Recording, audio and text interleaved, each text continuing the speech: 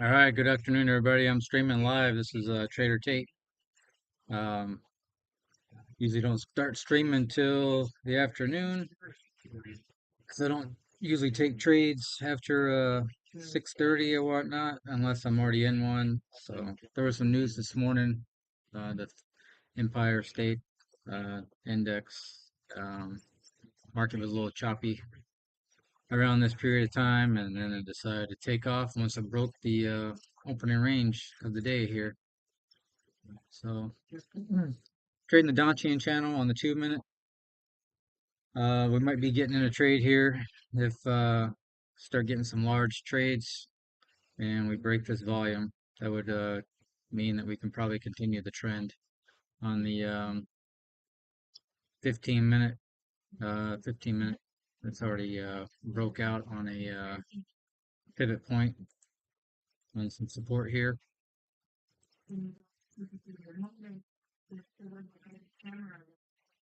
Let's see this. There's a support or resistance here that it's already broken. Goes back to Friday's high, which it broke. See if we can continue. These are my results from this morning trades that I did. I was up 1,000 at one point, got stopped out. I was going for 1,500. That's the strategy though.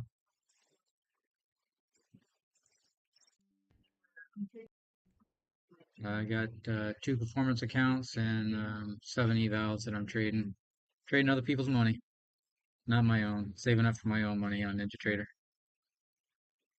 All right, and using prop Apex.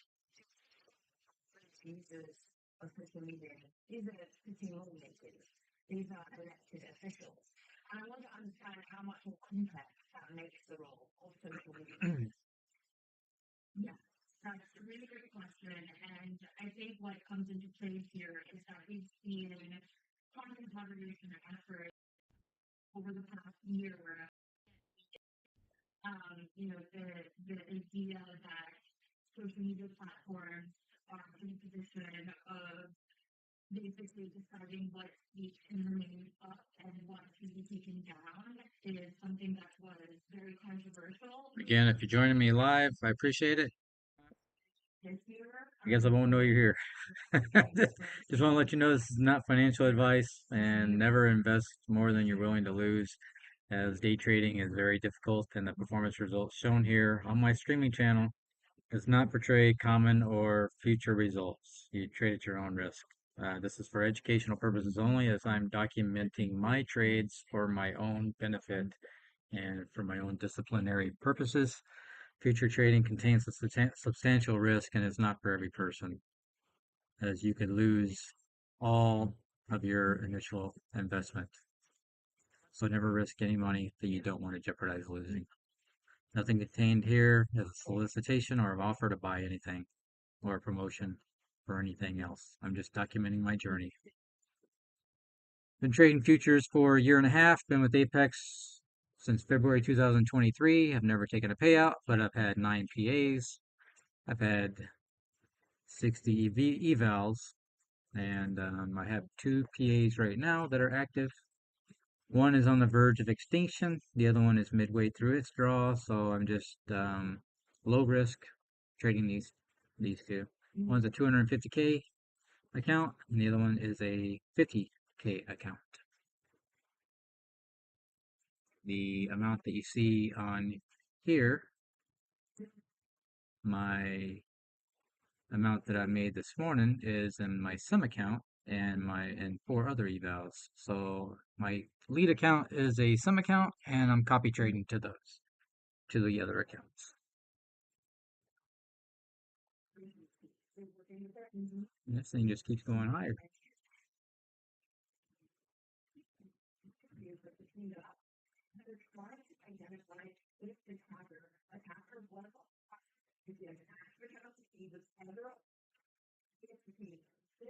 I think the market likes the fact that Trump's classified document case just got thrown out.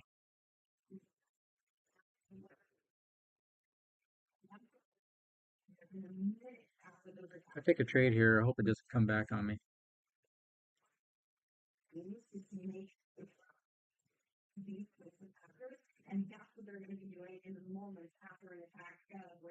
It's a big candle break.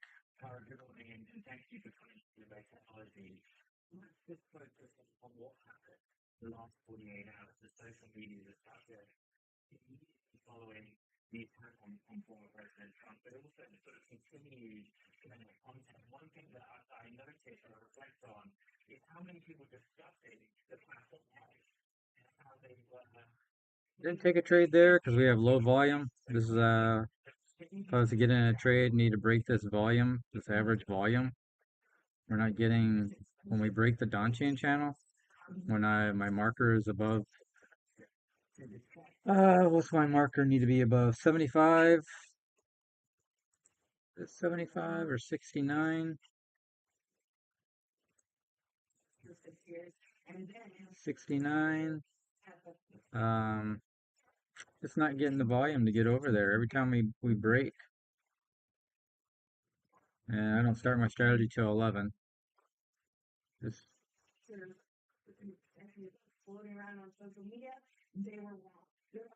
don't know why that one didn't take. I wonder why that didn't trigger.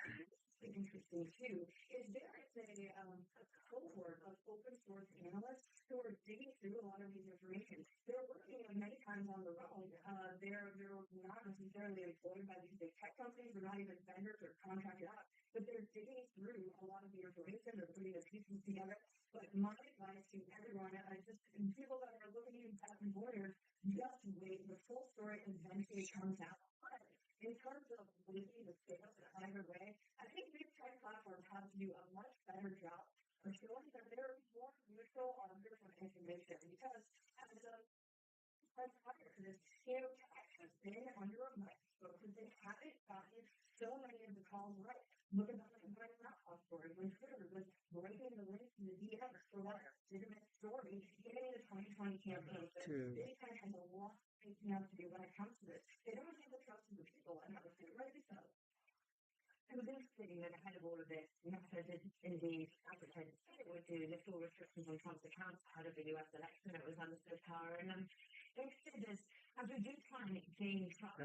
Down.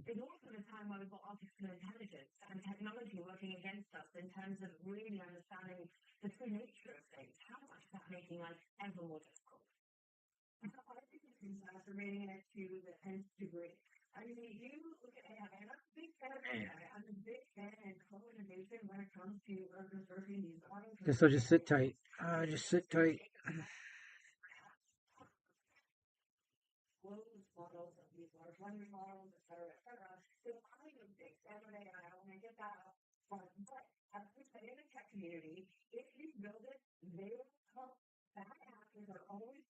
For some reason,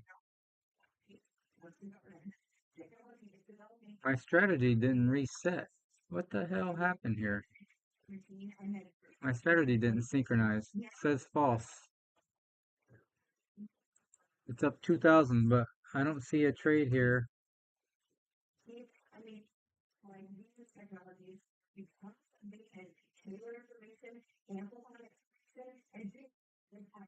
If I synchronize it, it's going to kick me in. I should have been in here. A trade right here, which is 23 points above where I should have been because the strategy on the strategy tab didn't kick in. The hell? See right over here? Says my strategy's up $2,900. The sync is false. It never freaking reset from this morning when it kicked me out and took that $100 profit. Never reset itself. Oh, piece of shit. Otherwise, I would have been in a trade.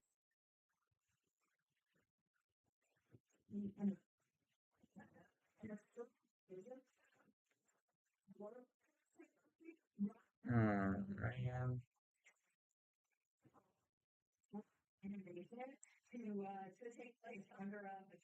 Strategy says wait until flat, synchronize count.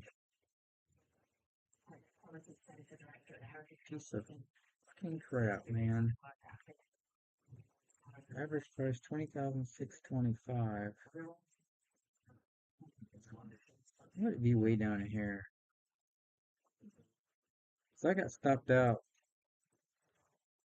You can see where I got stopped out early this morning, and I had that synchronized issue, but I didn't check my strategy tab. I would have seen that that was false. Oh,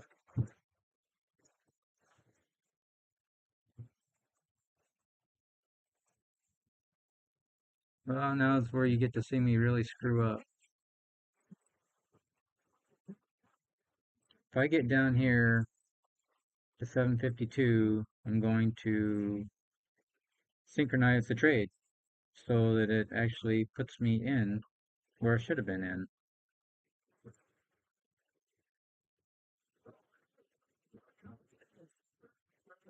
Hmm,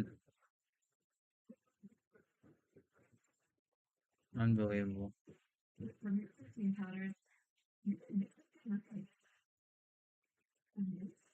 I think I know what happened too. My trade copier, I had a lot of these to one micro, and when I changed from 1 to 4, it turned the button yellow. I changed that one to 4. I changed that one to 2. What happened was it turned these buttons yellow, and then when it closed, stopped me out, it put in a order with no stops, and so I had to close that out, and then it just kept it as false. Huh. Man, win some, you lose some. Otherwise, I'd be in a trade right now.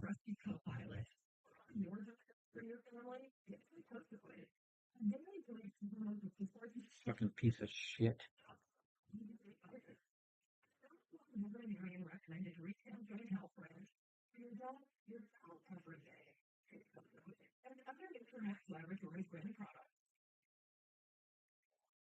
So if you run a strategy, always check your strategy tab.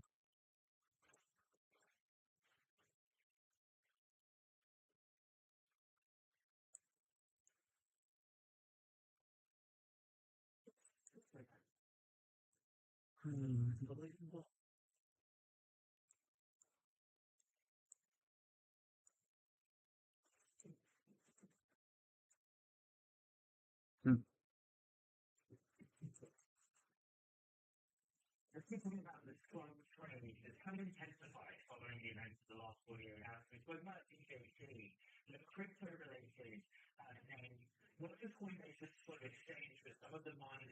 Hey, man, I would have been in right there. Right there, 752, looking for 75 points. We'd be halfway there.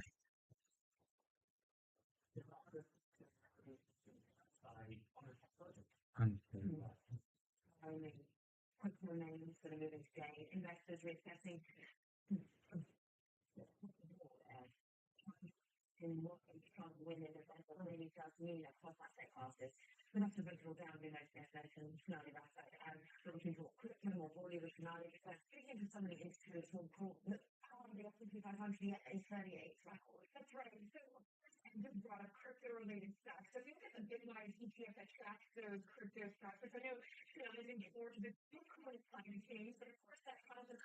Be right back.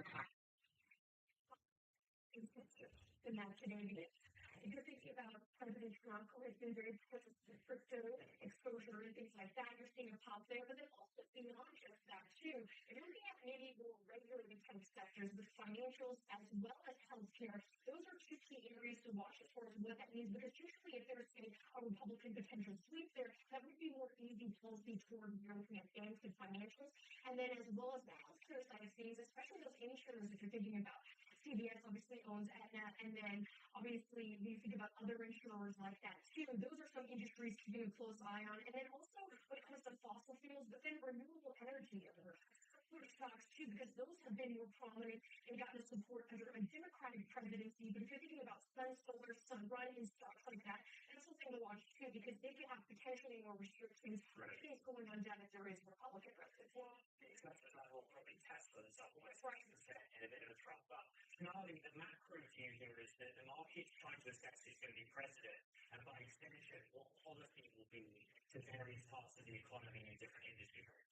Now, let's take a look across what that means across asset classes, because of course it is, of course, impacting the stock market and certain sectors, as just saying, energy, financial, places that Trump would be expected to have a massive mark on policy. But then also we're seeing a really big move here, as we've been saying in Bitcoin, roughly 10% or more since Friday. It ended well below 60,000, closer to 57,000 on Friday, and now you're watching a surge past 63,000. Remember, Trump is largely seen as he was a pro-crypto candidate. Bitcoin's now low. You see the dollar also rising as well, because you were watching the expectation that in a Trump administration, what you would have as the odds rise is, of course, that tariff policy, and therefore potentially a stronger dollar. I would also add point to the curve here. When you think about the bond market, it's not the front end of the curve really that's moving, it's the tail end of the curve. You're seeing a bigger sell-off. Think here tax the thing looser in the future potentially. Think here this idea that you might have a more of a fiscal burden on the United States. Of course, we're seeing that 30-year really fell off. Briefly today, you see that 234 ahead season, and of course, that is that short end staying flat and that sell off in the long end starting to be pronounced. There are a lot of factors under the surface here, but significantly, many asset classes really moving into today. Somebody that's like just mentioned. What are we looking at when it comes to M&A? Yeah, I think what we're going to have best is cybersecurity startup, which is going to have all the details next. This is a bit of technology.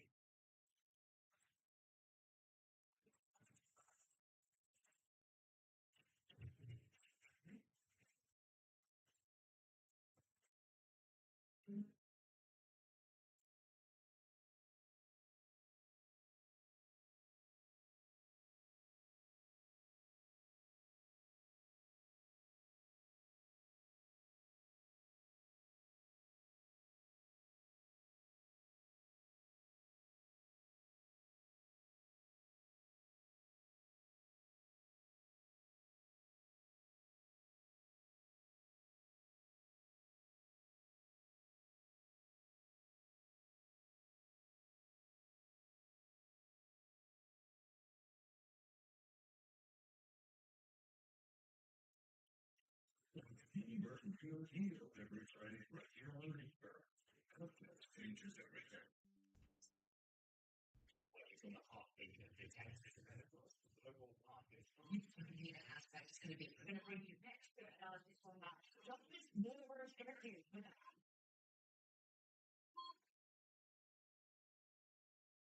The forefront of some of the world's biggest stories. In Tokyo. And I'm not going to start with here in Sydney with a trading day again. The president, you got to get used to him. Not just means culturally giving put it out. Even that is pretty covered and we've been waiting for this. The opportunity of the century. Tell me, we have this for 3D. It is every day.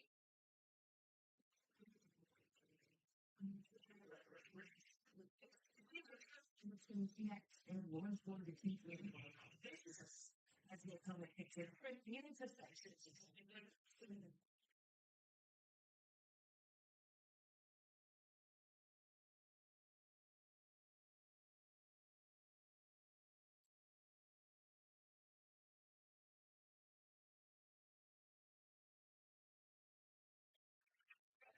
So far, cybersecurity startup with, according to the source, a deal that maybe worth as much as $23 billion. It would make it the tech giant's largest acquisition today, through the top here from London.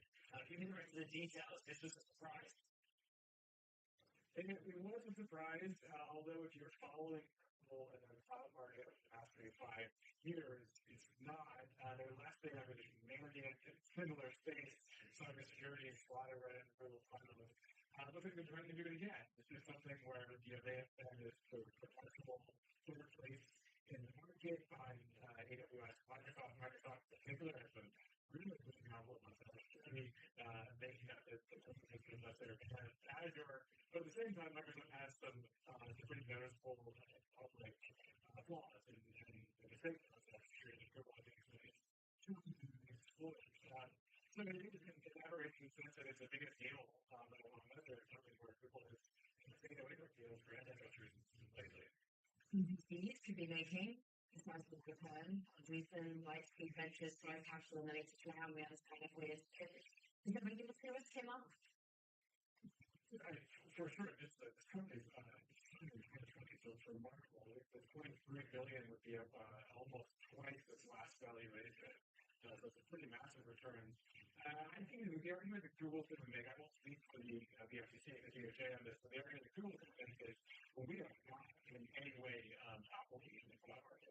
We'll see that they're sort of resistant that maybe a deal like we was about 5 billion that one year. I don't expect this will be approved on day two. It takes some time that they go through, but it's, Microsoft really has some issues around so you can't rule that out. But I think Google Space is going to be in this market far from the market hasn't been any agreement, hasn't been reached until it's still adding to that one, but for now, it's really appreciated. Thank you. Meanwhile, coming up, Elon Musk donates to a super PAC. Not saying it's finished, don't touch the White House. Continues out on Friday afternoon. This is the next one.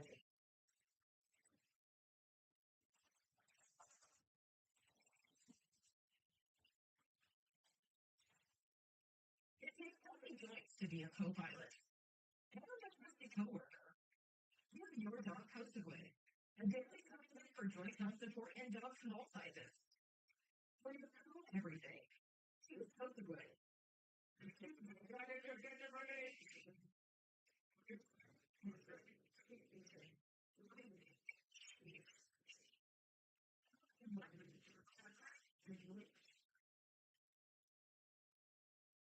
You make it for sales prices off. One after but still one year duration. Capability.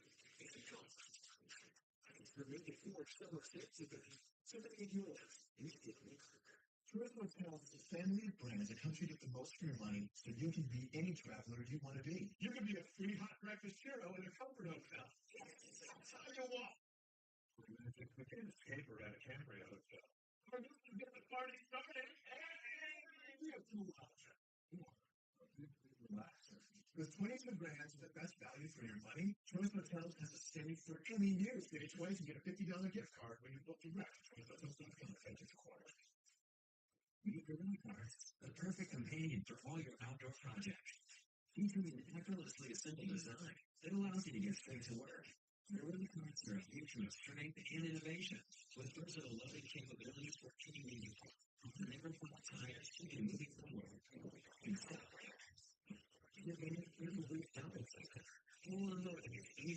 Oh, I'm back. I had to clean the pool. The filter, the timer didn't kick on. So I changed the filter earlier, so I just turned the timer back on, and then I skimmed the surface of the pool. Well, there you go. I saved myself a trip because I would have been stopped out there. Pretty sure it would have been stopped out. I would have been in there. 57 ticks. That's a stop. 40.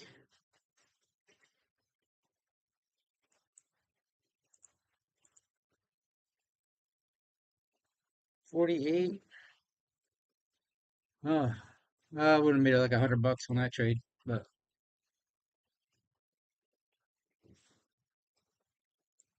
now I'm going to turn that off.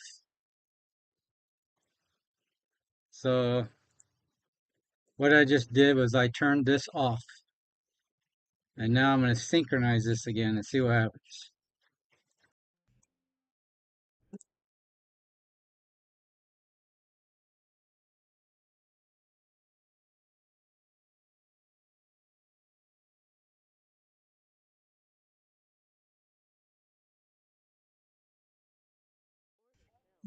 The other ones are false, and that one's true. I had a deal economic markets because you really recognize the messages. I don't know, not totally not that, but we do push higher because it is largely magnificent delays that lead to the benchmark side. So I call them extension. Yeah, my long is true, and the other ones are false. Fucking A. It's because I synced it. And again, this is an extension of what it means if it is more likely to see former President Trump now enter the White House. We see more than 5% of crypto is DC and more crypto coming in the White House. And we're up the most in 2 months. No current individual names because, of course, after that failed assassination attempt over the weekend, it's hugely boosting those stats to come over to return. And that means we're going to get coming up almost 30%. You are seeing the renewables companies. Green energy stocks on the downside, what the 10% sunlight was happening sunrun today. What does it matter? The sizable one. And it is really actually extreme policy. But it is also, of course, from COVID here, with Elon Musk going in, we understood the reporting happening on the weekend that indeed the impact is Elon Musk. My preference to discuss a little bit more about it. Just dwell on the fact that almost all this weekend an extraordinary set of circumstances in Pennsylvania really have reported that indeed Elon Musk. Something's going on with my strategy. Shouldn't have kicked me in. Should have just reset, but let's see if we can get a take profit on this.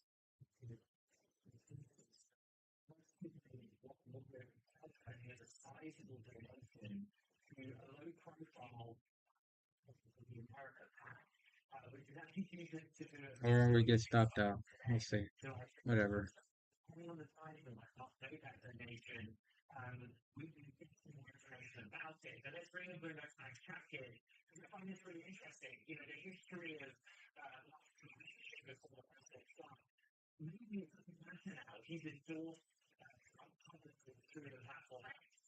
Absolutely. I mean, Elon kind of starts to drift towards Trump. I mean, he Oh, something got filled. initially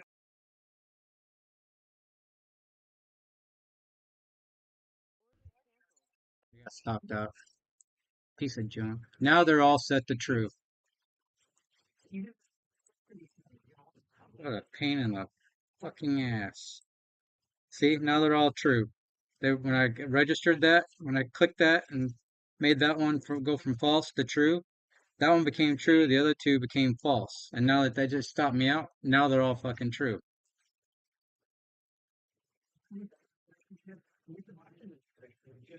Now I'm down for the day.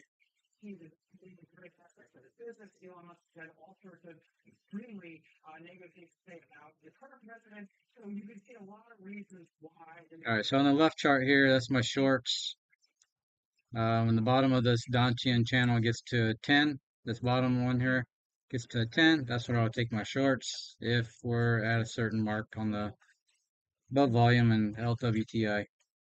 Just like on the right window, when we break the top of the Donchian channel is when I'll take my longs. I got two different settings because shorts and longs do better on different points of time. Either in terms of direct contract, SpaceX, or of course depends on these tax credits that it has for the entirety of existence. So you can sort of see why he has an interest. And of course he's got a lot more, right? SpaceX is hoping to, go to Mars and have to be involved. And if you look at the UP platform, it does bring up commercial space. It brings up the fears of sort of the world conditioning environment, which is another Elon Musk issue. And you can President Trump just said very negative things about the EV industry. So there is tension as well.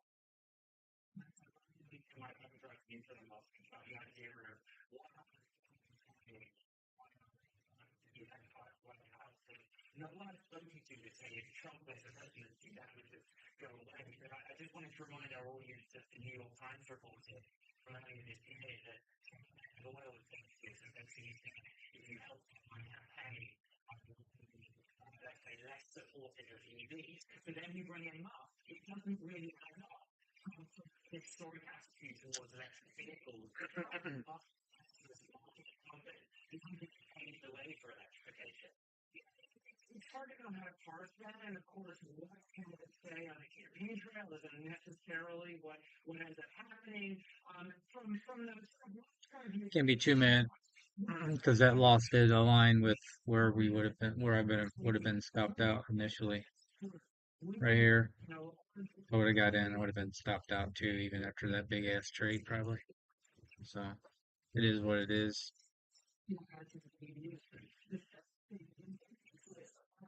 it doesn't necessarily hurt the company if if a hypothetical second Trump presidency, kind of cracks down on the EV industry or gets rid of a lot of subsidies, they might even just sort of lock in the Tesla's position. Now, that's not something you want to hear if you're interested in growing the EV industry in a big way, but it's not that's even much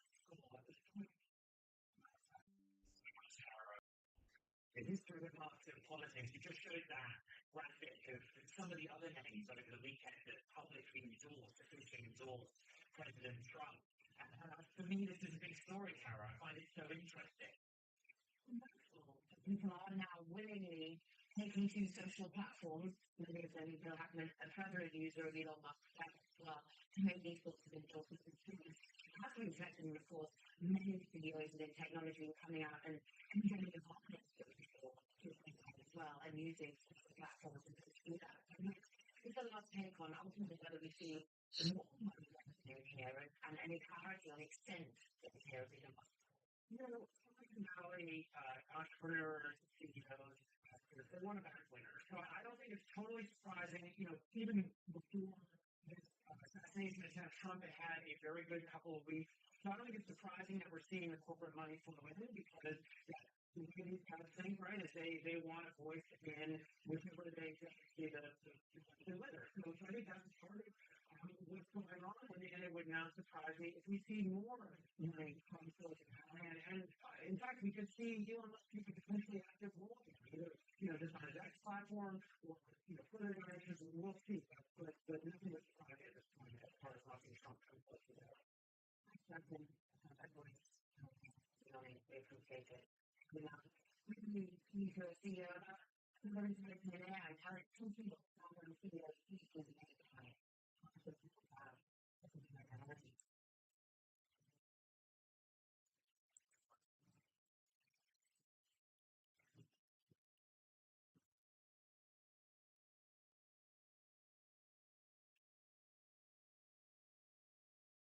So I was just playing around with this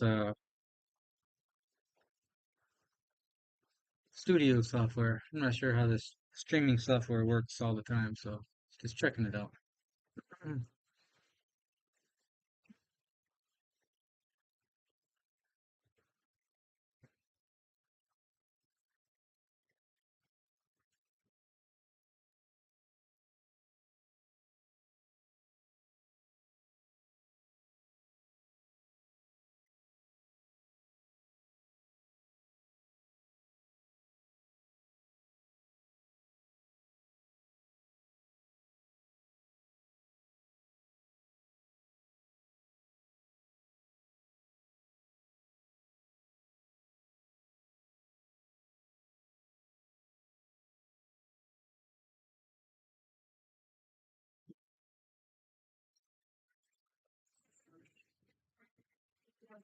Also, surgeon, this is a political attack, and we must hold our elected officials accountable. A record-breaking moment for his defensive strategy and the technology. Where is going to grow? And this is going to be overall in the speculative asset classes here to stay.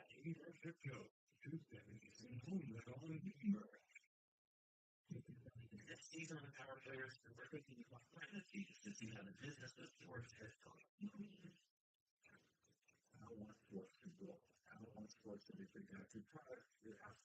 See, with this strategy, I mean, you got to be patient. It could be a while before you even consider taking a trade. I I just don't scalp. That's all. Scalping might be sustainable for some people, but I didn't find it sustainable for my taste. Sometimes I play a guessing game with myself, like, hey, what's it gonna do here? It's gonna be we're gonna a retracement candle here. See, we got it down, one, two, up. We're gonna retrace and go back down.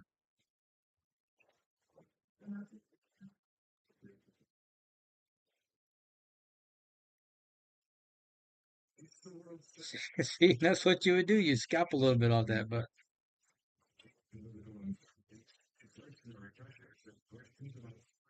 I got these waves or clouds on here, these kinetic lines. You could see these are like channels.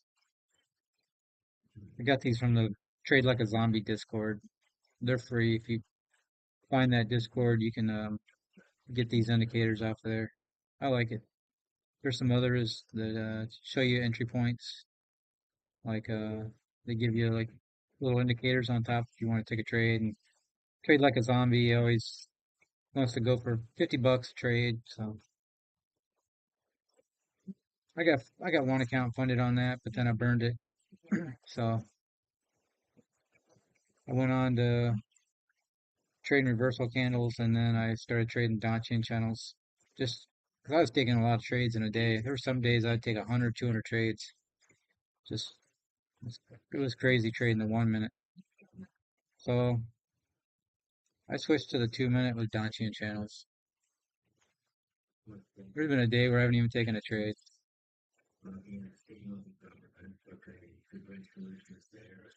So now we're looking to break this here for a long, or break, yeah, 20,797 if we want a long, but still our, and to go short, 20,700, but this has to come down. We want this to be at 10.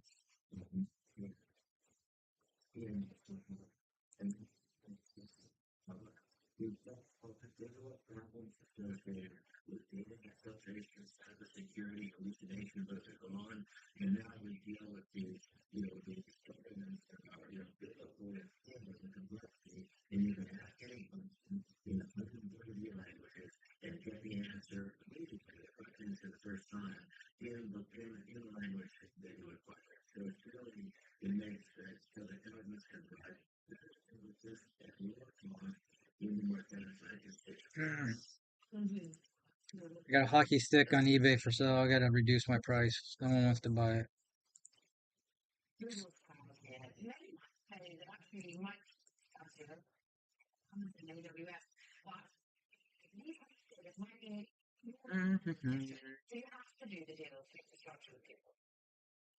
Yeah, with scalping, I never knew what, like, so I was right when I said that this would probably go short, but what would my take profit be? Am I just going to follow it candle by candle or what? So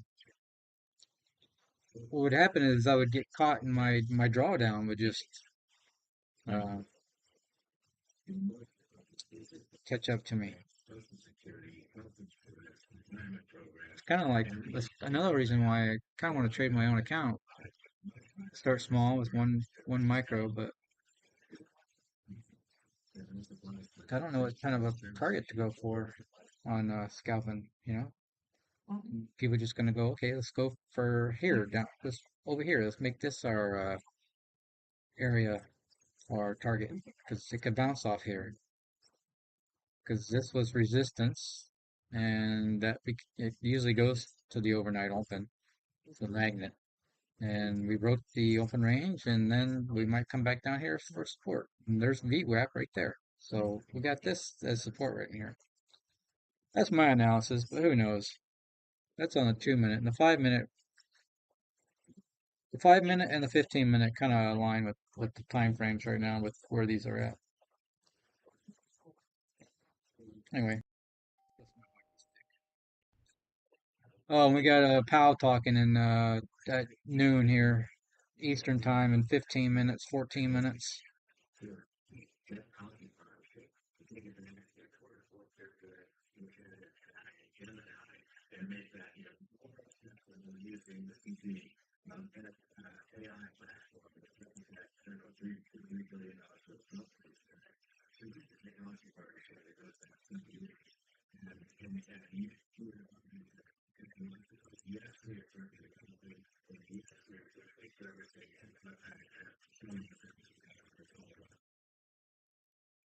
People, one sort of coming out here in the program was reporting that Google are looking at ways in the M&A context and just partnered with them. It's interesting to consider the antitrust customers of that. But if you've seen the report, what do you make of that?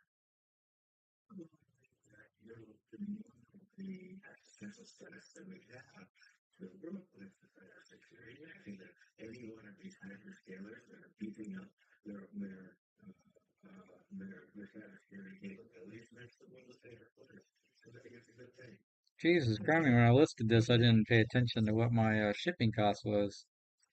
I put it at United Postal Service Priority Mail. Price ranges from $30 to $120 for shipping a damn hockey stick. We'll go with Ground Advantage. A lot less.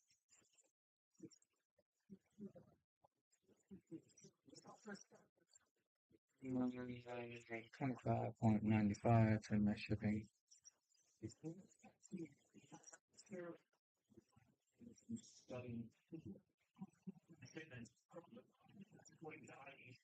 Global smartphone shipments rose 6.5% in the latest quarter.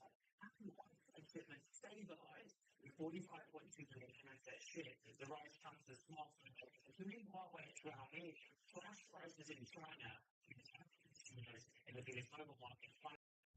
It's hopeful for us. It's forecasted to nearly double to $143 billion by 2030. That's according to new research released by TikTok. The soaring popularity of Bitcoin culture products saw an amplification by social media, which has become a gathering place for K-pop fans. Asian Panasonic CEO Yuki Kasumi spoke to Ministerial in Tokyo about the need for company managers to feel similar possibilities. Discussed the out of Panasonic's new battery business. In terms of the sense of crisis, they have not fulfilled that commitment and they proved that burning. It is heading down. Maybe we'll get a little retracement and head back down. I don't know. Market's at all-time highs. It needs to figure out where it's going to go. See what happens when Powell starts talking.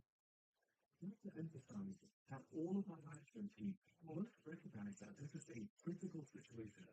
We must manage our businesses accordingly. The battery business has been a focus for you. That's been really affected by external demand. When are you expecting to see a turnaround? And do you see any positive signals coming from your strategic partner, Tesla? Well, it's not supplying batteries to, for example, Maxim and Subaru. I mean, if you look at history, over the last like 10 years or so, the market's been up in July. Futures is up 700 points since the beginning of July. We're halfway done with the month.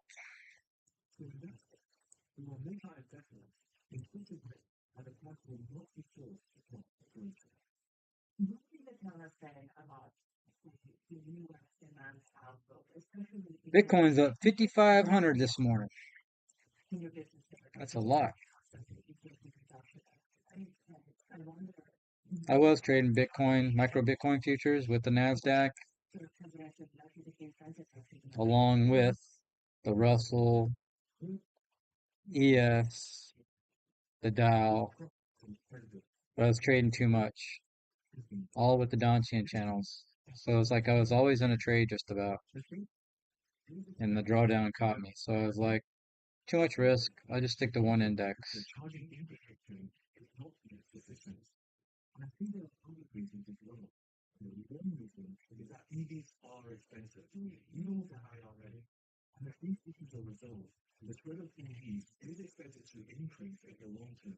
Are you expecting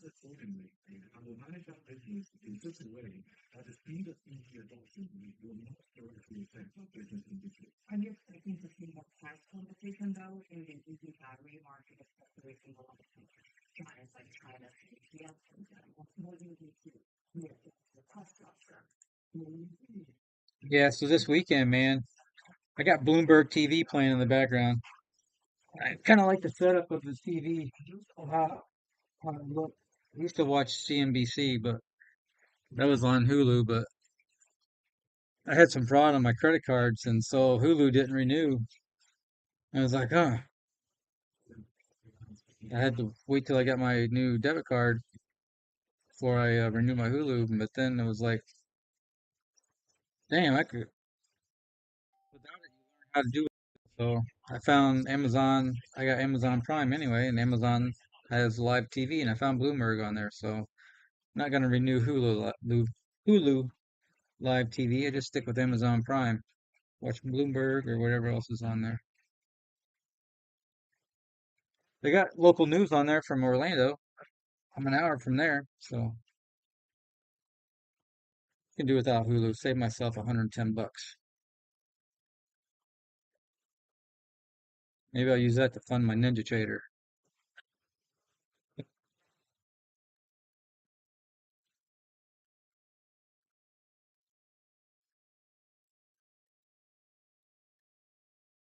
We're creeping down there. We're down at 48.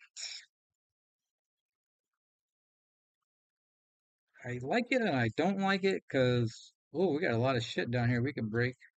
Either bounce or break through this crap, but we start a new trend here. We break through VWAP. I'm just talking to myself. Let's see.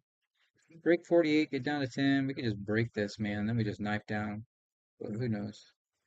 We could catapult off here. I let it do its thing. I don't force it. I just back tested my parameters and I liked what I saw, and that's what I'm using.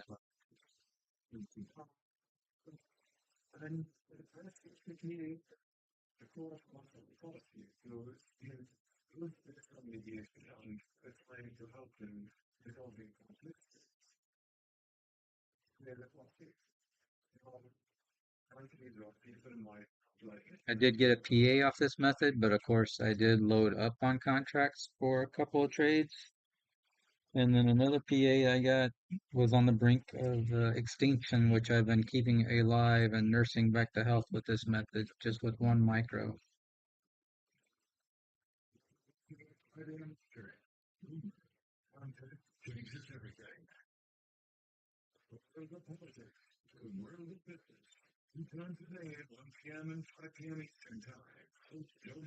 It's boring trading, man. It's boring trading.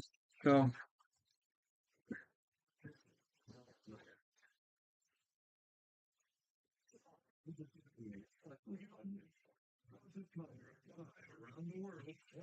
work a weekend shift Friday, Saturday, and Sunday, so I'm allowed to trade Monday through Thursday. That's how I can afford to trade. I have nothing to do for 4 days because I'm a weekend shift worker. I love that setup. I should have worked weekends a long time ago, but when you're young and dumb and all your family and friends, it's a weekend, you work for the weekend. No, I'd rather work the damn weekend, get paid more money, have more time off, which I took me several years to learn that. So practicing trading so that I can do this in my retirement age, make a little wealth for myself and my family. Plus, I love trading. Always jonesed for it while I was at work and couldn't trade. I remember during the dot-com bubble, Ameritrade had a telephone system where you could trade, so I was always calling in their telephone system to make trades or check on stock prices. Of course, it was delayed, but when I took my break, I'd walk in the hallway to look at the TVs because they had CNBC on one of the TVs.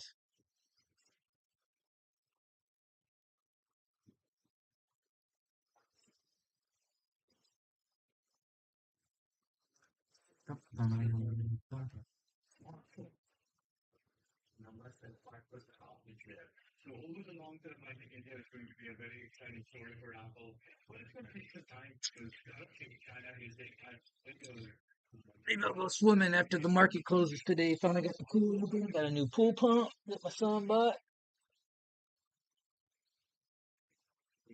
I went through two pool pumps, man. Sucked. I can see it right out my window.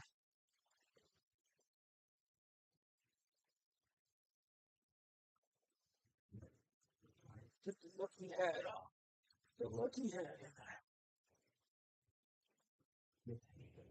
Lucky Clover. Live lucky hat.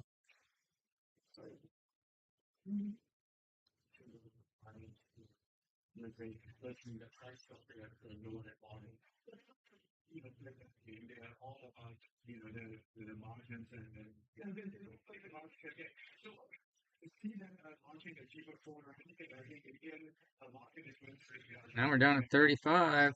Down to 35.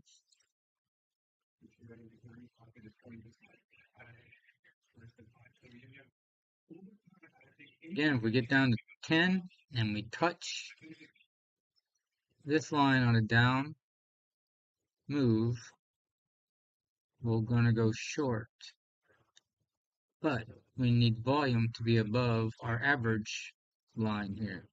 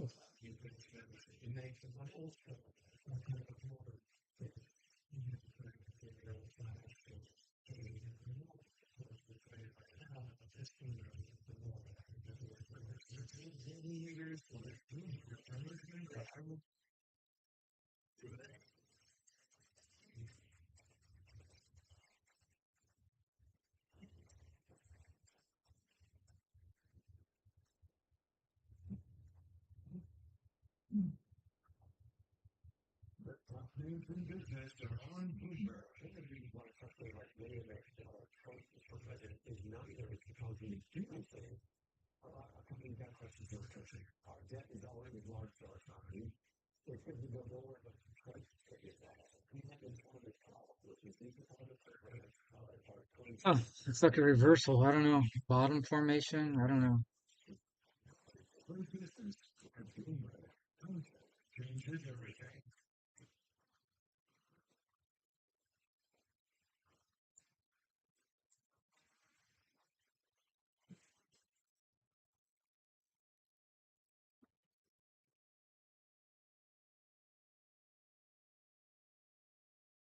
Go over here. We'll make this. I'll use a different chart. I don't want to change the time frame on my trading chart. I'll go to a different chart. Let's look at a 15-minute over here.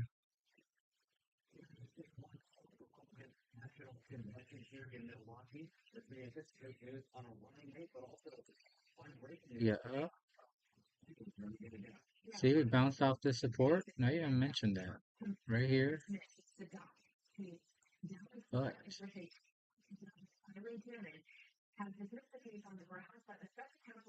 to an hour. But I only get I'm only loading 3 days of data on here. I have to use trading view. I don't like to load a lot of data on my charts.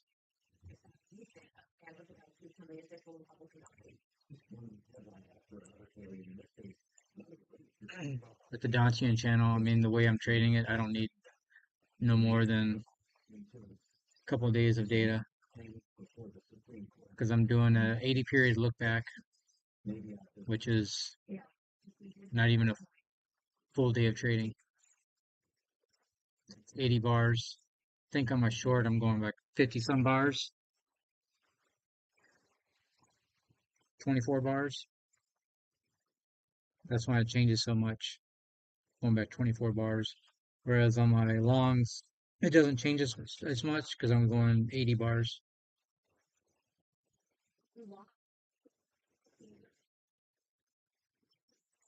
When people use it on a daily chart, the most common is 20 bars look back.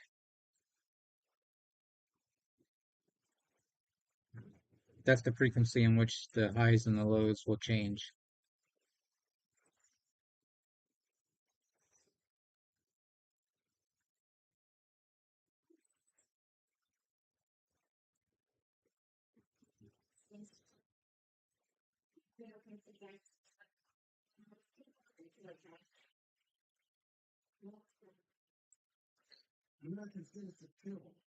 Man, this would be nice if we broke the 10, we could go back to the overnight open. That would be our 75 points. I always think about hypotheticals, but whatever.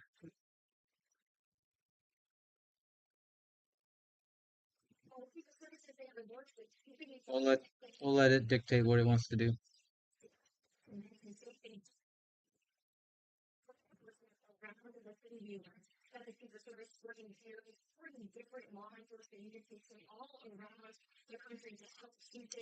Depends on what Powell's going to say in his speech today. See where let's find out where he's talking.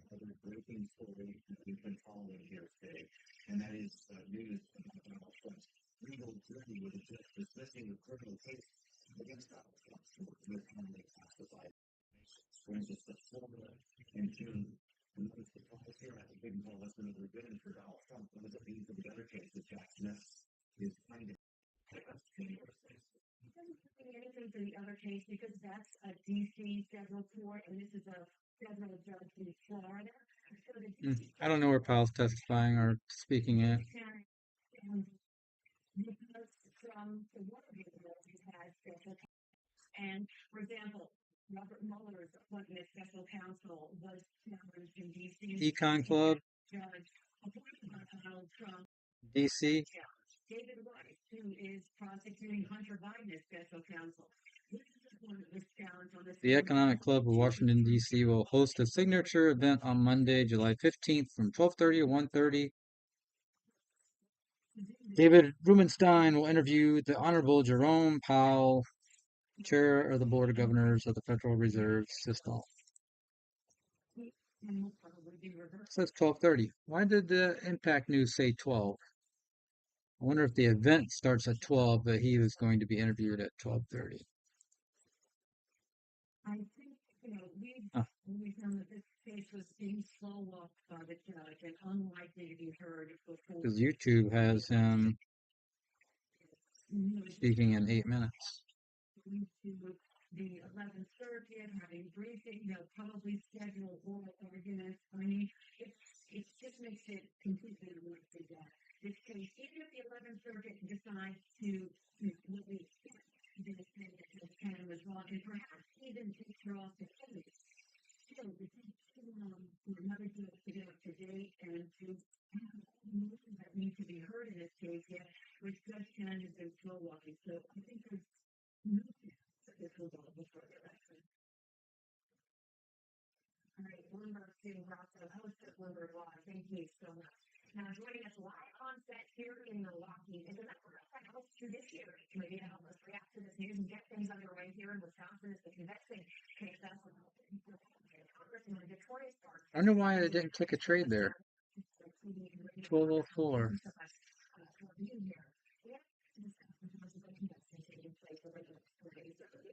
Your reaction to the dismissal of a case down in Florida. First, we have a congressman judges because unfortunately, as we're out of judicial system. It's an American people speech saying this is very, as we have a conversation, and what they do in to president is unbelievable. There's a lot of different Canadian. We have somebody investigation on the issues and the Department of Justice doing this is really dangerous. This is something that constitutional incompetence would be happening. That's happening in so many countries. But I'm glad to see that happening, and I think it doesn't support. See if we take a trade here.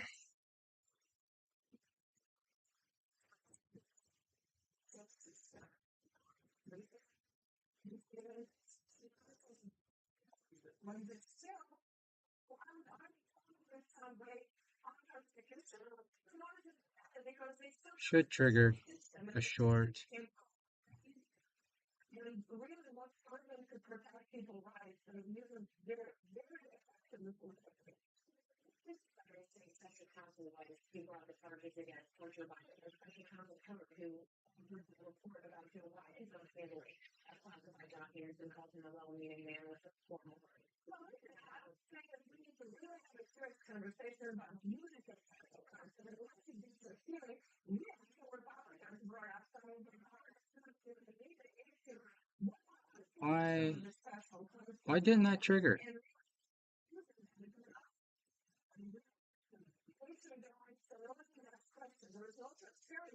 That's so fucking weird.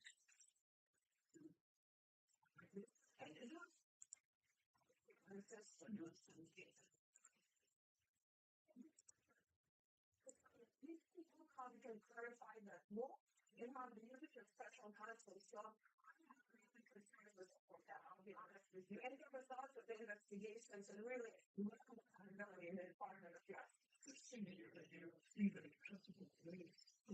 Should have been triggered on 10.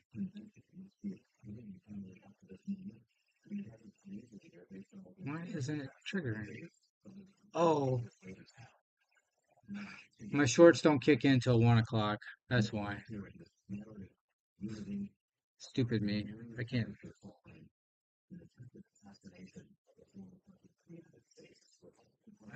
short till 1 o'clock.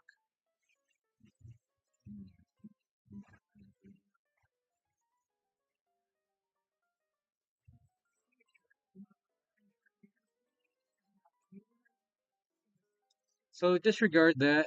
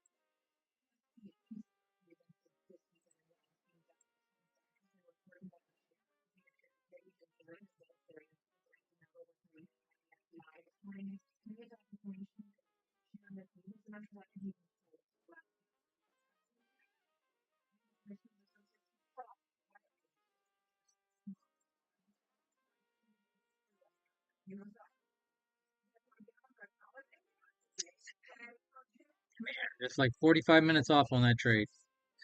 I'm at the I know I'm right on my time frames. I meant to put a post-it note. Turn off my damn time so I remember when to go short, when to go long.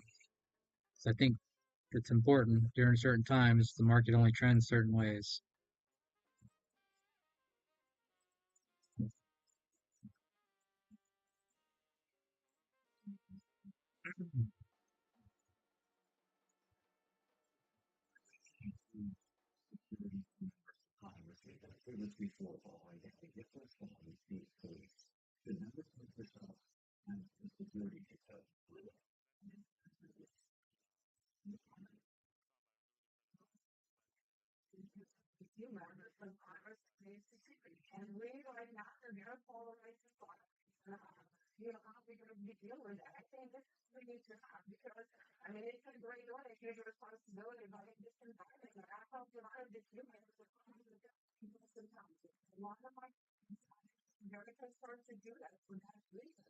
Yeah, I got this YouTube channel up where Fed Powell's going to be speaking at this econ conference, but very faint. Actually, they're not even streaming him right now, but I can hear people clapping in the background. Their mic's not all the way muted.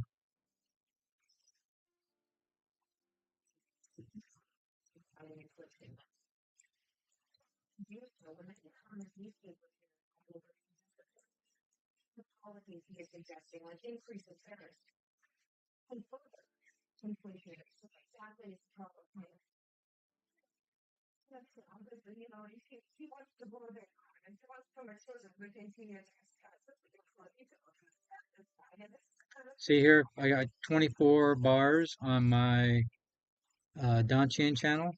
So after 24 bars, the the price hasn't moved up above the midline. So what happens is it starts to come down. And I like that because it starts to create different supports and a channel that you can take as a long or short. See, it's 24 bars right here. One bar, 2, 3, 4, 5, 6, 7, 8, 9, 10, 11, 12, 13, 14, 15, 16, 17, 18, 19, 20, 21, 22, 23, 24. 24 bars right there.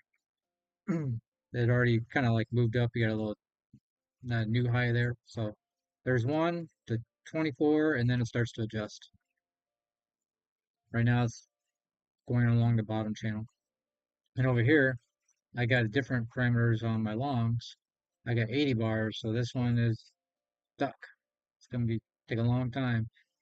Where this right here is 24 bars, we still got another 56 bars to go before it even adjusts.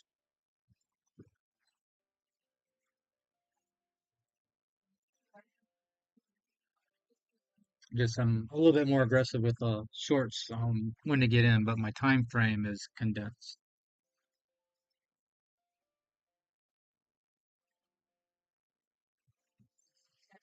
I'm gonna post. I'll probably post an article on the Donchian channel um, on my website later on.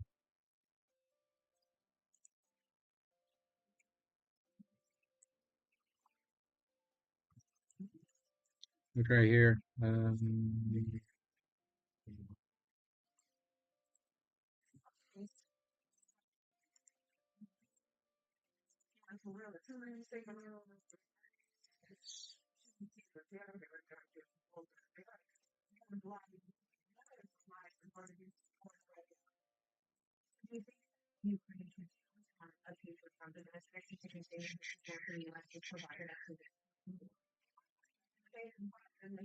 Go to the Ninja ecosystem, Ninja Trader ecosystem, user app share, verify we're human. You can type in Donchian,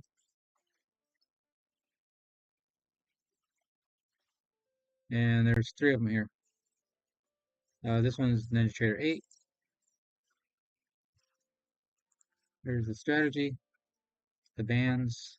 So I think I'll create an article on this later on. Do some back testing on it and put that on my website with the some back tests. So that's the Donchian trading system.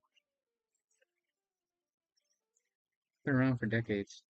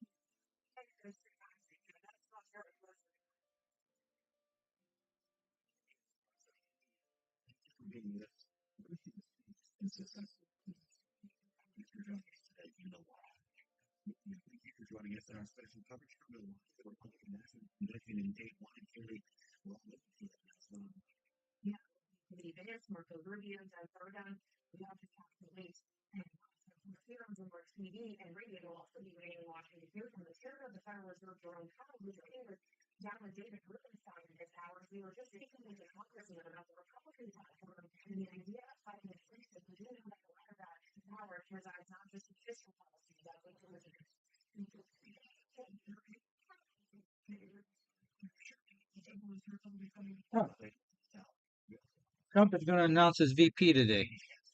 I'm going to do it after market close.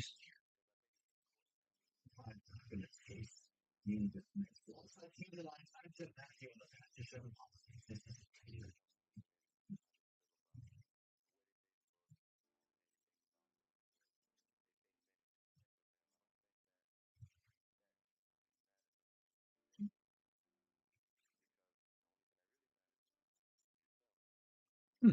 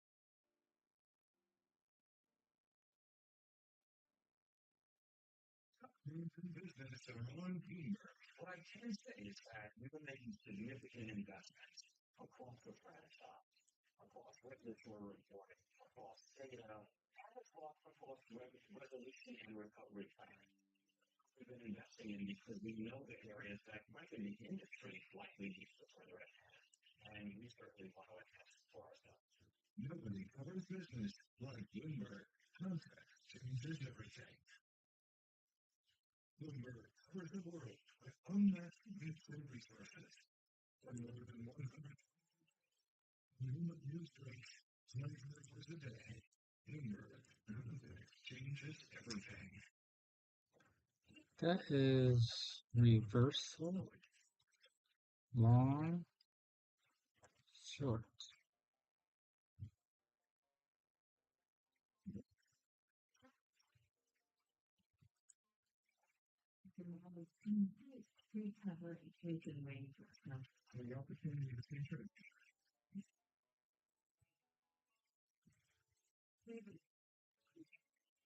Uh,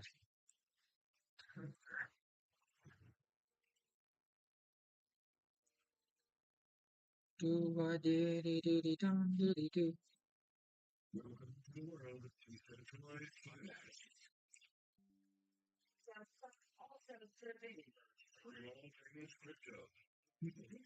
Where's my thing? Come on.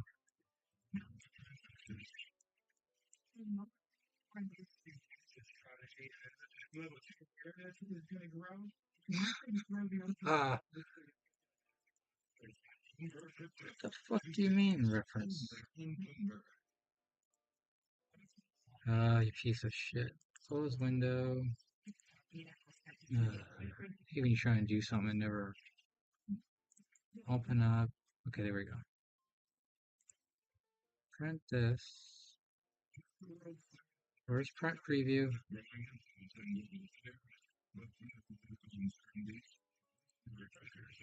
There we go. Nope. Landscape. Yep. Photo size.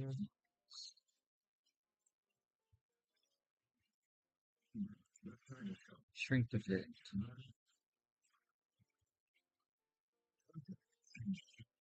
Um, Print.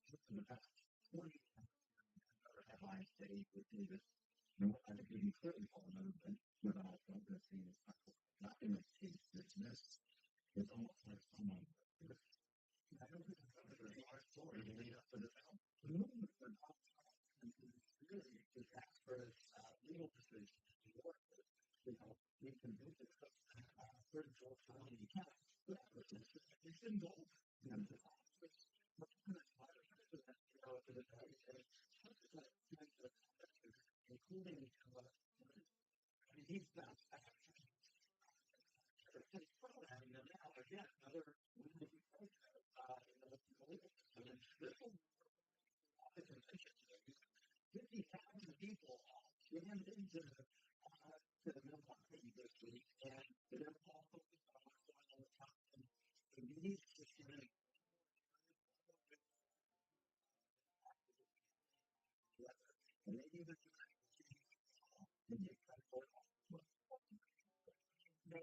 aftermath of not just the assassination, but he goes on for social as we move forward in the United Nations after what they announced on Saturday. The dismissal is locked in story to be just the first step followed quickly by dismissal of all the so for all the talk about negotiating a different type of time this week, and we focus much more on human retribution. We are, and I think one of the major themes, particularly prior to the attempted assassination, was going to be the weaponization of the justice system. You look at this, I have tied that in. This is the beginning of the end of the weaponization. He is hoping that the other this will have to wait and see.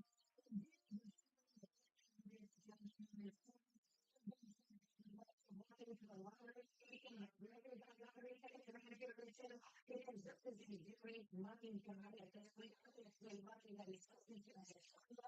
And of course, the question of these skills, but this will continue after the election. So they have successfully put that off and make it tied to this unity. Once we put this behind us, we can unify the country. And I have unity. We hear a lot more about this week from this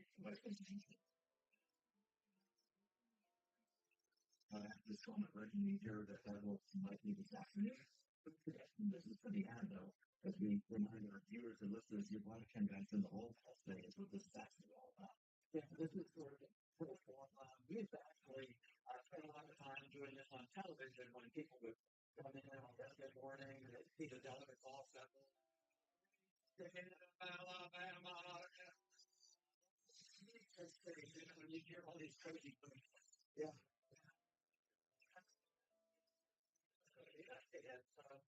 As we will call them delegation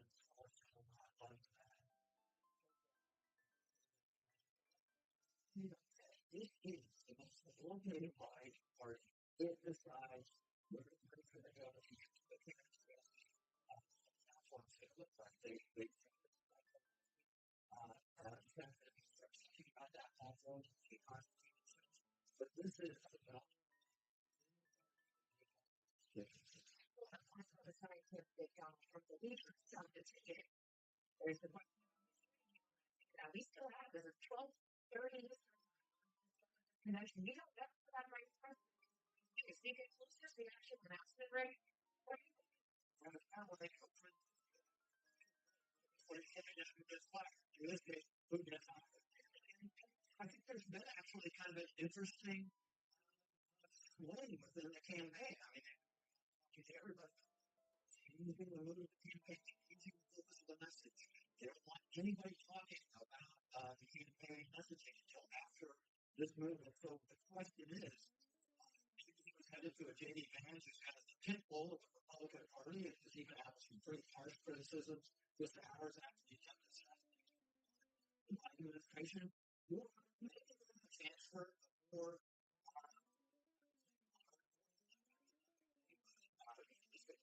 and so people like the governor of Virginia, all but they feel like he's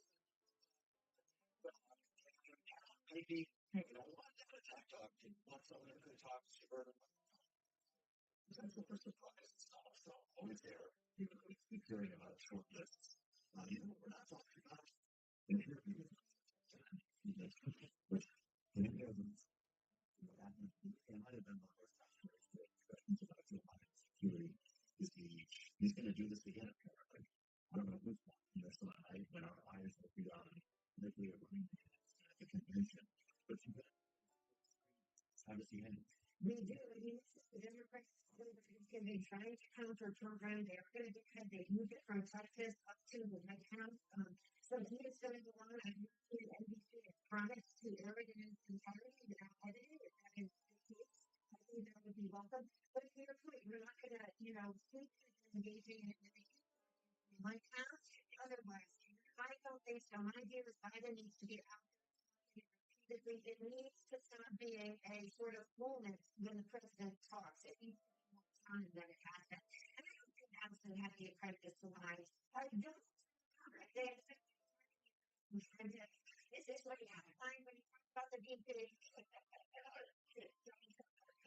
Highly sophisticated. You're and lower with you, whatever we see, describe it for you. As well, Rick Davis is for Capital Engineering at Iona University. Our wonderful political panel will be sticking with us throughout the next few hours. We also want to touch on the breaking news that we woke up to today, the documents case that Donald Trump has been charged in Florida, now dismissed by Judge Donchian on grounds that Jack Smith, the special counsel who brought the case, was appointed unconstitutionally. So let's get some reaction from Florida. Now, David Ehrenberg is joining us. He is Palm Beach County Attorney. David, we've spoken with you about this case at length for more than a year since it was against Donald Trump when he was arraigned down in Miami last June. Then this hearing, what do you expect to happen from here? Jack Smith is going to appeal.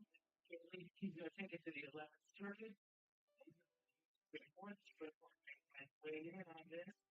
I think the reason why Judge Cannon decided to go and do this was because she got a green light from Justice Clarence Thomas, who wrote a concurrent opinion in the immunity decision that do this. Now, notably, no one commented his opinion because he was asked if he discussed on this issue, because they disagree with him.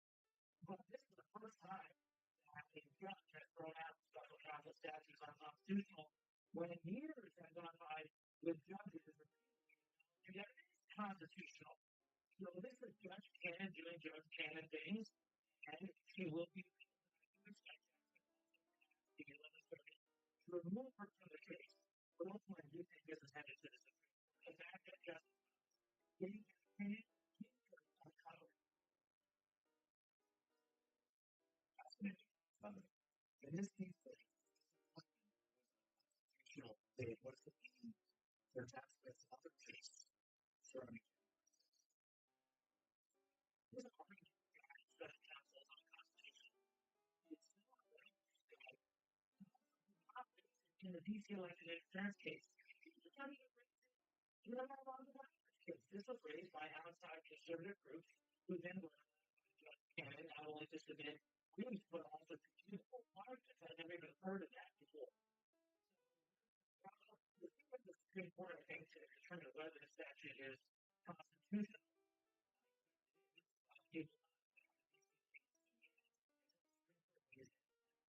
shouldn't it affect undermining? Undermining the thing prosecuted by special counsel giving advice who was confirmed by the U.S. for this role, special counsel so perhaps that was you can reach it, right? I mean, you can't what you ask for. I mean, just well, yeah, we were just speaking about that.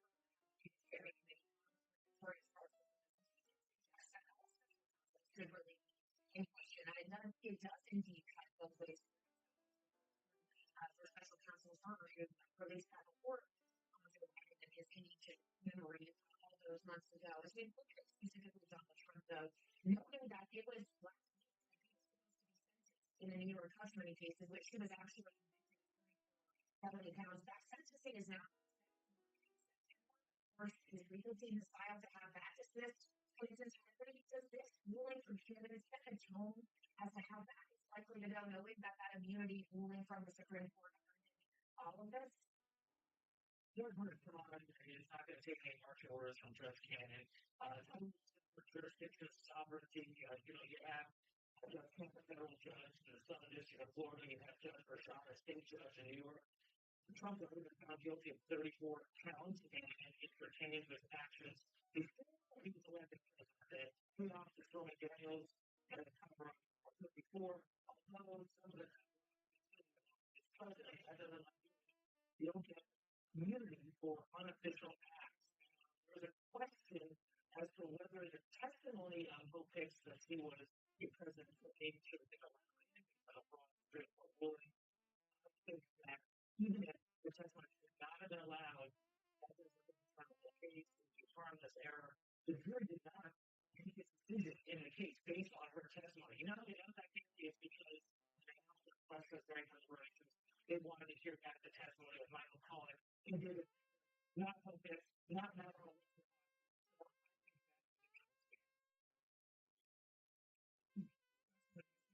Stand by for an exclusive conversation here on Bloomberg TV and radio. David Rubin's finally sitting down on your screen with Jay Powell that's here when they begin the conversation. We'll turn things over.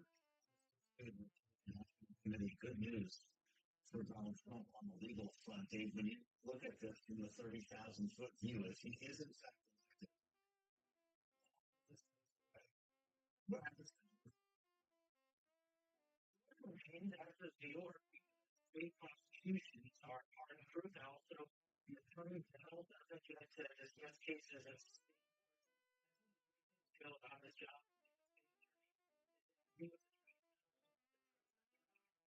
The people are communities. Whether it's the case in Georgia or goes because all the shenanigans, all the stuff the Cardinals are dealing with there, I don't know, but it can make something in New York should stay. All happen. Talk more. And he'll dare Georgia to go get it. He'll dare New York to come get it. So we're going to have a constitutional crisis. But that's what's going to happen. If Trump turns the White House, he will order the Attorney General to just dismiss all the federal cases. And then thumb his nose at the state. Hey, everybody. That's a Attention, please. he doesn't he get elected for all the rhetoric surrounding the weaponization, not just Very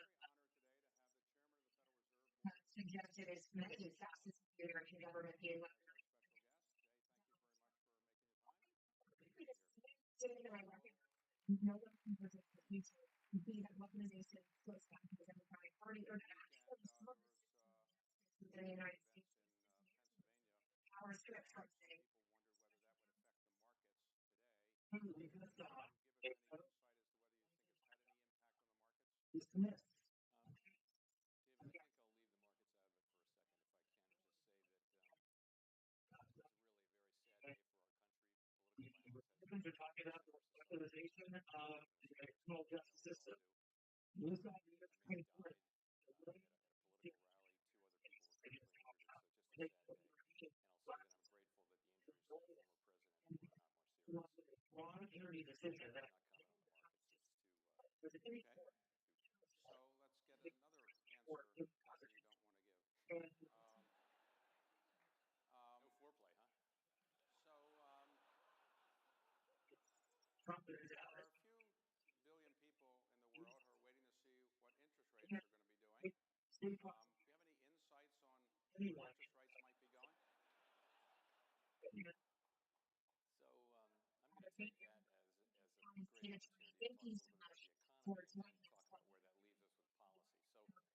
It's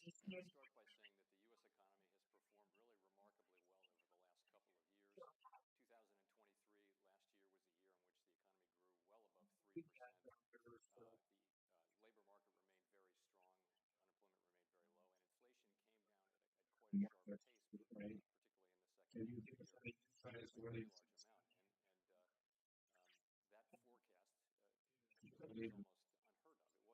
interest rates are going to be doing.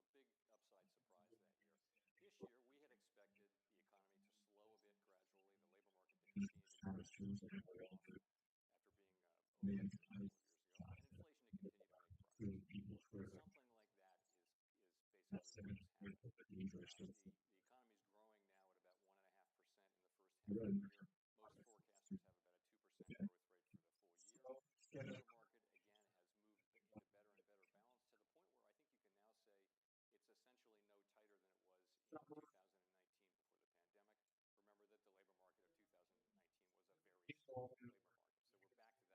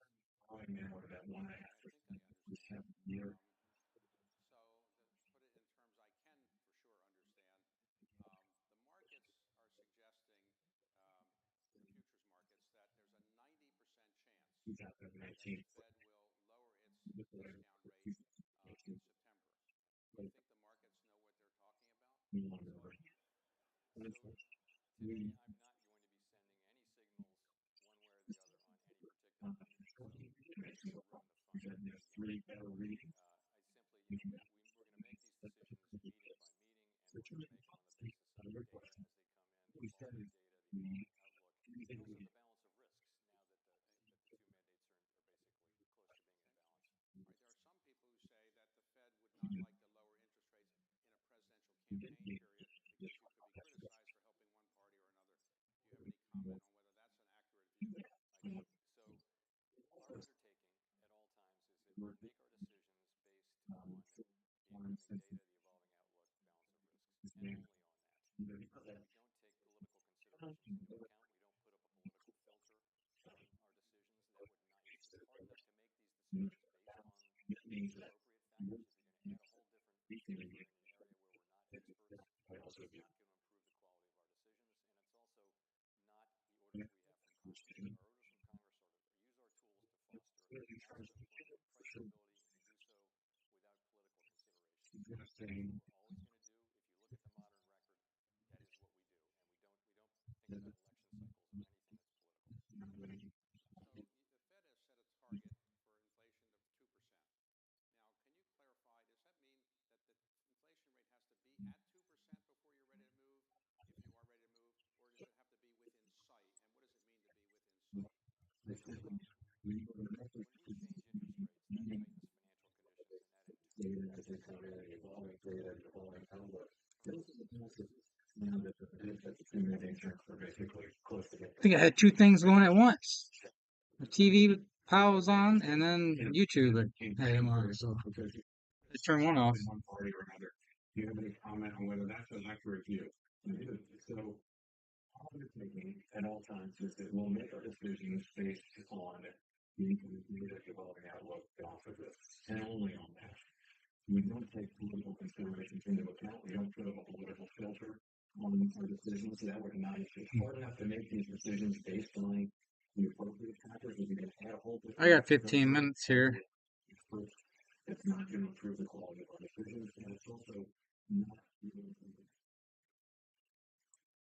orders from Congress are to use our tools to foster massive employment, price stability, and do so without political considerations. That's what we're always going to do. If you look at the modern record, that is what we do, and we don't think about election cycles or anything that's political. So the Fed has set a target for inflation of 2%. Now, can you clarify, does that mean that the inflation rate has to be at 2% before you're ready to move, if you are ready to move, or does it have to be within sight? And what does it mean to be within sight? When we change interest rates, that tightens financial conditions, and that in turn tightens firms' businesses. I think I had two things going at once. The TV pile was on, and then YouTube had him on. So I turned one off. Do you have any comment on whether that's an accurate view? So, all we're taking at all times is that we'll make our decisions based on the evolving outlook, balance of risks, and only on that. We don't take political considerations into account. We don't put up a political filter on our decisions. That would not. It's hard enough to make these decisions based on the appropriate factors. If you're going to add a whole different. I got 15 minutes here. It's not going to improve the quality of our decisions, and it's also not going to improve. Reserve Bank presidents of reserve banks around the country. All 19, 7 plus 12, are participants on the FOMC. In any given year, all of the 7 governors vote, and 5 of the 12 Reserve Bank presidents vote. But one of the voters is always the New York Fed. Okay, and so when you have an FOMC meeting, how many do you have a year? We have 8 a year. Okay, so you have 8 a year, and when you get together, You don't know me. We do. So it generally starts at noon or in the morning of a Tuesday, and we go all day. We generally talk about the economy, the financial stability issues, whatever special topics there may be. And at the end of the day, each person speaks on those things, and I speak at the end of that day. Then there's a brief presentation on monetary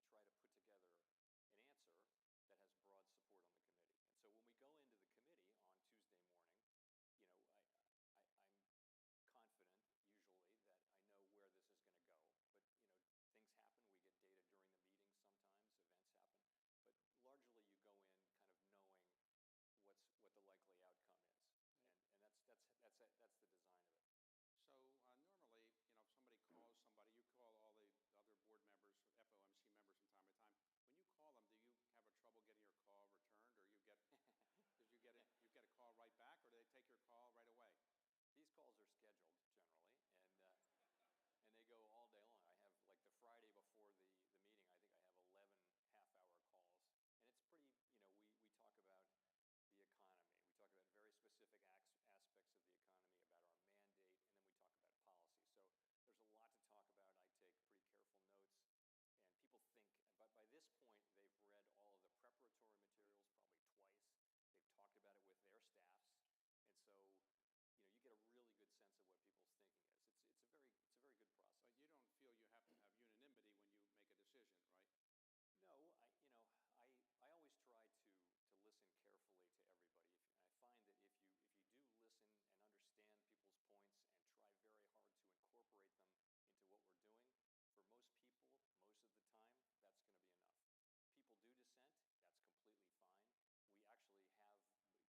But you don't feel you have to have unanimity when you make a decision, right? No, I always try to listen carefully to everybody. And I find that if you do listen and understand people's points and try very hard to incorporate them into what we're doing, for most people, most of the time,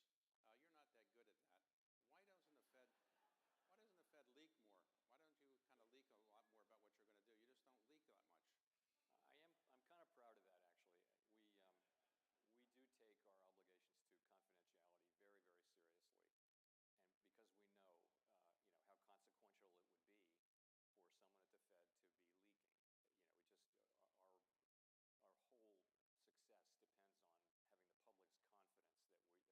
the Fed. So I am proud of that record. Okay, so if you go back in history, when inflation began to arise after COVID, at some point people said, including you, that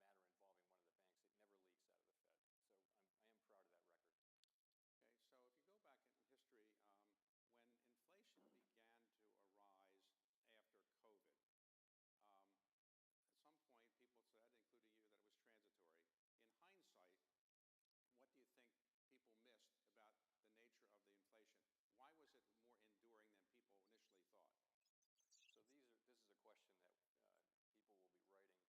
gone. And it's early to say. It's actually kind of soon to be answering it. But I think so. Here's my answer to that question. When inflation arrived in March of 2023, it was really coming out of the goods sector, and it was connected to really high demand for goods, and it was the supply chains, global supply chains, which account for most manufactured goods, collapsed because of too much demand and because of COVID.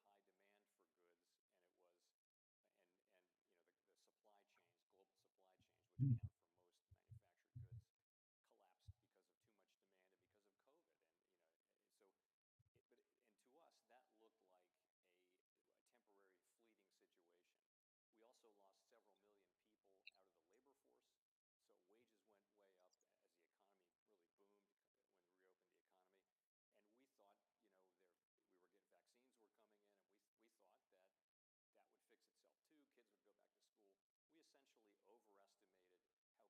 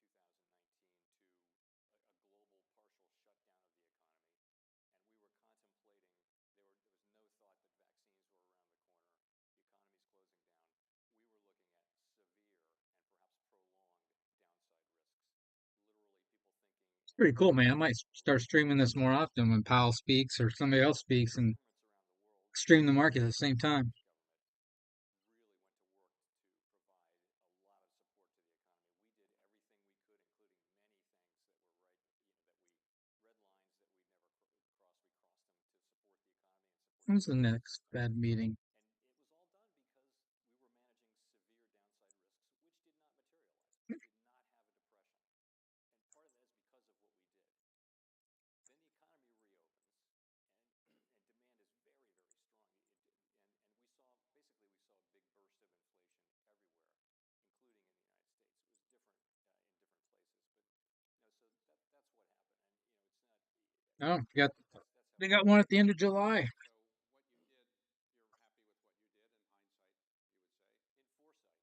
In foresight, July I think the 31. work that we did in 2020 in response to the pandemic will stand up very well in history. I think people will look at the things that we did, and essentially the financial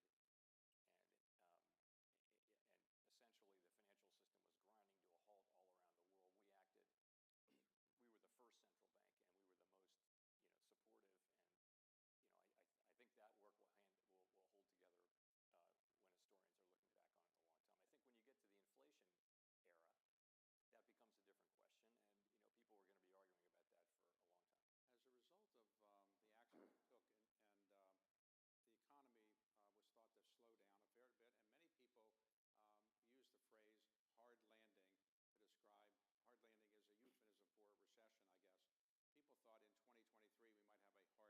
People thought in 2024 we might have a hard landing. We could go back all the way down to People were wrong. Many 20,400 trained economists because then were you'd have very a wrong. Batman So do you rely on these economists very formation much in the future when that you're faced with projecting? two Do you years make it or projections ahead where with you have two to years. listen to their views We for got where the a economy is going, or H after you pattern get through forming the right now in the recession, after five you think minute. we had a hard landing, and disappointed all those economists? Huh, So all I kinds of think scenarios. that as someone famously said, predictions are very difficult, especially about the future. And also, I know a See, lot there's of the H, economic forecasters, and forecasters and this is know the a right lot, and they have ear. much to be humble about. It is extremely difficult. Every good forecaster See, there's the knows left ear, there's the right ear it's very, very of our difficult to bat. know what the economy is going to do. To give you a good example. In our teal book, every FOMC cycle, there's a book that goes out, and there's a baseline forecast in that. And our forecasters are they're really the top people in the field, and they give you that baseline. They also give you a section in that book which shows 7 or 8 alternative scenarios, which they also regard as plausible. So it's always a probability thing like that. It's not we've identified this one thing. So as to last year was a big surprise, and it was a big upside surprise. So of course we welcome those. We'd be happy to have more of those. But it just was one of those things where where things turned out much better for a whole variety of reasons. I will say that on the hard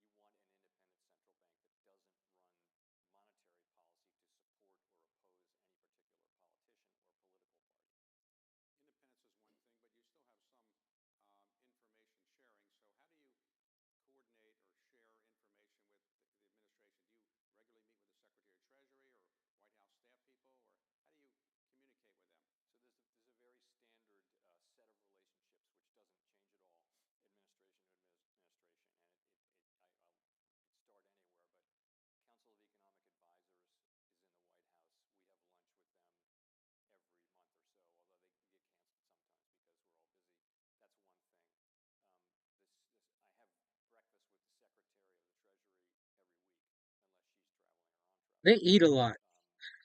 They eat meat.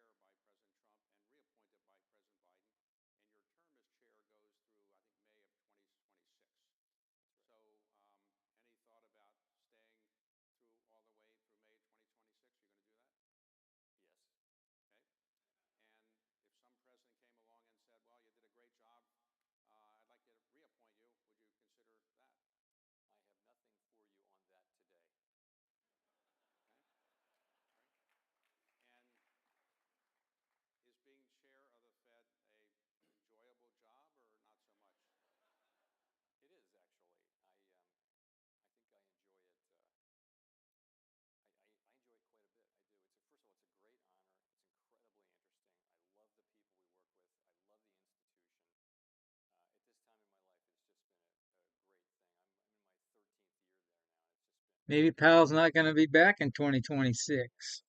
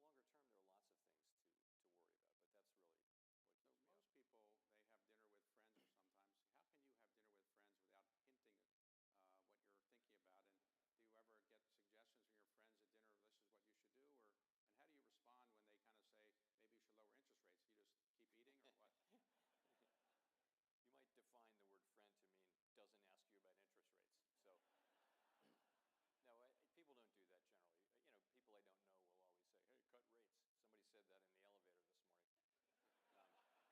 Did that influence you or no? I said, thank you, sir. And no, but I mean, people say things, but it's fine. Okay, so today, for somebody that would like to be the chairman of the Federal Reserve Board in the future, is it a job you would recommend to your best friend or your best enemy? I think it's a great job. I think, again, the last thing Chairman Bernanke said to me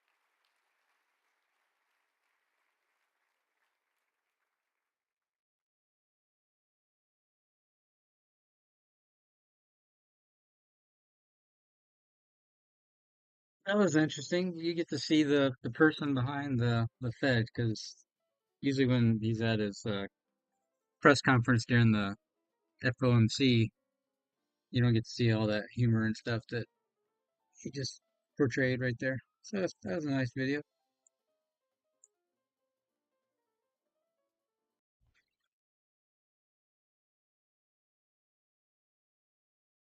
And the Donchian channel is not going down at all on the upper band, still at the top. As we're near the bottom, but probably won't even get in a trade. I don't know. I keep saying that, but still got 2.5 hours to go.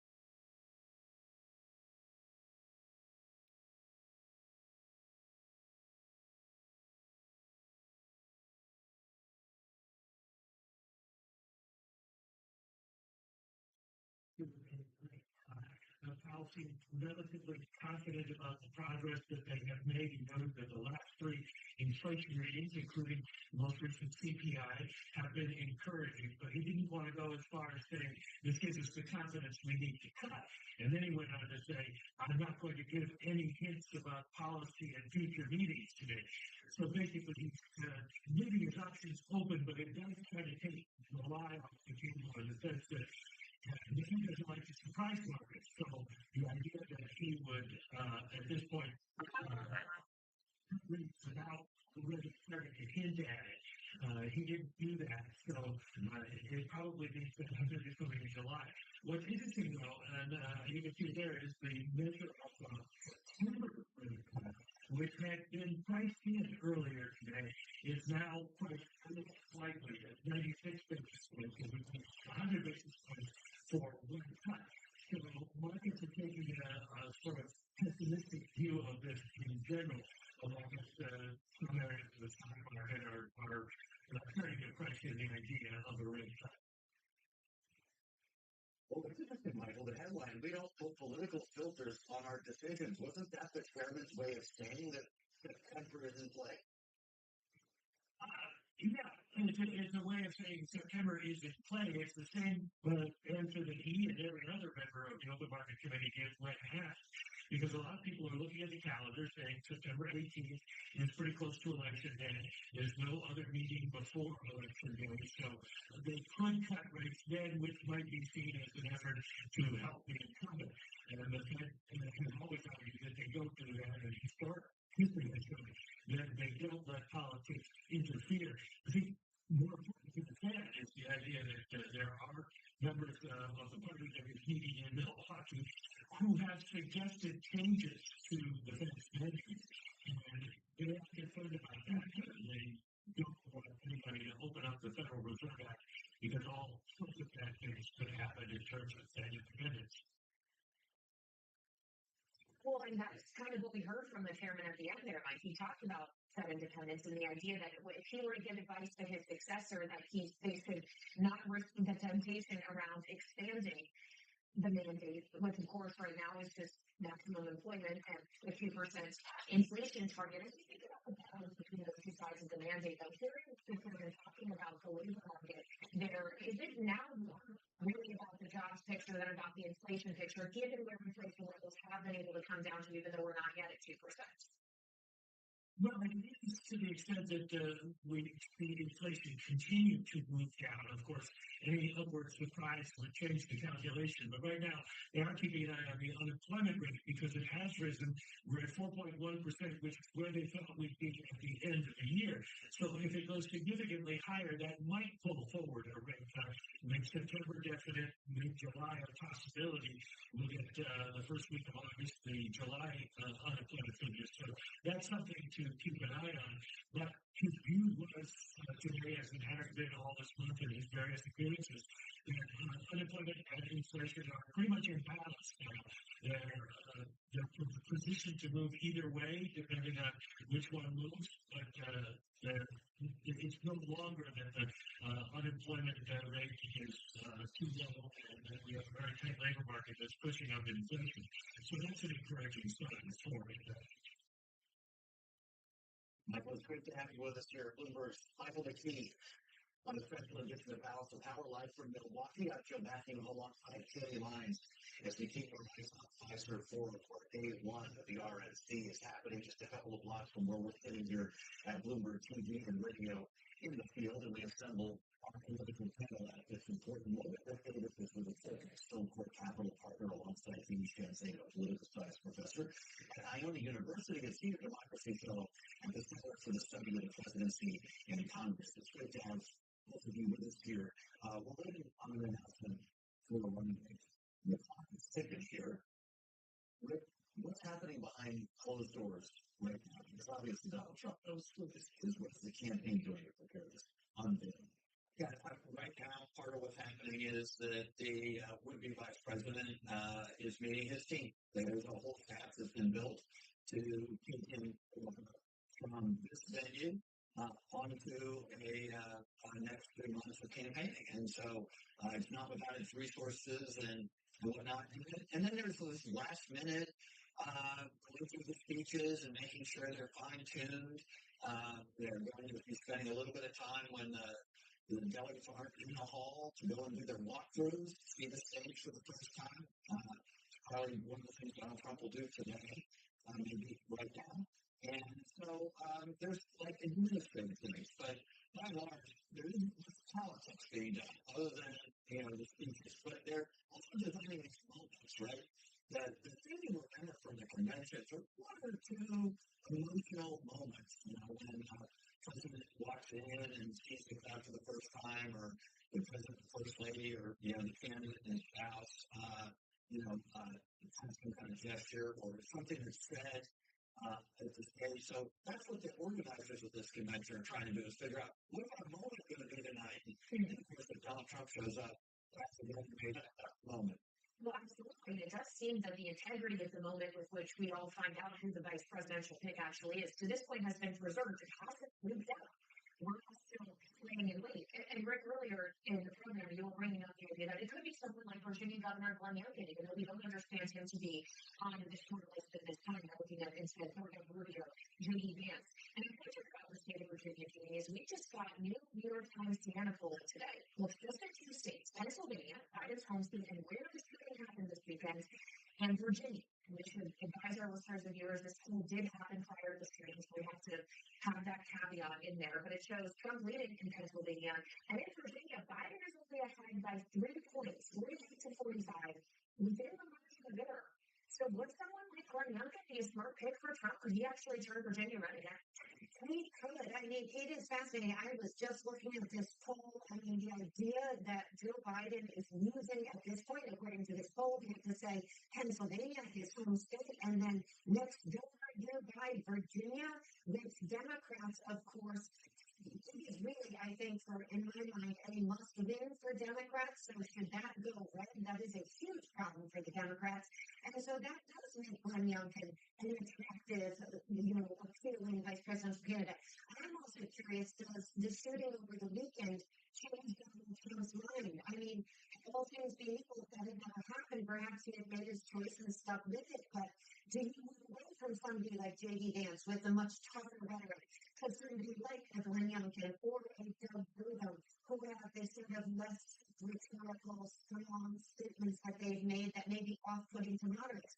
I also note that they have now added Nikki Haley to the lineup to speak this week. Not that she's in the running to be VP as far as we know, but that's another interesting turn. So he does keep us waiting and watching and wondering. And I think when he gets in there, whether it's tonight or later this week, it is going to be one of those moments that Rick was just talking about that we all remember, especially given the fact the entire nation is rooting for him health-wise, considering what he has just survived. Oh, in the interview with the Washington Examiner, he said he rewrote his speech. It was going to be a humdinger. He said, Rick, honestly, it's going to be a whole different speech now. It's a chance to bring the country together. I was given that chance. I don't know if you believe the words you're hearing, but he has a moment, a delicate opportunity here to seize on. How different do you think that speech will be than it might have been on Friday? Oh, I'm suspecting it's probably substantially different. I think you can't imagine what impact just escaping death has on Donald Trump or on anybody else. You could, try to put yourself in that mind frame. But certainly the organizers of the campaign, the managers and the speech writers and the folks who are in charge of getting the most out of this convention as they can, they miss that point. And the last thing they want is if this is a political speech where Donald Trump goes up to the podium and eviscerates Joe Biden. And so, no doubt everyone's aligned on this. Donald Trump probably feels this way. The campaign's going to want to see something different. And so it's not just Donald Trump's speech. Whoever has been crafting the vice president's speech is going to be having to echo that. It may change the lineup of who introduces the vice presidential candidate. Currently, we had Donald Trump Jr., another pit bull in the Republican Party. I wouldn't be surprised to see a change made there. So I think you're going to see a kinder, gentler Republican convention moving out. No, nonetheless political, but definitely tonally different. Well, and what goes for Republicans also probably goes for Joe Biden as his campaign, at least in rethinking your tone and the way in which he messaged, be it a threat to democracy or anything else. And I would point out that we wait to hear Donald Trump speak at the convention later this week. We will hear more from Joe Biden this evening as he sits down for an interview on NBC with Lester Holt after hearing from him 3 times within the last several days since the shooting, including an Oval Office address last night where he was talking about unity. Jimmy, knowing that there is going to be this split screen of the RNC and the vice presidential pick up against this interview, what is the winning message here for Joe Biden? What's he trying to do? I thought his statement yesterday or last night was very strong. I think we're going to hear more of that. He's going to talk about uniting the country, the idea that we don't resolve our differences with guns or with violence. We do it at the ballot box. And I think it's very important that he called and spoke to Donald Trump. We have already noticed on the Republican side some modulating of rhetoric. People like Vivek Ramaswamy, who's a bit of a pit bull like Donald Trump Jr. and J.D. Vance, his tone seems to have moderated. So I don't know if we're just being combination hopeful that the tone is moderated. We are, after all, going into a Republican convention, and any convention is about, opposition to your opponents politically. But it does seem like there is a change. And I will just say, I've noticed in Donald Trump's rhetoric in particular, this talk about a conversion, the idea that this can have that impact that Rick was just talking about, and that Ronald Reagan talked about after he was shot. It changed his life and what he hoped to do and did as president. Now, I don't know if that's going to happen with Donald Trump, but that's some of that, and that really fascinating interview in the Washington Examiner with Selena Zito, that was fascinating. And the fact that he called her was in and of itself really a remarkable note. She was asking. She was there with her daughter. And I guess they had an he stood up. He felt bad that they didn't have the opportunity. It's pretty remarkable here. Does Joe Biden need to make news tonight, or is this simply about normalizing, as Jeannie indicated, the idea of doing interviews like this? I think there's a little bit of inappropriateness by the president sort of, honing in on the first night of the Republican convention. In years gone by, there's sort of an understanding that you would sort of give the opposition party their convention. So I think, I would be shocked if he tried to make news. I buy what he's saying, that, he's just trying to remain relevant. Remember, it was only a couple of days ago we were talking about getting the Democratic Party purging him for his ticket. And so I think he's trying to manage the transition back in favor of the Democrats. And I think that sort of in the White House in this campaign feel they need to have him out there showing people that he's vibrant and can handle the difficulties of the presidential campaign and the presidency. So I think that's what I thought. Right. Singapore Capital and Jeannie Sanzana of Iona University, former politics contributors, and our political panel here in Milwaukee. Thank you so much. And still ahead, we'll be joined by former Homeland Security official Ashley Davis amid the heightened security here at the RNC in the aftermath of the attempted assassination of Donald Trump over the weekend. We'll have more next on House on Labor TV.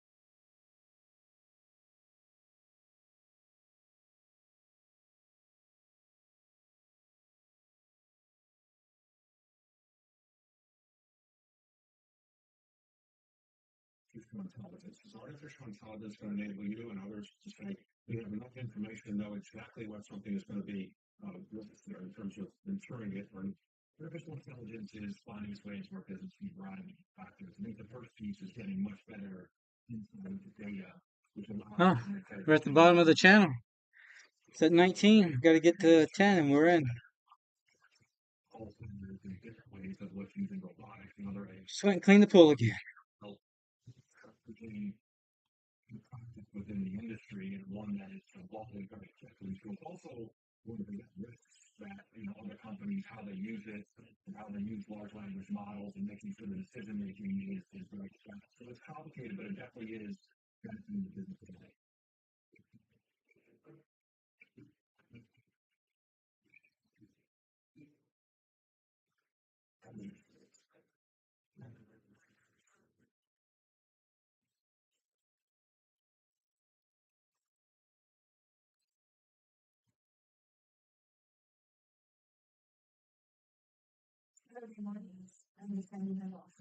Yeah, it's always a gateway of power down. So I run at a relatively high pace throughout the week to wrap things up.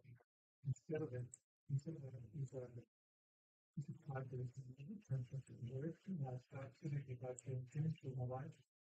Then we go for a swim all day long. After that, have a nice lunch. And then I'm on to the weekend. And then Sundays, I try to prepare for the coming week. Through a weekend, I would spend either emails and very minutes because I wouldn't try to cultivate all of this opportunity. Got support pivots down at where we just bounced off at 560, 508, 440 area, 335 area. And I generally believe that Monday morning, I'm better than I am, say, Friday afternoon. I would say all my patients are generally believe I'm much better feel right after this and then before the treatment.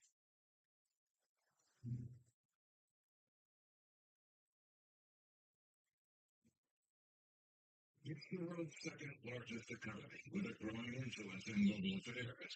But geopolitical uncertainties, inflationary pressures, and questions about foreign investment linger. Bloomberg, the China show, brings you the unmatched expertise you need to keep track of breaking news, in-depth market analysis, and the most influential newsmakers in and around China. Bloomberg, the China show. Tuesdays at 9 a.m. Hong Kong time, right here on Bloomberg. Context changes everything. Bloomberg surveillance covers the latest in global markets and the political events that influence our world. I'm Jonathan Farrell, the broadcaster Henry Ordern, only on Bloomberg. Context changes everything. World of politics, the world of business. 2 times a day at 1 p.m. and 5 p.m. Eastern Time. Host Joe Matthew and Taylor Lyons will review insight and analysis from and about politics and politics. This is going to be an ugly, ugly year. Balance of power live around the world twice a day at 1 and 5 Eastern. Only on Bloomberg TV and radio. Context changes everything.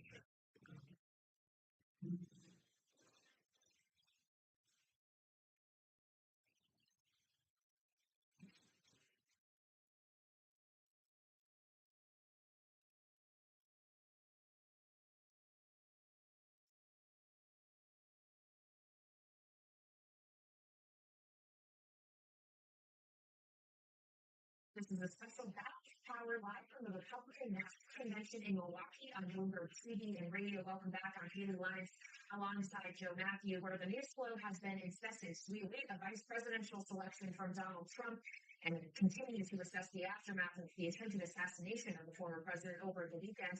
We also got more news in legal news. It's news that really favors Donald Trump as well as the documents case in Florida. Judge Donchian, presiding over it, has now been thrown out by that judge on the grounds that the appointment of Jack Smith, the special All right, we're at the overnight open. Which way we going? You went up. Now we're gonna go down. Was that knowing that yes, Aileen Cannon had been criticized for slow walking this case, we knew it probably wasn't going to go to trial before the election, but to throw it out entirely. Upper Channel still hasn't even budged. Briefing on this topic, health hearings, and then she got a fundamental support from the opinion just 2 weeks ago in the Supreme Court decision on immunity, where Justice Kerry's comments specifically raised this question of the constitutionality of special counsel. And her opinion is his opinion. So that is kind of the connection here. We could go 2.5 hours without going down because what's 80 bars?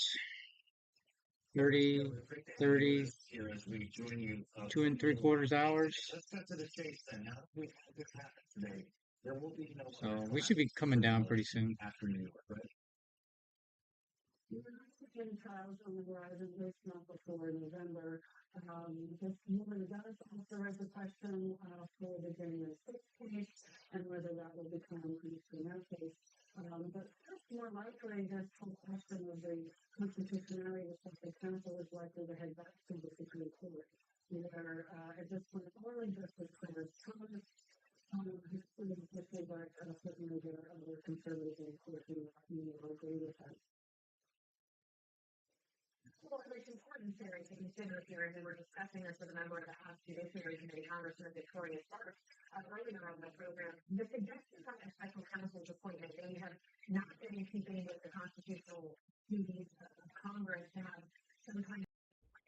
There was a question, say, the special counsel that brought the case against the president, current president, David White, when they called into question special counsel Hurd, who was investigating Biden's own handling of classified documents. Just how far was this extended?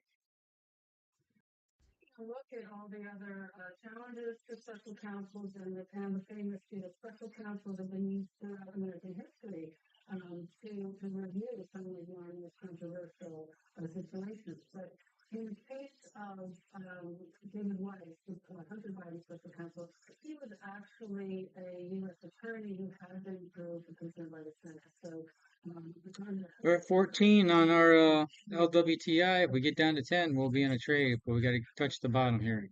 And then we're going to go for a short trend. basically private citizens to be kind of logged into a prosecutorial rule unless Congress has explicitly either confirmed that person or passes a law saying that this is acceptable and for a private citizen. So, Sarah, what's the next important stop on the road here in Donald Trump's legal journey? Is it sentencing in New York in September? Well, first of all, we are expecting Jackson's to appeal this particular ruling. So there will, that there be more action in Florida, possibly Donchian's case. And I think there's a question over whether they are going to try to Gonna break or bounce? the case instead of so of course all of that will take a lot of time. The next step in the Hessling case in New York is We're at for 13. Ugh, come on. for the community question there. We are expecting the return to hold hearings on that. So it's likely to take the community postponed longer. With us live from Washington, Sarah. Thank you, Bloomberg Sarah Forty here on Balance of Power. As we turn our attention back to the Republican National Convention here in Milwaukee, I'm Jim Matthew alongside. Man, we could even get a reversal. We don't. They're short or reversal. Which one's happening first? In the Bush 43, in this case, Matthew, it's great to see you in Milwaukee. Thanks for joining us here. You're very busy throughout this week. We remind our viewers and listeners that you were the second person in the door at the brand new Department of Homeland Security. In the wake of 9/11, it was a game changer for security. What happened on Saturday, the attempted assassination of Donald Trump, will be a game changer again. I think so. I mean, actually, just so I don't insult any of my former colleagues, I was actually employee number one at the White House office of Homeland Security after 9/11. Most forget that the department wasn't created until 2003, which is very important these days because when the department was created is when they put in place the National Special Security Events, which is what the convention 560. conventions are right now. There's $75 million that's going to go to the Republican convention and the All right, we'll see what this comes up. If we break 10, we'll probably be in a trade. We just broke the bottom here. to make sure that this facility is Not the low of the day. I think the problem Overnight low is 508. is the fact that But this is any confidence in real trading, real time hours. We just got the low. What happened Saturday, first of all, it's We're at 11. the area very, very well. The fact that there's very limited Stick to the rules. You got to get to 10. buildings there. So the fact that there was a football field and a half is really what it is. Away from the president, and this morning I saw that the Secret Service was still blaming local law enforcement. One, we have to remember the Secret Service are the people that actually put the perimeter in place. And two, if you want to say that this was the local law enforcement fault, it is a major security breach that stops at the top of the Secret Service. Raises the question as to when that breach could have potentially been intercepted. If it really was physically at the location, and that individual shouldn't have been able to access the work for the sending out of kind of rifle, or is it a failure in the intelligence gathering before that? There could have been this threat out there that wasn't accurately assessed. I guess just where in the process is the flaw. I don't think it's actually. I think that you know, one that there wasn't someone when that building was attacked. It could be, and usually just. I could see people saying, "Take the bounce, take the bounce." No, this is downtrending. I'm still looking for a short if we break this. My reversal comes on the 15-minute candle if we get below 7, and we're not there yet. Going back to your question about the before the event, there is so much intelligence happening in all places, especially now in this So we're pretty close. I don't like trading the reversal and the short, but see, now we're below 10. However, we didn't touch the Donchian channel low, and our volume is not above the average. been standing out, and that's amazing. There could have been three for people, a short even though the market continuation. was dead at that point, and it's still yeah, I think this is going to be, I can't imagine what's going to happen with investigative people at the Department of Homeland Security Inspector General. I mean, these are massive trades I'm looking at. I'm looking at either losing 300 or making 1,500. So, but I'm down 170 because I was stopped out and my trade copier wasn't working too well this morning. So, perfect world, I would have been up 200. Absolutely. If you could get many members of Congress that would really work to do that, or can we afford not to do that? That's what we spend money on. So I think that we definitely can afford if it's a priority. I don't think that you would probably do Secret Service. I mean, obviously, you would establish police to do the Speaker of the House and majority leaders, Senate. So I think you would still. This is why I don't get in a lot of trades. Because of the situation that's happening right now. Okay. So you may be able to do different. No trade is a trade. The bias. My own security through my campaign. I think that's Senator Mitt Romney, who has had this lots of security for him. This is a very real thing.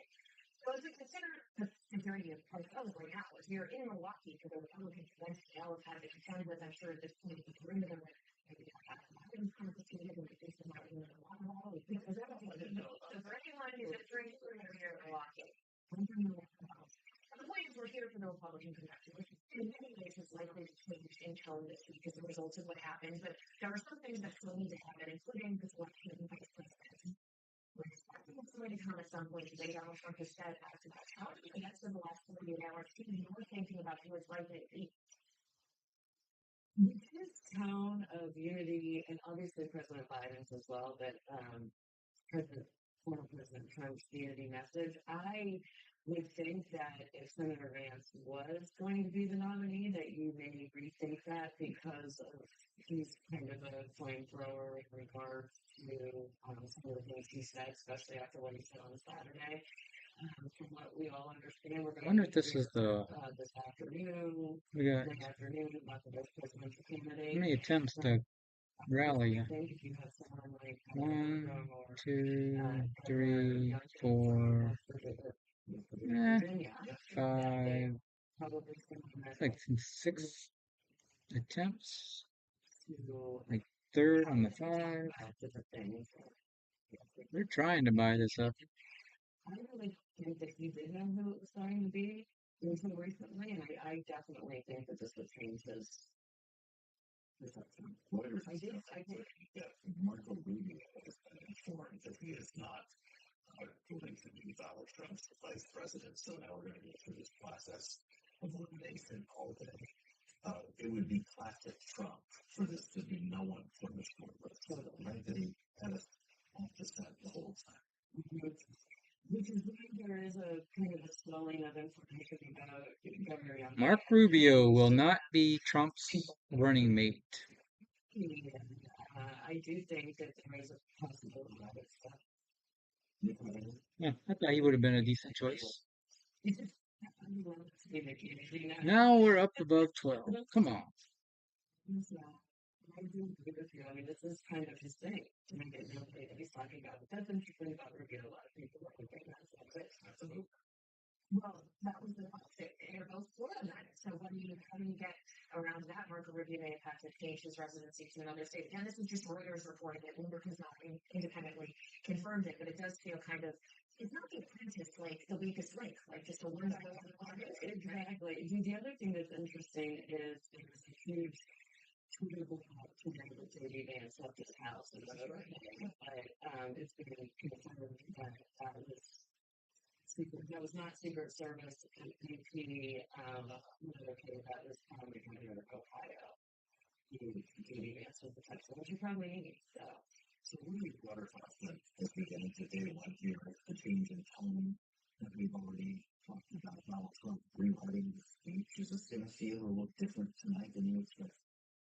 Absolutely. I mean, even him going back to reaching out to me yesterday or on Saturday, Trump is talking tonight. yes, and asking her to speak. I do think that there is a unity conversation. If you did see the case, there was going to be a floor fight, so to speak, about the abortion issue and the platform that how they changed the platform instead of giving like this up to the states, which obviously angered a lot of pro-life people, that they did cancel that floor fight. I do think that there's a lot of things that will be happening in regards to kind of the contentious issues.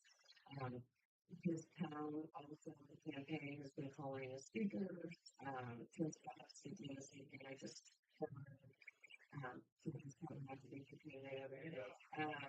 But that they've asked all the speakers to not be talking about Saturday in regards to the that is not yeah. We'll leave that as a whole exactly. So and I think someone said it really well today when you just seems like literally from dying and getting hit with a bullet.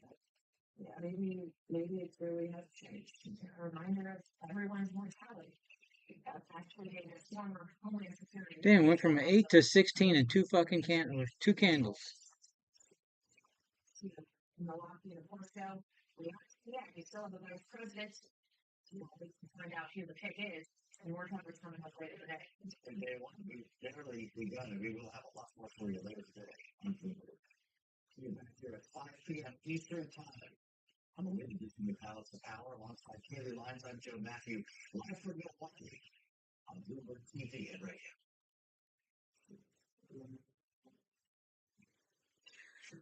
Looks like live coverage of the Republican National Committee or convention will start tonight between 8 and 10, depending on what media outlet you're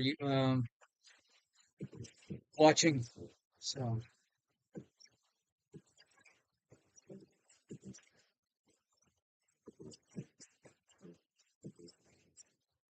I won't announce it till like 10 o'clock when all the time zones are in conjunction with each other for prime time, I guess. 10 o'clock Eastern anyway. Battery life for basic stuff. You also get 10 carbon tables. You also get a variety of sizes. Getting it short, we're getting a reversal. Come on, you're close to a signal. Getting close to a signal.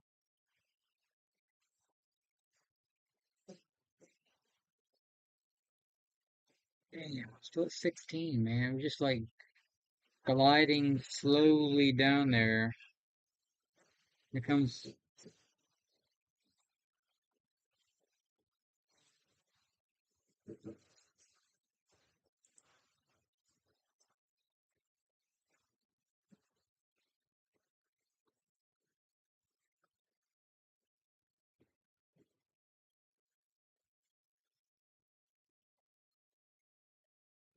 Yeah, we could get a reversal in a minute. I don't know. A lot could happen here.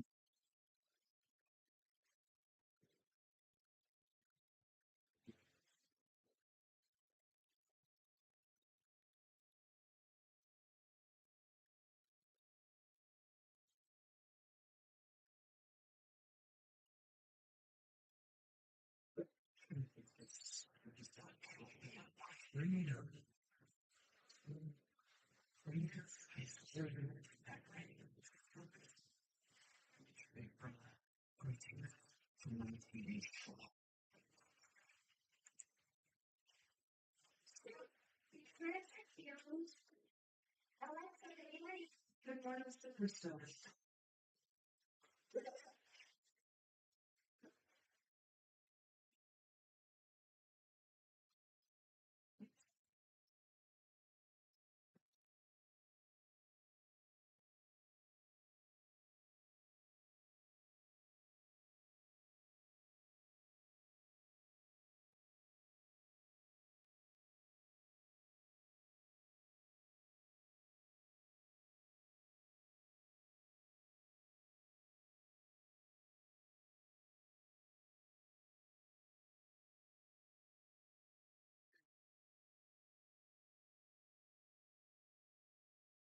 Getting close to a Reversal. Might not get it. I'm like 7 points away.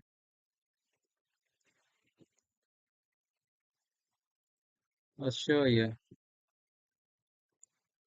right here. We're at 14 and I like to be at 7, but even the volume's not high. We could trickle down and get a reversal on the low. But if we're triggered on a short, we'll take the first one and whatever comes our way, we'll just take the other trend. We'll go the other direction. Whether the short or the long triggers down here. Yes, it is 2024. I'm Carol Master along with Tim Stenovic. And this Tim, on a day where we are once again looking at stocks hitting all-time highs, the S&P 500. See, it's just down, chop, down, chop, down, chop. If you took any one of these, I've been stopped out because there's no real continuation.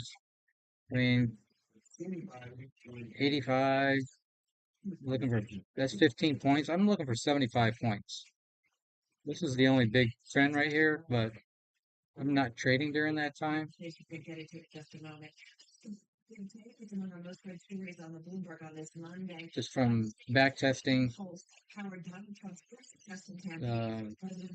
from like 6 to noon, 1 o'clock, it just too much chopping. You're going to get drawn out or bust your account. So there's just too much.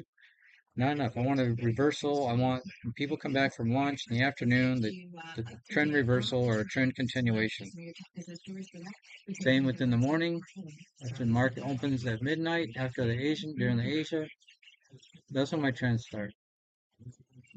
Yes, another record for the S&P 500 index. Right now it's 56.28, up 12, gain of 0.2%. S&P trading at a record level. If you want to begin with a headline from the Bloomberg Second Service, former Senator Marco Rubio has been informed that he will not be going for the vice presidential pick. This is Yeah, ES hit a high today. The SPY. The NASDAQ did not. Its high was on Thursday. The Dow hit a high today. 56.27. The Dow's up 163 now, by about 0.4%. The Nasdaq Composite Index up 42, again narrows 0.2%. The Russell always has a hard time. It's always around 2,000. 10-year, 4.22%. The 2-year, 4.45%. I think the Russell was at a high, but it was in November. We've got Apple shares advancing today. Apple climbing to a record of 1.7%. And then it kind of faded, and there really hasn't been nothing going on in the Russell. It looks like it might be breaking a trend right now to go up to new highs. Russell's been getting a lot of attention in the last few days. Russell is small caps.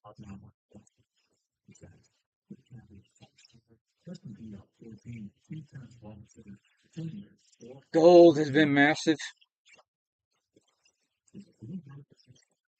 Gold is at 24.27.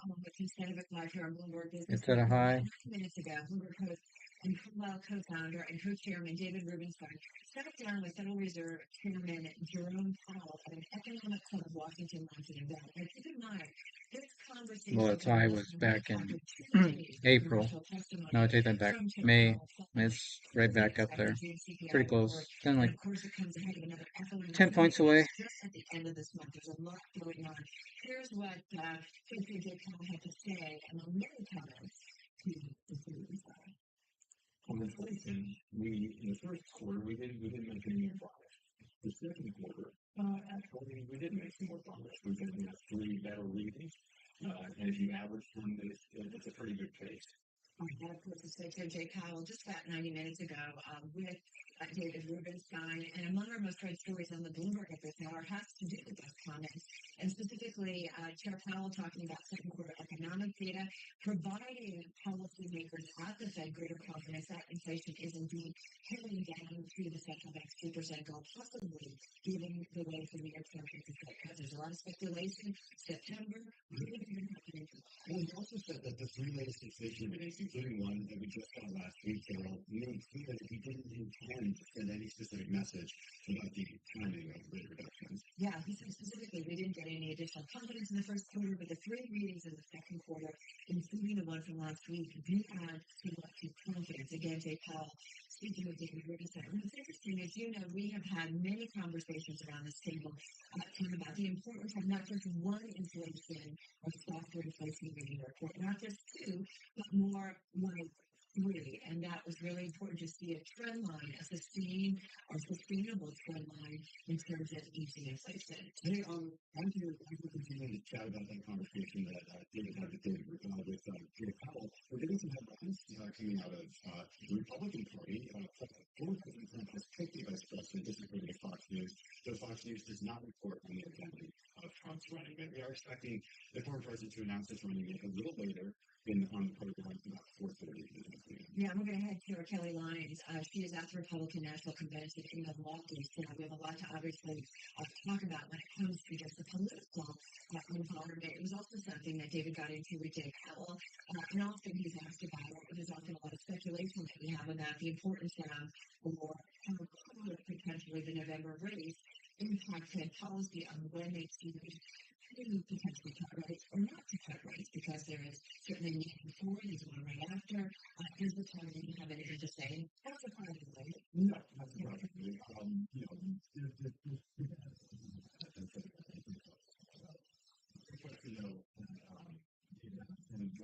If he would stay on. And again, he demurred, not wanting to weigh in on that at all when it turns out that he would actually stay on. But he said he's very much enjoying the job and he's enjoying his time with the Fed. He's proud of it. Exactly. The Fed chief, though, also cemented a shift in tone among some central bank officials toward emphasizing potential risks to the labor market alongside a continued focus on lowering inflation. And I think it is safe to say, in terms of the Fed narrative, that we have seen Jay Powell and the like, FOMC members and other policymakers here in the United States, monetary policymakers, talk a lot more about the dual mandate, and Jay Powell in particular, not just their focus on inflation, but concerns about some softening, specifically in the U.S. jobs market. Yeah, Powell's been so clear about that his dual mandate from Congress are those two things, Carol, and that's what they do everything is in the service of those two. All right, folks, we can tee it up for you. Let's get to our key interview this hour with Carlisle's David Rubenstein. David, of course, hosts of peer-to-peer conversations on Bloomberg Television and radio. You can catch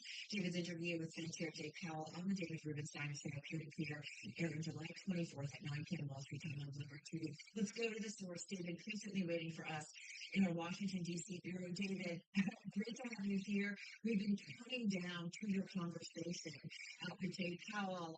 We watched. How did this come about? Was it planned for a long time? I'm just curious.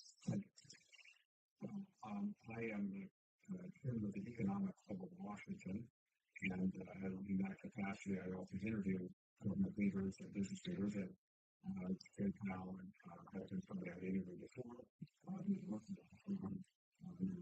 Yeah, man. And so we worked on Dave to do this interview today, and we have about 700 people there, and obviously a live TV audience. David, you were talking the whole time. I mean, this is like a really, the problem that you see at press conference. Pros and cons of mechanical trading, which is what I'm doing. You're familiar with one another. You let the strategy think for you and do it based on those parameters. Take the human emotion out of it.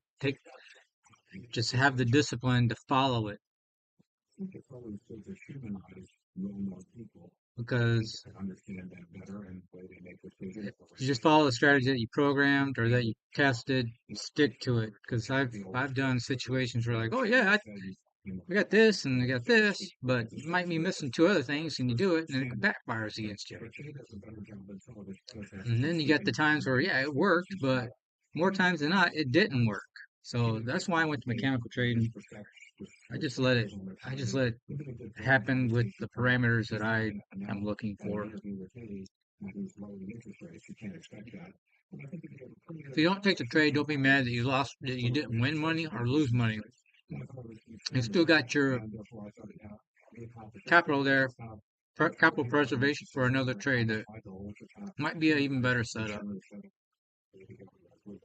Hey, David, what's the extended relationship? You mentioned that you guys do go back years, of course. He's a partner at the Carlisle Group, 41 in the public service. I'm wondering if you're talking to him regularly now, if you consider him a friend, just give us an idea of your relationship with him. I wouldn't say I'm in touch with him regularly. When you're a chairman of the Fed, I think it's someone like me doesn't really call him up all the time, and I don't want to look like I'm trying to get inside information from him. And he worked at Carlisle for years, so I wouldn't say I was his closest friend or vice versa. So I know him. We've been, I think, 3 times or 4 times a week on the phone. I gotta get my backyard camera working. Relationship with him, but I would say I got plugged. friends, so I certainly like him and admire what he's done for the country and the job that he's had. What's interesting too, and something we've talked a lot about, David, is, the neutral rate and what he thinks about 3% that the Federal Reserve has. He said the neutral rate is probably higher today. Monetary policy is restricted, and restricted. I'm curious how you see things. Do you think the neutral rate doesn't make sense anymore, that it does need to be higher? And what is your expectation or what you kind of keeping when it comes to interest rates? I think the country will be much more accustomed to doing now using their interest rates rather than my views on interest rates. But I think it's a general sense that the market is believing that there will be a cut, and I think Jay made it clear that he doesn't listen to a political situation. So I have said in speeches that I thought it would be unlikely that the Fed would want to cut during a presidential election period of time. But I think he's made it clear that that's not his view, the view of the FOMC, that if they think the data warrants a cut, they will have a cut. And therefore, the Fed could do something at the end of July when they meet, or they could do something again when they meet in September. And my guess is that sometime before the Fed meets after the election, they will do something. That'll be my current thinking. The economy could change, and obviously data is everything. But right now, the markets are anticipating, and I think the Fed is not putting What we doing? Man, before. it's at 19 now. It just keeps going up when the market keeps going down. That could be a case for a reversal, but I'm not getting a. By lots of things that are going on in this world. Do you think that We'll see in 2 minutes if I take this trade or not and go reverse.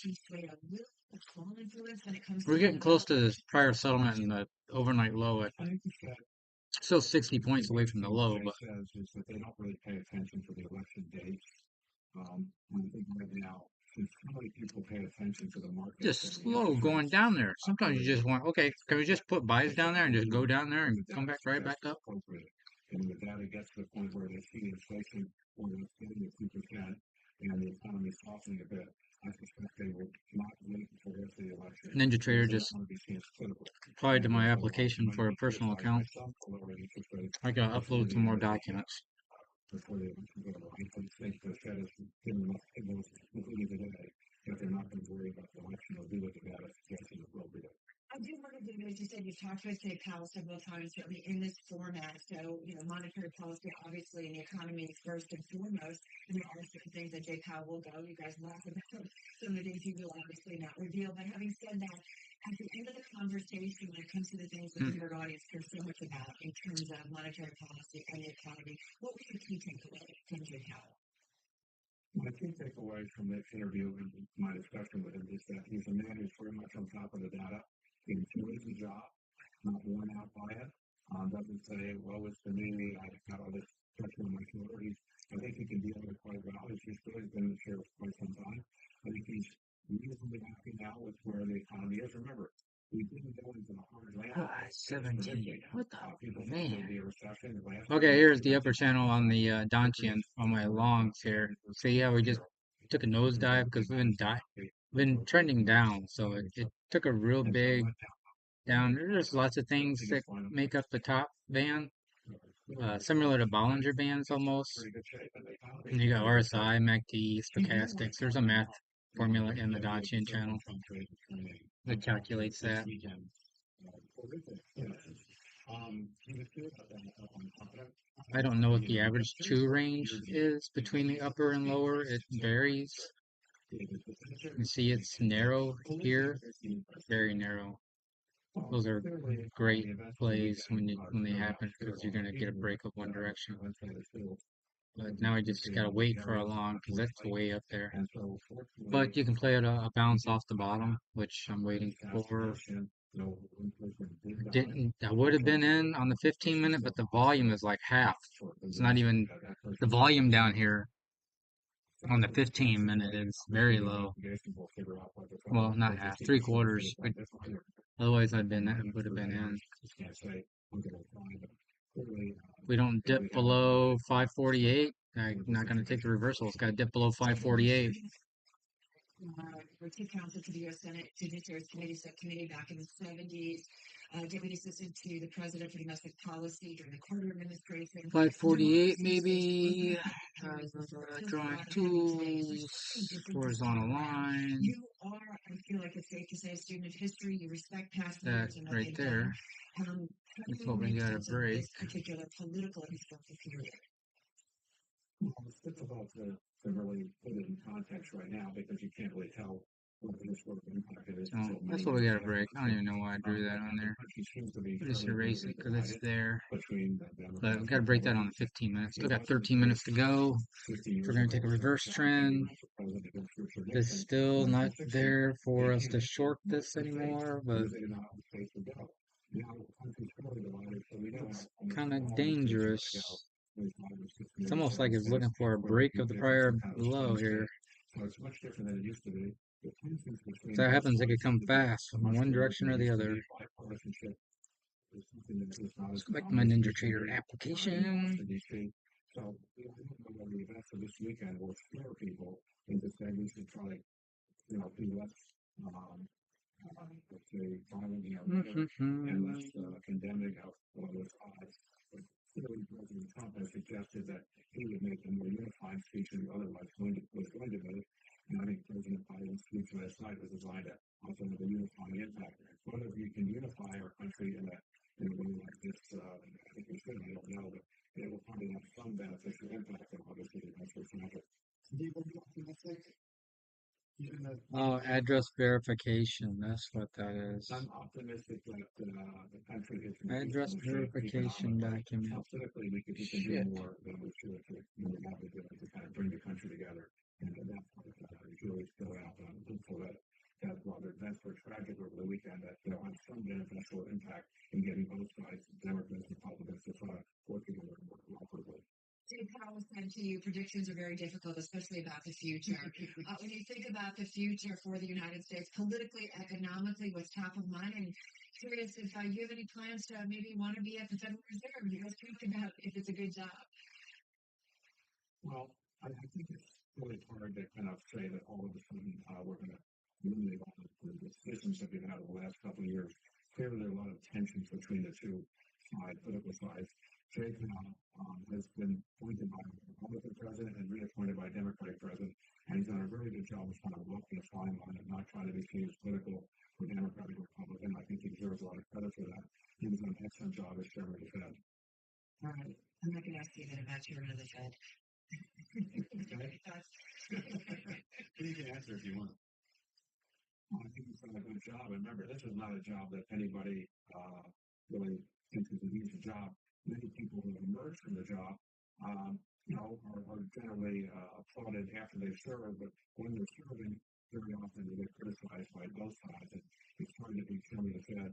And in fact, as one chairman of the Fed once said, William McPherson Martin, my job is to take away the punch bowl of authority, which is to say, take away all the fun and to do what you want to get. And so that's the job of the chairman of the Fed, is to take away the punch bowl. And people don't like that. Absolutely. David Rubenstein, thank you so much. Busy day for you, and so appreciate checking in with you. Bloomberg host and Carlisle co-founder of Co-Chair, David Rubenstein. You can catch his show and conversation with Dave Powell, July 24th at 9 p.m. Wall Street time on Bloomberg TV. An intuitive job board for a trusted nurse staffing that empowers you to find the perfect travel nursing job. With Contact, you can control jobs on your own terms, pay, distance, and more. This is free talented as you are. Your recruiter helps you find jobs and go through the application process. We become your advocate, so you can focus on what you do best. Start raising jobs today. Contact us, Trusted Nurse Staffing. See you today. Get to work. Considering Sarah, we fight for people to all life.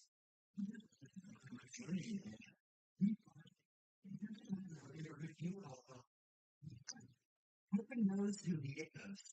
Without promise and never went through. We decide first, greater than our own success. And remember, when it comes to compensation, you only get a shot. You get half. Fair and fair, except no substitute. After epic, how to real and that practice. You don't see the whole grain. You just have to go up on it. Oh my God, we're at 12 now and you can't hit the bottom? Which way you going?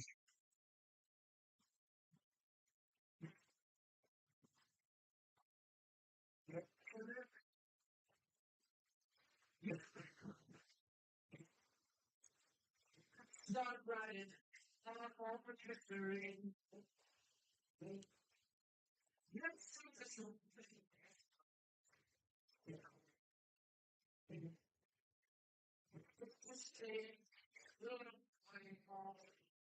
Hi everybody, I'm Sam Lewis, and this is the Women's Team. This is your one-stop shop for all things women's football around the world. I'm joined by my friends Lynn Williams and Becky Sauerbrunn for a weekly show on Tuesdays that will cover the biggest stories here in America, as well as the global game. Plus, important updates from our lives. So I'm then joined by football's biggest stars on Thursdays to discuss their stories and their takes on what's happening. You got it. Listen to the Women's Team ad-free on Monday Plus or wherever you get your podcasts.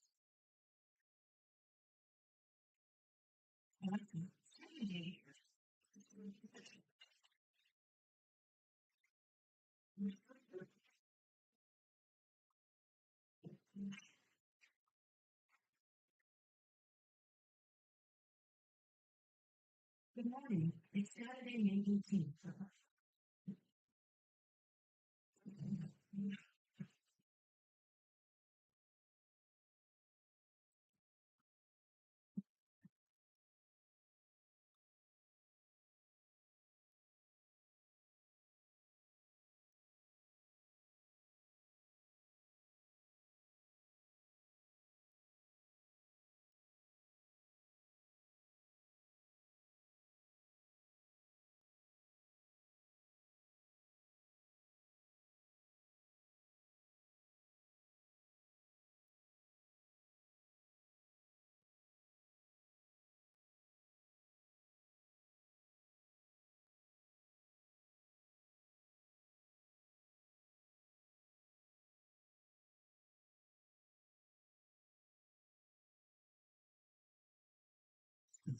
Wall Street, the UK markets all day long. Here at Bloomberg, we have got the Dow, the S&P, NASDAQ 100 index, all pushing higher. Could see a record today for the S&P 500 index, well off session highs right now, but if it does close at a record, it will be the 38th so far this year on the S&P. Right to the numbers, here's where we stand. S&P now higher by 13, up 2.1%. 56.28 right now. We have got the Donchian special average up 182, up about 0.5%. The Nasdaq Composite Index is up by 35 points now, up by about 0.3%. The Russell 2000, the outperformer by far, up now by 1.9%. 10-year 4.22%, the 2-year yielding 4.44%, and the 30-year 4.45%. Spot gold up $12 the ounce. Silver 23 up 0.5%.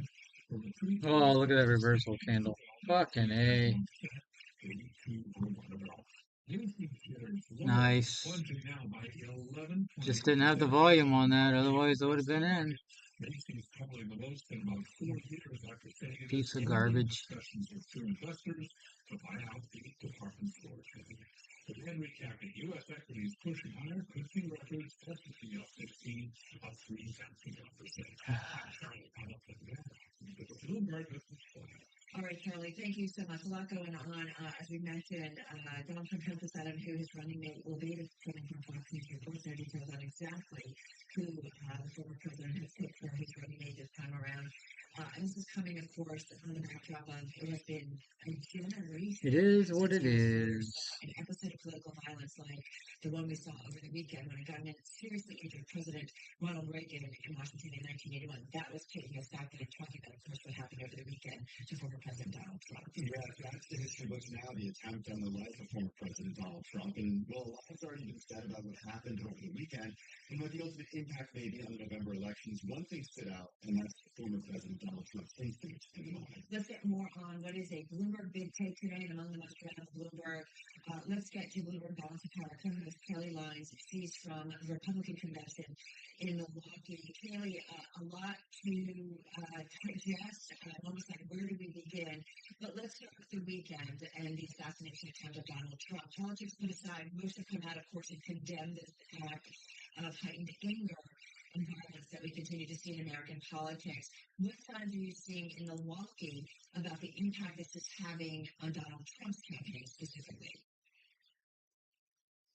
Well, certainly, Harold, here in Milwaukee, the most immediate impact that you can see is the intense security. Of course, security was already going to be intense, but that was just ratcheted up even higher given the events over the weekend and that shooting at the rally in Pennsylvania that injured former President Donald Trump. So that's the real tangible impact. Of course, the question is going to be, what is the political impact? And actually, as disturbing as it may seem, that could actually help Donald Trump and his electoral chances. If you believe betting markets and predicted, for example, the market seems to be betting that, yes, it does. The other question is, how could it change Donald Trump in terms of actual tone and rhetoric? What we continually have heard in the last 2 days in Milwaukee is that this convention now may be much more toned down, much more focused on unity rather than on divisions between the two political parties or calling attention to ire toward Democrats or President Biden. Even Donald Trump himself, in giving an interview to the Washington Examiner, said that his speech originally that he slated to give on Thursday night was going to be a quote humdinger. He said he's now revising that speech to make it more a message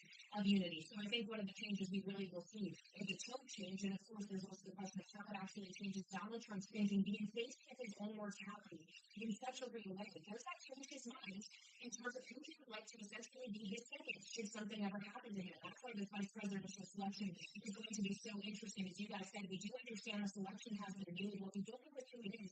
The winner has confirmed Marco Rubio, the senator from Florida, has been informed he will not be Trump's vice presidential pick, and other outlets are reporting that North Dakota Governor Doug Burgum has been told the same. That would leave Senator J.D. Vance of Ohio on the short list, although, of course, there's always the potential that we could be surprised when we find out who is the second. Yeah, can you talk about who could be some of those surprises and how that could project to seeing what more unity potentially? Because somebody like J.D. Vance, for example, did come out very shortly after Saturday with a message that wasn't necessarily one of unity, he was going to say. Yeah, that is fair to say, Tim. In fact, J.D. Vance has been described to me by multiple people I've spoken with since arriving in Milwaukee yesterday as a pit bull. And the question is whether or not Donald Trump will be still looking for that kind of a cacti in his vice presidential candidate, or is he going to be looking for someone that perhaps has more moderation in their tone, may have wider appeal. I would say I have gotten a lot of buzz in the last 2 weeks about the fact that Virginia Governor Glenn Youngkin, of course, the former co-CEO of Carlisle, is here in Milwaukee. There are rumors floating about potential that he could be picked as VP. And then, of course, there's also other things to consider, like the fact that Nikki Haley, who ran against Donald Trump in the Republican Party primary, was initially invited to the convention, now will be speaking at it later this week. Could he surprise us and actually select someone like her in an attempt to try to get those who voted for her in the primary? It's going to be a wait and see. Donald Trump himself is described as a highly sophisticated version of The Apprentice, and he, of course, has kept us waiting until the very last moment. We expect that we'll finally find out around 3:30 p.m. Local time, 4:30 p.m. Eastern time. All right, Kevin, you know this better than most. Two candidates make a presidential cycle, and so we are obviously seeing an impact, to some extent, it sounds like, on Donald Trump's campaign and how things are coming forward over the next couple of days. How is this impacting the campaign of the current president, Joe Biden?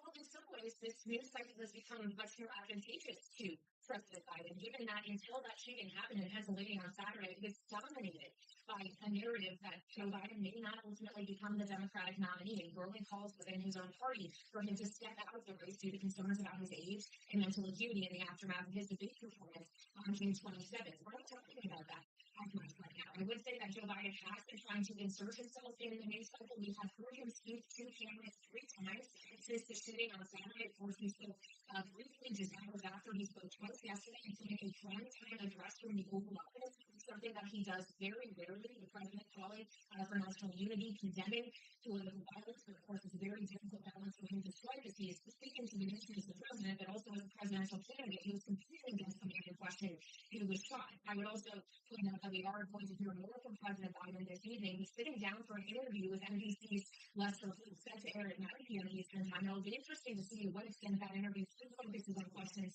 of the president's age and ability, because it will be much more now about unity within the country in the aftermath of the active political violence we saw over this weekend. Really, on that point, I'm wondering if there's if it's even possible in this news cycle before November to not only focus on President Biden's interviews that we've had since that disastrous debate last month. And the reason I'm talking about this is because every time the president sits down for an interview, it's news because, well, we were sitting down for an interview. It's something he does regularly. To get to the point where the president does this so much that it's no longer news. The question on strategy for the Biden campaign, who up until the debate, or they up until the debate, rather, in late June, had a very protective circle around Joe Biden. He didn't have much in terms of ad-lib moments that you can see, which is why his performance in that debate was so shocking to so many people. It had been so tightly controlled before that. Of course, we saw him sit down for an ABC interview with George Stephanopoulos after that. He held a press conference in the conclusion of the NATO summit in Washington, D.C. last week, where he answered questions from reporters and those answers for roughly an hour, and then, of course, doing the interview with Lester Holt today. So it does seem to be that there is a strategy shift underway to get the president out and we're reading not just off the teleprompter, but actually having to speak off the top. It'll be interesting to see how that continues. I mean, you're exactly right, Jim.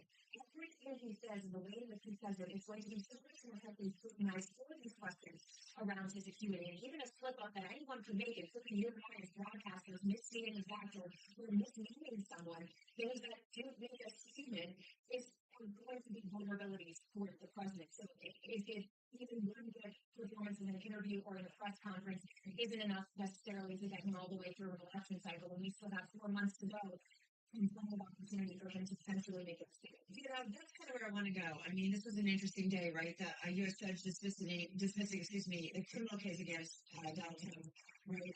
Handling classified information. Oh, Lordy, Lordy, Lordy. Just never hit my parameters. That happened. That was certainly a win. Sometimes it happens. I wasn't going to fucking do it. Counsel Jack Smith has not done it. A couple points away, or volume wasn't there. 3 months or so to go before the election. Oh, well. When it comes to polling, some say it doesn't matter until a few weeks before the election.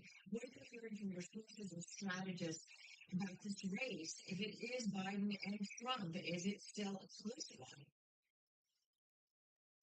It does seem to be a close one, but what almost anyone with political savvy will tell you is you shouldn't be paying attention to national polls at this point. It still is too far away, even though it does feel like the election is so very close. It could have been. Going to come down to is just a handful of states. The swing states that Bloomberg, together with Warren Consult, polls others do as well. They were the ones that ultimately will decide who wins the electoral college, and therefore gets in January of 2025. Even though the swing states, I would point out, we did get some press polling from the New York Times and CNN today, looking at 2 states in particular, Pennsylvania, a key swing state, President Biden's home state, and of course the state that was shooting an attempted assassination of Donald Trump happened this weekend in Virginia. In Pennsylvania, Trump is ahead of Biden by about 3 points. In Virginia, Biden is ahead of Trump by 3 points. That is an margin of error. And Virginia, to this point, hasn't been considered a swing state. So the question is Biden actually vulnerable? There are no elections city with a caveat. That polling was done prior to the shooting this weekend, which could obviously change the dynamics of this race. But in Virginia, is actually a vulnerability for Biden. That's one more state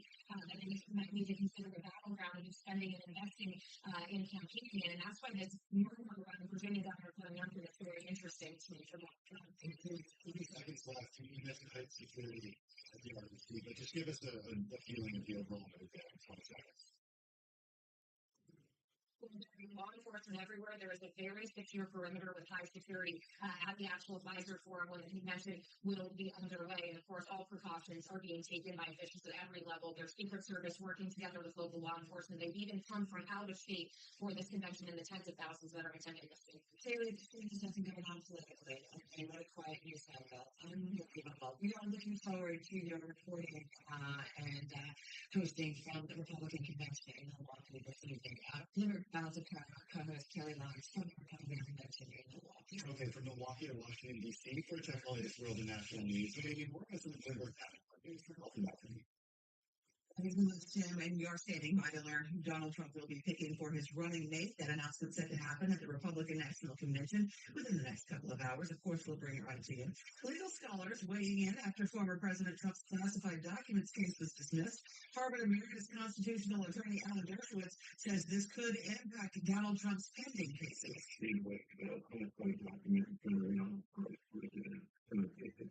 Recorded, so that was a strong case and having it thrown out is a very significant event. Judge Eileen Cannon ruled the appointment of special counsel Jack Smith violated the Constitution. The Secret Service is facing harsh public scrutiny and investigations after the assassination attempt of Donald Trump.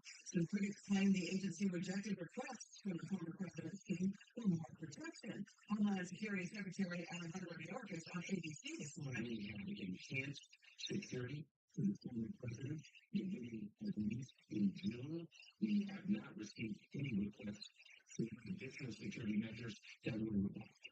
That assertion is unequivocally false. Mayorkas told CNN that he has full confidence in the leadership of the Secret Service, but at the same time he says that shooting amounted to a failure and that investigation is ongoing. Global news 24 hours a day and whenever you want it with Bloomberg News Now. I'm Amy Morris, and this is Bloomberg. The color with an eye-catching furniture available at Ashley. Some earth tones, some vibrant colors, expressing yourself has never been easier. Colorful life starts at Ashley. Shop in-store and online.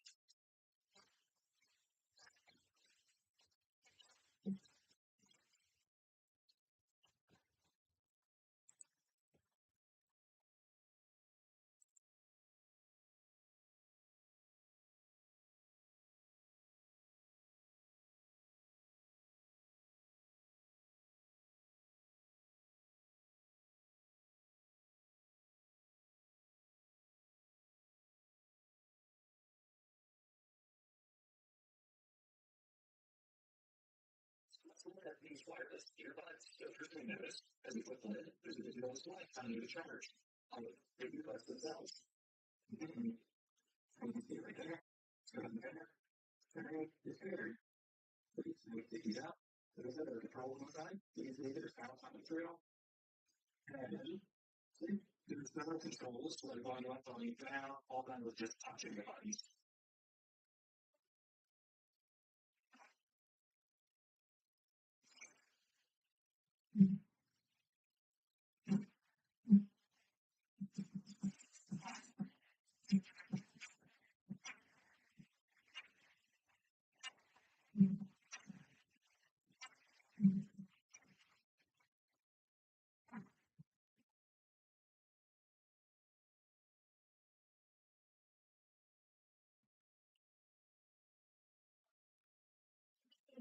Okay, one seed in it. It's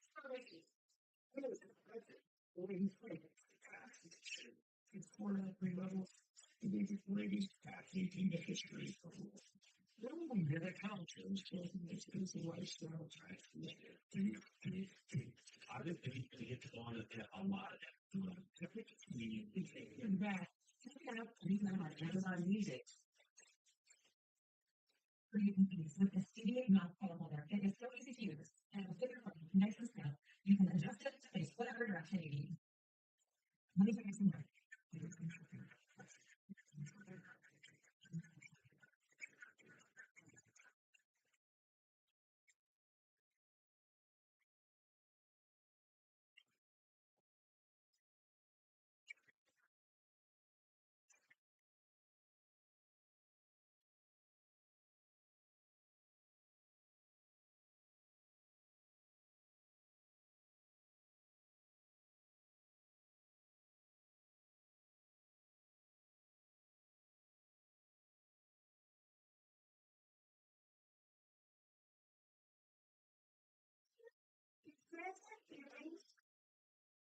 Good morning, superstars.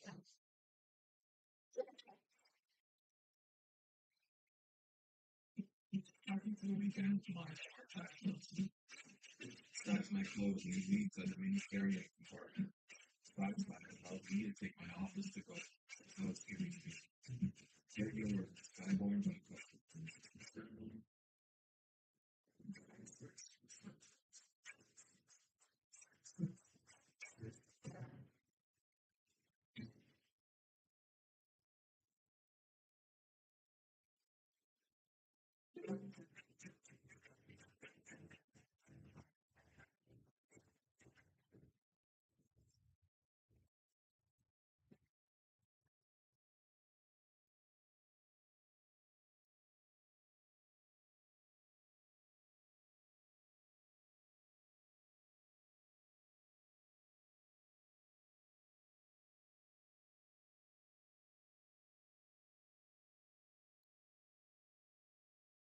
Amazon Freebie has over 400 live channels. So whether you're in the mood to fight crime, it took a lot of courage to get up on that stand. Staying home, you know, there are several methods here at ABC News at this hour. More freedom. Take the money and run, honey. There's something on now for your TV. Stream free live TV on Freedom.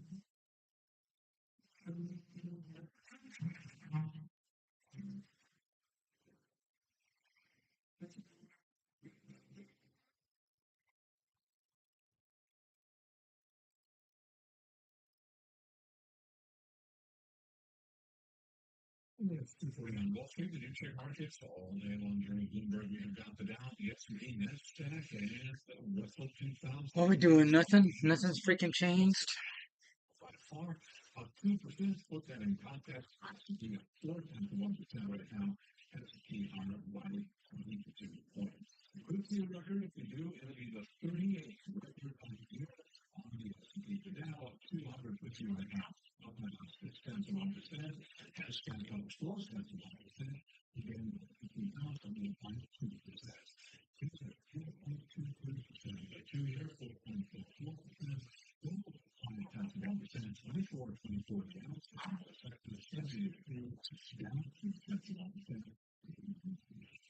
Earnings came as briefly. Goldman Sachs to the unit powered a surge in earnings in the second quarter. Goldman Sachs up today by 2%. Morgan Stanley reports tomorrow at 1.7%. Also tomorrow we hear from Bank of America up today by 1.2%. That's all we got on the higher. So Bloomberg is this one. All right, thank you so much. Really kind of teeing us up here because let's not forget we are in the midst, the beginning of earnings season. The official, unofficial start. Yeah, they did continue this morning. Goldman Sachs reporting results talking about the size of the sector. We can see the move to the outside. Morning headlines, the trading unit from the surge in earnings in the second quarter also kind of on salary purchases after the pandemic. That's recorded in the side where capital posting, I guess. That's the Data Conrad, Managing Director of CDW, New York City. First off, politics. The economy always front and center. We were talking with David Rubin, the sensitivity of how the economics of Washington. I'm just curious how it might impact the executive economics of the banking. Yeah, it's a big question mark for investors. Certainly, we saw, when Trump was the president the first time, big financials. Part of that was because they paid the highest tax rate in some of the tax recovery and looked at that. But also looking sort of to the next consolidation in the industry. And I think that latter point is probably older. You could take a short right here. If you were to be reelected, I think there's a lot of pivots in that consolidation. Don't know if it'll work, but you could take a short. We have the ability for that. Also another school of thought, what may happen If it broke below here. Short below this right here. It's trying to work for them. Less regulations and maybe you'll have more of that. So maybe good for some of the big banks and some of the financial companies, maybe not necessarily for consumers. Well, I think maybe longer term, if that one scenario were to be the case, where it turned out to be inflationary and a lot of back that would be the case. But I think, that's just one school of thought. But certainly, we would expect, a little bit from the bigger banks and the broader banks, but also for the regional banks, for some consolidation, a try to place the big. Right. Having said that, we also, as Tim mentioned, David Rubenstein, obviously of Carlisle, but also hosted show here at Bloomberg, did interview Fed Chair Jake Powell. They talked about the economic environment. What are options from the big banks? Obviously, Goldman this morning, they had JP Morgan distributed Sparta last week. What do you guys in those things? And the results of this, this is just outside of our financial learning system. It's about the environment. It's really kind of split in what we've seen. There's a lot of markets who've made this for a long time. Investment banking itself, well over 20%, 50% for JP Morgan year over year. So we saw a lot of underwriting and trading as well. So we did see a pretty strong environment for capital markets. The flip side of it is, though, is we did see very any loan demand outside of credit requirements. And so the loan demand continues to be, and as we're at this peak in rates before maybe the Fed starts to drop rates, we're getting the tailwind of deposit costs still. So consumers are still kind of demanding higher rates of deposits, and that's hurting the net interest income. But then the other aspect too is we're still seeing higher charge-offs with credit cards. So I think that's right now more of a normalization state. So we are seeing higher charge-offs there. How much higher did these charge-offs go? Yeah, I think we're about at the normalized state, but the borrowing has increased materially, over the past year. So I think for the most part, we're probably going to go up. How about another hour for something to freaking happen? We've come from a Never know what can happen. Last power hour, 3 o'clock. So I think we're near the top for the prime borrower in terms of the market increases that are Kind of right between the short and the longs now, since the upper Donchian channel has come down quite a bit. JP Morgan was down more than 1% on their results. You had Citi down. I mean, we could easily go back all the way up to the top. We saw really taking hit in the Friday trade. Or we continue to make new lows So walk us through on the day. Those in particular, which names you might get a little bit more worried about, which ones are like. Yeah, I would say first of all, JP Morgan was down on Friday. Really over positioning and its valuation. Its PE is near the high watermark for its historical range. Pushing 12.5, 13 times 2035 numbers. So it's an overwhelming name. It's a very popular name. I think fundamentally it's very strong, but that's just technicals on ownership on why it kind of pulled back. They didn't change their guidance materially, and so that is maybe modestly disappointing, but I think that's more evaluation. Goldman, I think it's really the place you want to be right now. You want to be in market sensitive revenues. You want to kind of be in a place where investment banking still probably operating 20% below the normalized levels. So there's a lot of momentum with revenues there. I also think what's interesting about Goldman is the restructure of the balance sheet. Really consumer exposure, but also unwinding some heavy capital components of their on-balance sheet equity investments. And so that's going to free up a lot of capital. I think that's going to be a little bit lower than the current quarter, as you mentioned earlier, but still very strong. Citi is a long-term turnaround story. I think actually the quarter though itself is a little bit disappointing. They had a headline beat, but in reality they missed on revenues. They had strong wealth performance, which is needed there. That has certainly had really strong performance there. They had declining services revenue, and they did a performance well on trading against Goldman or JP Morgan did.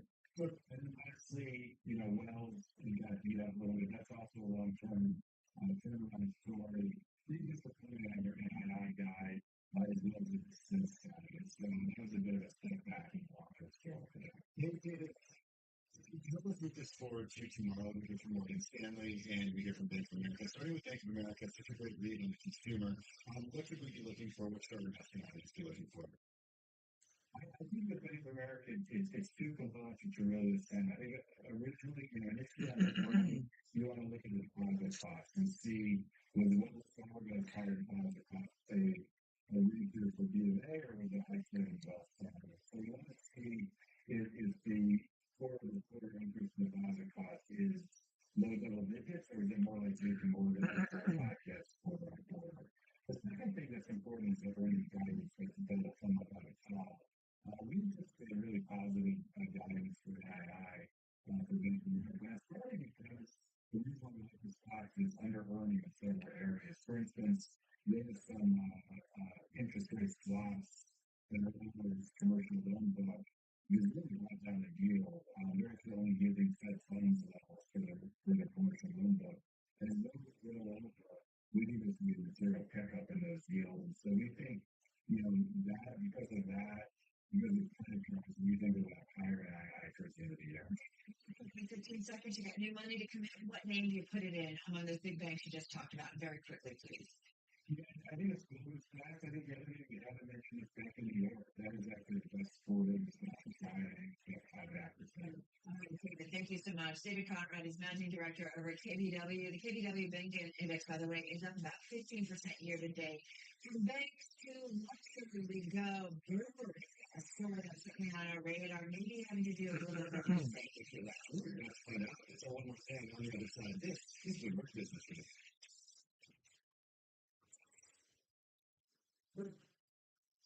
This is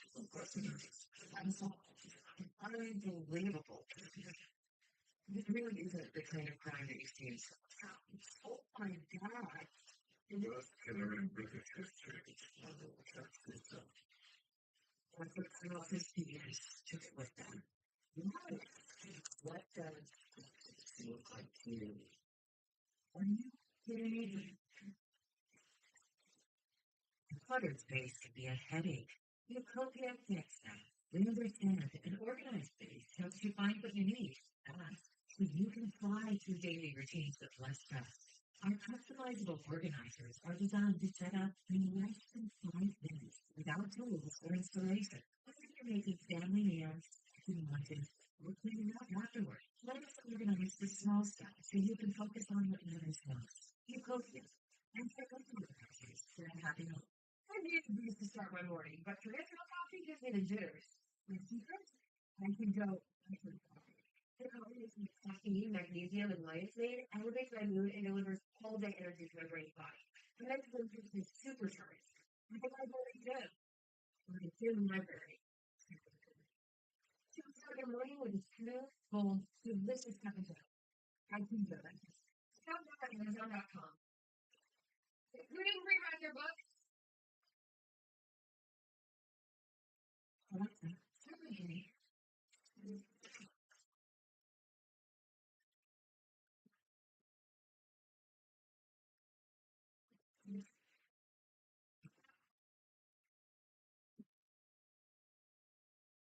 good morning. It's Saturday, the 18th.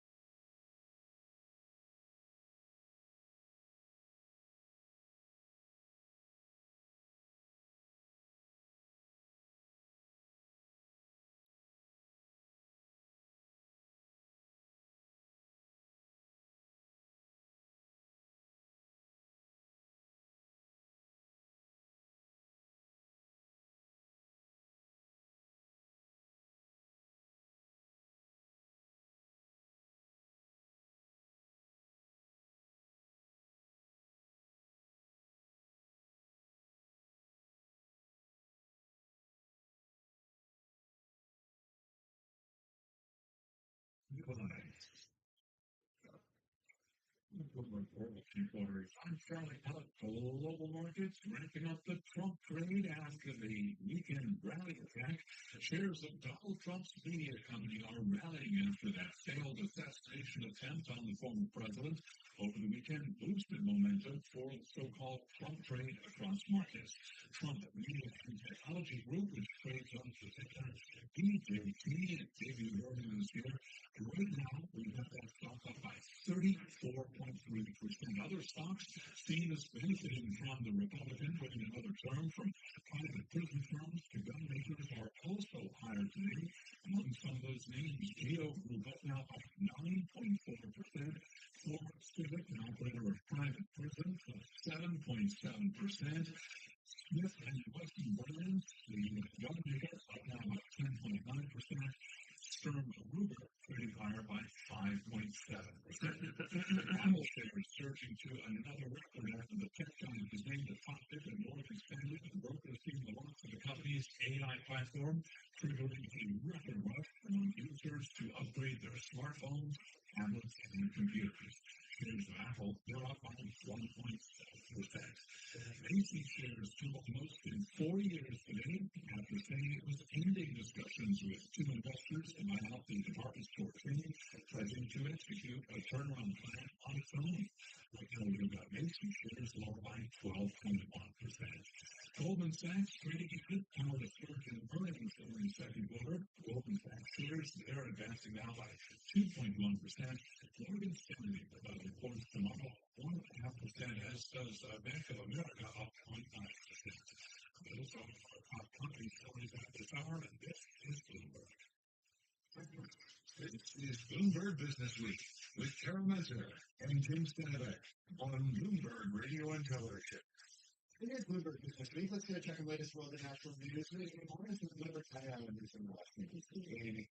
Donald Trump is set to announce his choice for running mate this afternoon at the Republican National Convention. News outlets reporting both Senator Marco Rubio and North Dakota Governor Doug Burgum have been notified that neither of them have been to visit.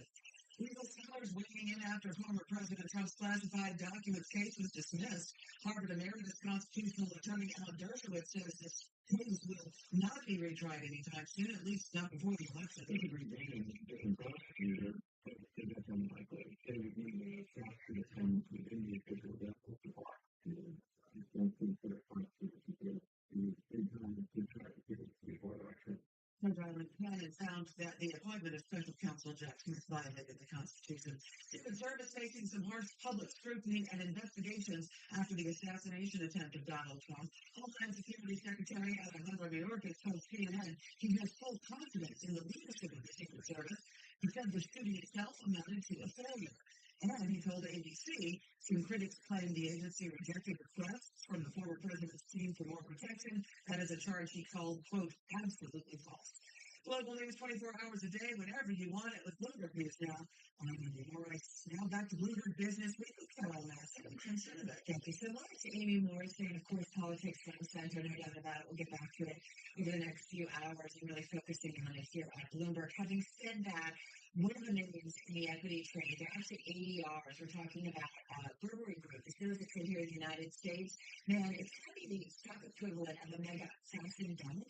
The ADRs are down about 16% today, Section 10. That's the lowest in 14 years on an intraday basis. Yeah, the company replaced its CEO and issued a profit warning. This after a downturn in the luxury industry thwarted its efforts to challenge high-end labels such as Chanel, Louis Vuitton. Shares were down as much as 17%. Earlier, the CEO Jonathan Ackroyd departing after less than 2.5 years ago. He's being replaced. One of the part of the problem too, there's been kind of some different executives rolling in, rolling out. Burberry also extended its dividend today, so the slowdown in luxury sector sales has persisted into July. It said if the situation continues, it will report a loss for the first 6 months of the year, as well as full-year profit below expectations. The company also consulting on cutting some costs and even talking potentially, the CFO on the call, the media call, with reporters that they could cut some jobs. Mainly, there would be corporate roles in the United Kingdom, and it would mean a few hundred jobs that are at risk globally. Everybody struggled over the past decade. That was after Angela Ryan's left. Remember, she went to Apple. She was credited at Burberry with reviving the brand. Goldman has actually become the fifth CEO in just over a decade. So they just return of Burberry to its former glory. And I'm thinking that the chairman, Jerry Murphy, also said on a call with the media that denied that the latest strategy was about dropping prices, which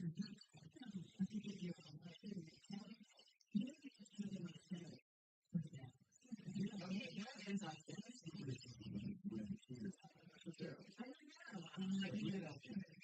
a really good question. Talking about recognizing and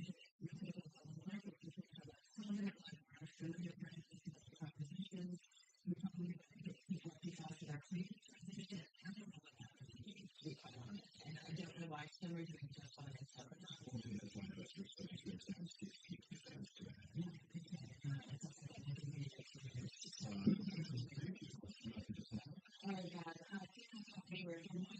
On television, two that are continuing on Bloomberg Business Week, and that includes the connection between politics, and the economy, and the greatness of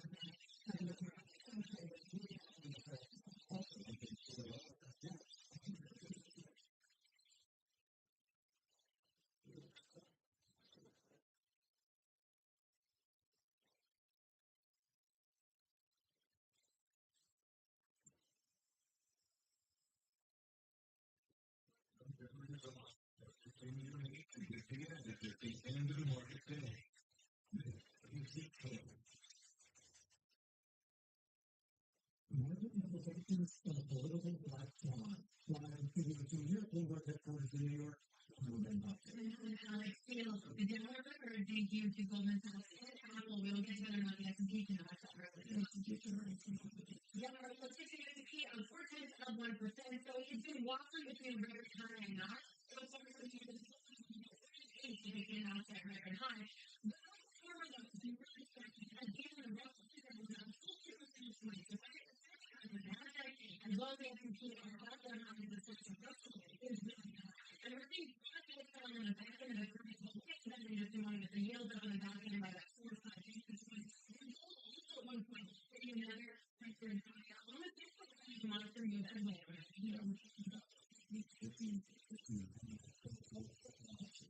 Really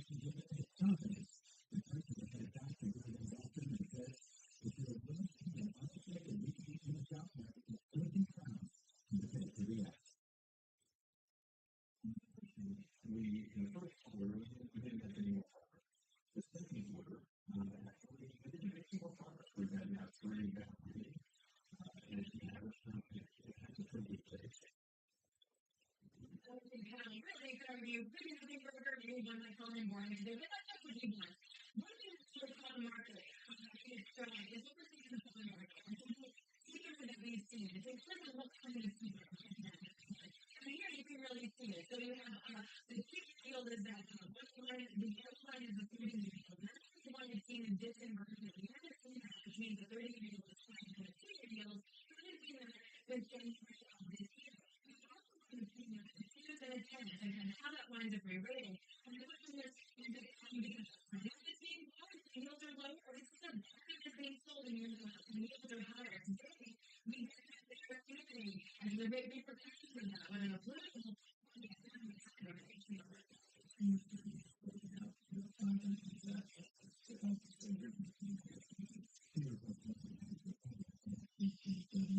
It's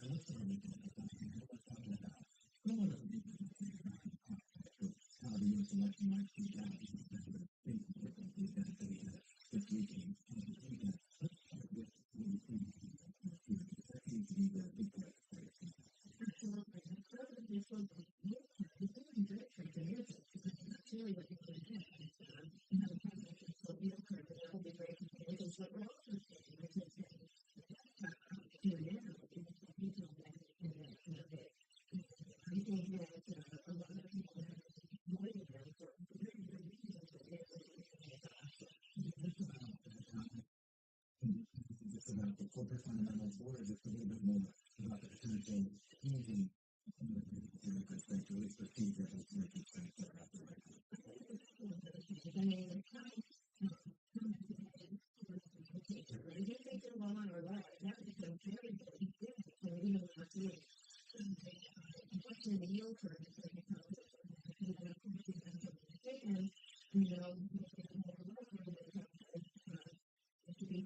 and then, of course,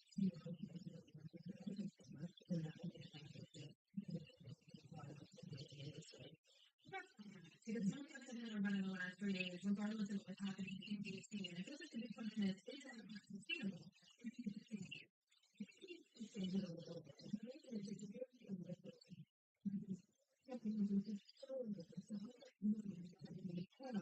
Much bigger in terms of how it feels. Now, don't get me wrong, we love small cap, it's cap stocks.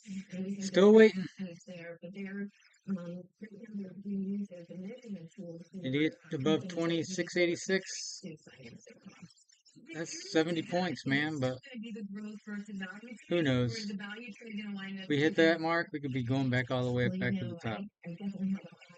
Still got an hour, 50 minutes or so. What struck me was that if you did the price PE expansion ratio for the largest fixed cap stocks, it was actually less than the earnings growth for the largest fixed cap stocks. The earnings growth was actually being underpaid over the last quarter or two for these big cap stocks. And I think you have to pay, pay attention to the second derivative, the slope of the curve. And if you're not getting paid for those monumental earnings growth, right, because you think it's going to continue down, you got to mean something. Do you think that is what we're going to see as this earnings season picks up? I do. I mean, and it's not just me. A lot of analysts are saying that while the earnings for these powerful companies are going to continue to be great, year-over-year math is just that it's not as good as it was 2 quarters ago or this quarter. But is that just going to be about the comparisons, or if there is a fundamental softness going on right there? And so we just need to interrupt this conversation for a second. We are getting some political news that's involving presidential candidate Donald Trump saying that he has picked his vice presidential candidate. He has selected J.D. Vance, a senator from Ohio, as his running mate for the RNC convention. I was just looking at J.D. Vance. J.D. Vance is Trump's pick for VP. He's a young Ohio senator. He's pretty young. I think he's in his 40s. J.D. Vance, an Ohio senator, now elected to be Donald Trump's running mate. Yes, and it was quite interesting in terms of the tone then, because J.D. Vance over the last couple of days has come out and talked to the Democrats, as well as President Biden, for the attempted assassination of President Trump, versus President Trump's own rhetoric, which has just been much more around unity. And so you have to wonder then, does the campaign stay with unity, or does it continue to fracture, or does it do both? I think we're going to find out in 3 or 4 days, depending on the rhetoric. I think it's a good idea, too, being a lot of presidents, if we pick a running mate who can actually deliver votes with well. That's a big part of everybody. Obviously, he represents Ohio, obviously a very important state. If you want to get elected in this country, you pretty much have to win Ohio, and maybe J.D. Vance can deliver that for us. Yeah, and also when you take a look at, say, who's going to decide the election, as you point out, I think everybody very excited over the weekend that 6% of people in 6 states. Ohio, as we know, is one of those states. And as Renee was just mentioning, that breaking news that J.D. Vance will now be President Trump. Well, the market's not moving too big on that news. See if there's a break reaction, see how we wind up taking it, and we'll see how the rhetoric continues over the RNC over the next 4 days. I am curious, though, too. I mean, we talk about sort of how we got to this point. I mean, obviously Marco Rubio's name floated out there from Florida, and Nikki Haley, and a couple other folks here. And it gets to the question as to why you feel like someone like Katie Higgins, there's a lot of talk that Trump might want to go through the woman, might want to go from a state that maybe she couldn't carry on his own.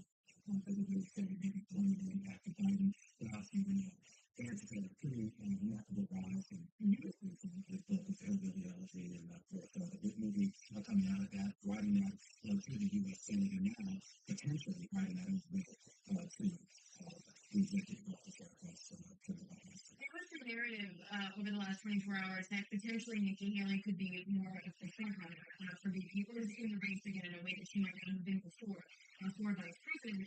Again, to circle back to that message more of unity and coming together versus more of a polarizing conversation, which again is what we heard from J.D. Vance over the weekend. So it will be interesting to see how, again, that evolves over the next few days. I'm also interested in seeing the polling as well, of how these two together stacks up against presumably Biden.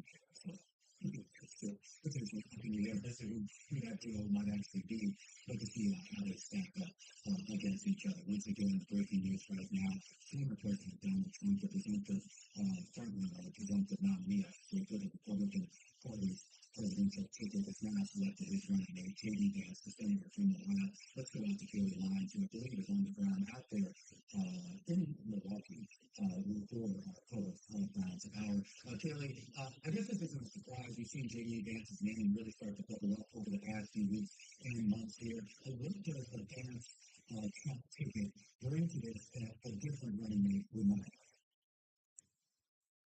Well, in selecting Senator J.D. Vance for me, in some ways, Donald Trump has selected the vice president most like him. J.D. Vance, of course, relatively new in the U.S. Senate. He was only elected in 2022, began his term in January of last year, is a populist.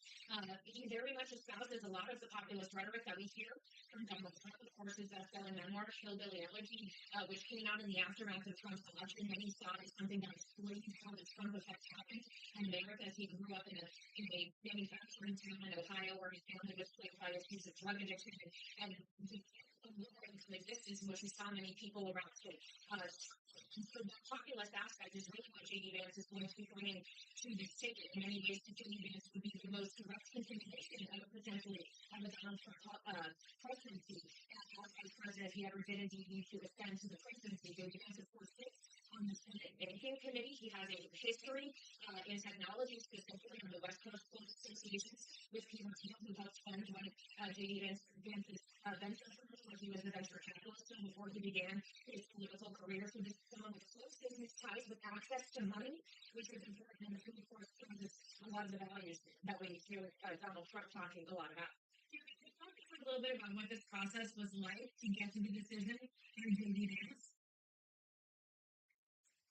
It was extended, and Donald Trump wanted it to be so. He had in just recent days described this as a highly sophisticated version of The Apprentice. He had made it known that he wanted to announce this here at the convention, not let it leak out beforehand. He thought it would improve ratings and excitement. This was an expensive process. So this went from being potentially dozens long down to what we understood was J.D. Vance, Marco Rubio, and Doug Burgum, obviously those last two have been formed that are not the vice presidential selection. But Donald Trump really did take his time with this. And we don't have this question of whether or not the events of this weekend, the attempted assassination and that rally in Pennsylvania on Saturday might actually change the former president's case, in that he was very much faced with his own mortality. He says that he's now going to be talking much more about unity, and frankly, the speaker from Ohio is not necessarily who you might think would be the unity vice presidential candidate, as he has been known to be an attack dog. He is very comfortable in front of cameras.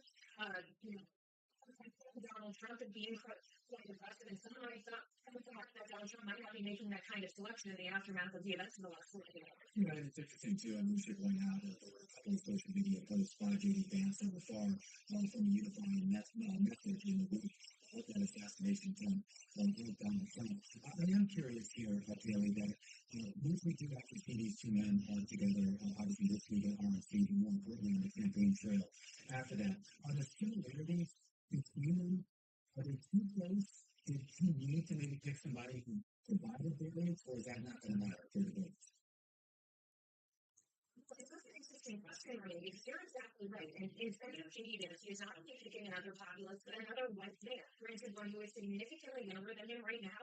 Senator Vance is only 39. He turns 40 in August, so in some ways he's the newer version of Donald Trump, if you will. But he doesn't necessarily appeal to any specific demographic that Donald Trump wasn't already appealing to when it comes to his base. He obviously is not a person of color. He is a man. Those were kind of the decisions we thought might have hurt Donald Trump's vice presidential selection. And I would also point out that this election was made, this ticket, what will be Trump and Vance 2024, has literally been pulled against just a Biden Harris ticket. We have understood the Democratic ticket would be, and for all of the events of the last several days, which have taken kind of oxygen away from the conversation about whether Joe Biden will be continuing forward as the Democratic nominee, it is considering really the Trump Vance ticket may counter another ticket if we don't see Joe Biden doing that, though of course Joe Biden isn't saying he is staying in this race. Yeah, first to lead to more uncertainty at the end of the day. Kelly, thank you very much. Kelly Lyons, Boomer Ground, co-host on the ground in Milwaukee. Joining us there instead is Stefan Selig. He has a long career on Wall Street and has served as the Undersecretary of Commerce for International Trade at the U.S. Department of Commerce under President Obama from 2014 to 2016. And he joins us now. Just right up to the breaking news here. What do you think of the Trump Vance ticket? I think that he did pick a person of color, and it's not surprising. The thing we know about Donald Trump is he gives this to his own corner. And so I think trying to follow conventional wisdom were things that would be traditional political considerations for many candidates really is not particularly relevant for the actual set. It seems today is very much in the beginning, at least of the day, a Trump trade, like throughout the markets. It seems to be continuing despite whatever VP President Trump has. What do you see for that kind of instant reaction in the market? That's looking for, President Trump in the White House, and we're hearing more and more about a Republican sweep as well. I think, first of all, the president hasn't put together a very kind of fair and coherent set of policies to really base any potential Trump trade on. So we're really kind of all doing this a bit in the dark, but clearly taxes are likely to come down. Immigration policy is likely to be more restrictive. Tariffs are likely to go up. People will be tougher on trade. Spending will go up. All of those things are clearly expected to be inflationary, which is obviously keeping yield for and the dollar on the one hand. On the other hand, I personally am a little circumspect about any real long-term trade. Just one thing we've seen with this terrific shooting is, the uncertainty and volatility that we find in this environment. So what we're betting on today may not be particularly relevant tomorrow. And in fact, I kind of have a kind of counter point of view, which is, in fact, if the sympathy that the ex-president is now garnering his show of defiance and strength makes him a more likely winner in the election, that may actually force the Democrats and President Biden's hand to make it more likely that he steps aside and we have a different ticket, which may actually be a more successful and a very, very different counterpoint to ex-President Trump. I think there's particularly in the policy front, even if you do just a somewhat changed Democratic ticket here, we mentioned the looking trade, Donchian, some of those issues. Some of those issues aren't clearly different than the Democrats. They've been really facing the numbers actually before they're working for them on it. But the Trump administration, you look at the trade relationships, you say Biden, of course, he had a chance to scrap the Trump tariffs, and he decided to stick Biden here. So is there enough, I guess, nuance or daylight in between those two policy positions that voters and more importantly investors can actually even care about? And that's a very good point. So this take trade, for example, I think the single thing that Democrats and Republicans tend to agree on in Washington today is getting tougher on China. And that's not going to change dramatically. And in fact, all of the tariffs that President Trump put in place, Biden has largely in place. And Trump is talking about much more extensive tariffs. I'm not sure that's not something hyperbole. But the fact is, there is going to be a much tougher relationship regardless of the administration with China. And I don't see either party getting really tough on debt. And that is going to increase. I don't see any world in which defense spending is not going to go up. And so all those things I think are likely to be inflationary going forward. I'm curious and obviously you have big background on trade. And when we talk about the relationship that the U.S. has with the world, that was probably one of the bigger changes that we had going from the Trump administration to the Biden administration. Even though the policies may have been similar, there was certainly a different approach with Biden. But when you're talking to folks who are more including some advice is, whoever wins this election, what if you have a relationship with the U.S., with China, the U.S. and Europe, the U.S. with the rest of the world? Will that continue, or is it just going to be the opposite? It changes, right? And so the unipolar world that we lived in for most of the last generation isn't that any. And so I think businesses are trying to figure that out. And when I talk to CEOs across industries, I think the one thing that is clear is that the geopolitical world that existed in the last 25 years is not likely to be the same world that we are in the next 25 years. And as a result, strategic planning is going to be very different. Stefan, appreciate it. Thank you for your patience. Thank you for coming in and chatting with us. Stefan Zelig, founder and managing partner over at Bridgepark Advisors. Again, that breaking news: former President Trump picking Ohio Senator J.D. Vance as his running mate. You're going to close with this. This great party is and with it was Wisconsin.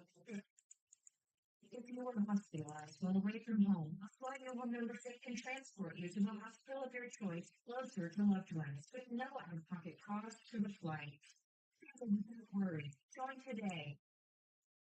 Maybe you need to go in. I'll stop nothing. It's the man creek. It just keeps the females in the pumping machine.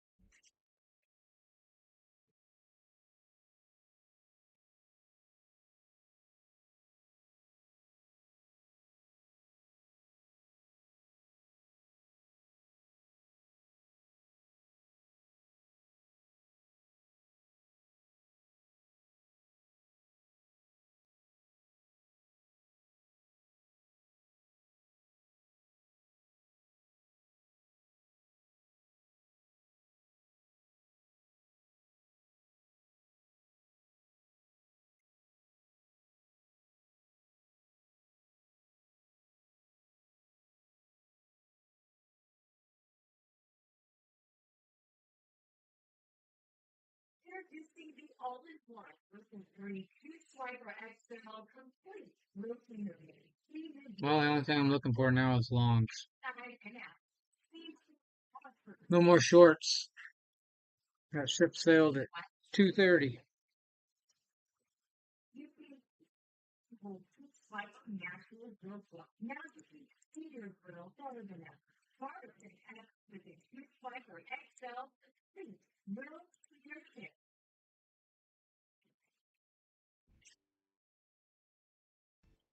Let's move from the south side with our top calls. Big movers on the back of analyst recommendations. And we start off with Netflix. Morgan Stanley lifting its price target 780 from 700. Expectations of a strong second quarter report that report out this Thursday afternoon. The analyst says Netflix can lead of its own for its strong international content offers and the depth of consumer engagement. Shares up 1.5%. Next up, let's take a look at Apple. Another upgrade. This time by over AMD. The analyst saying Apple's generative AI playbook for its iPhone is going to turn it into a base game of choice for the technology. She sees AI driving material iPhone built into the next few years. Apple shares at a record high. And finally, the senior giant Caesars Entertainment. A downgrade today is a negative. There's over at Susquehanna saying when stacked up against rival MGM, the analysts say Caesars is simply underperformed. Says the Caesars property portfolio is at a notable disadvantage as well, and any efforts to invest in its regional and digital segments highlights the growing disparity between Caesars and its peers. Those shares down on the day, and those are some of the top calls. We want to turn now to a couple other movers on the day, including the bank stock shares of Goldman Sachs have been all over the place. Higher on the day right now by about 2%. This after we saw some encouraging signs in their fixed income and equity trading revenue in the most recent quarter. Still, the lender did pocket less in fees from its merger advisory operation, where it usually leads the charge. Let's get some insights on this from Jason Goldberg, Barclays senior analyst. Currently has an overweight rating on the shares. All right, Jason, there was some good, there was some bad in this report here. Let's start with the good because investors seem to be seeing that trading revenue in the group. You know, certainly in the market for trading of those, you have kind of election uncertainty across the globe, creating volatility across equity markets, currency markets, rate markets, and you see the banks take advantage of that this quarter with trading revenues up, you know, almost double digits year on year, with both, FIC and equities benefiting. So you've seen, pretty strong trading results in the last year or so, and that seems to be continuing to this quarter. And we think that that half year could also be really strong. Is that because they're expecting increased volatility that would aid that increased activity? Exactly. We just see a wide range of possibilities across elections, with our country and other countries, as well as what the Fed's going to do, what the currency markets are doing, and that just keeps investors engaged. Where does that leave Morgan Stanley? Because what's so interesting is that if Goldman Sachs is first in equity trading and JP Morgan's now number two, what happened to Morgan Stanley? In the report tomorrow, we expect fairly strong trading results out of them. As well as likely see some seasonal weakness. Sequentially, we do look for probably close to double-digit growth out of them as well.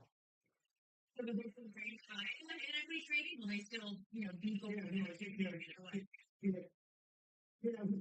there's certainly the big three in equity trading is Goldman, Morgan Stanley, and JP Morgan, in part benefiting from very strong prime brokerage operations across all three of them. And I think all three ranked top three last quarter, and expect this quarter to be no different. Let's talk about that M&A business, Jason. And obviously not the best quarter, if you will, here at Goldman, not necessarily an awful quarter, but is it something specific to Goldman, or is this more of an industry-wide issue and we're still waiting for that real rebound? Yeah, no, M&A is kind of one weakness you've seen kind of across the board. You just see subdued activity. You see a pickup, but nowhere near as big historically. I think there's a fair amount of uncertainty on the regulatory front, and you've seen, some of the private equity players, sort of move off the sidelines. However, looking out, we do think as we get some confirmation around some of the uncertainties, whether it's the election or the outlook for interest rates, we do think M&A activity is poised to pick up. And really across several sectors as companies are seeing this to. We could get a move here in the final 30 minutes.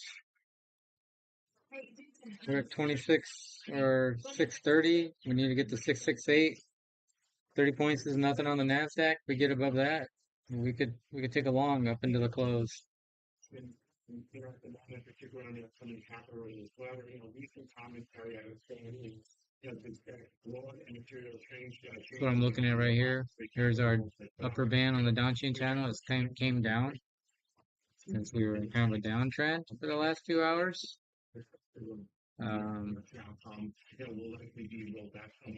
Our large trades index has been moving up, but we need to get above 75 and breach this. And yeah, we could be off to the races for a new trend. That would be a V reversal. See that reversal? We could get a continuation there. Just looking for that. I thought the question how you extracted that into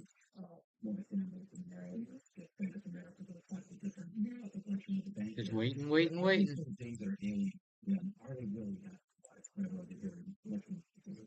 Yeah, that's a really good point too, particularly as we wind up sort of inching towards those Fed cuts, how that affects net interest income across the board. All right, coming up, much more again with that breaking news that former President Trump chooses Senator Ohio J.D. Vance as his running mate. This is the close on Bloomberg.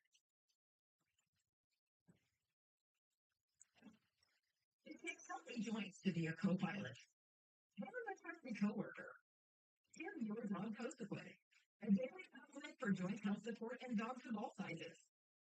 For your animal every day. Use Coastaway.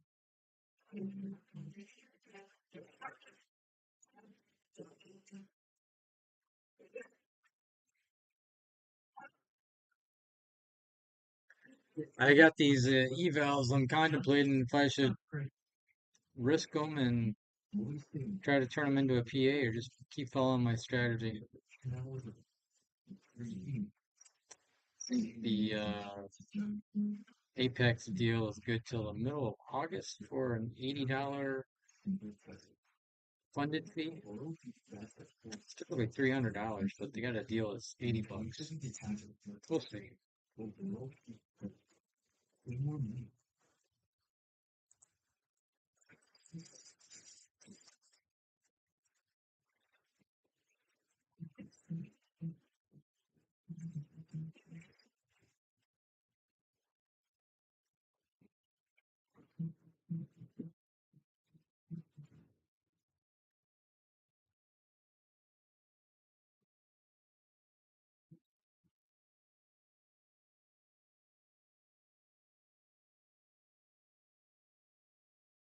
introducing the all-in-one listen-free Fuse Swiper XL Fleet Grill Cleaner Kit.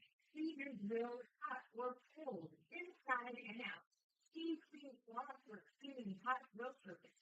Moist, easy clean wipes when it's full. And for exterior surfaces, you see included reusable Fuse Swiper natural grill flow. Now you can clean your grill better than ever. Smarter than ever with the Fuse Swiper XL Complete Grill Cleaner Kit. Okay, that's universal car form holder. Use this. You can get it out of shut. There's a button there. And a button there. Click those. And then automatically opens. This right here. This knob. You loosen that up. You can adjust the angle. This also turns 360 degrees. You can either mount this to your windshield or mount it to the dashboard.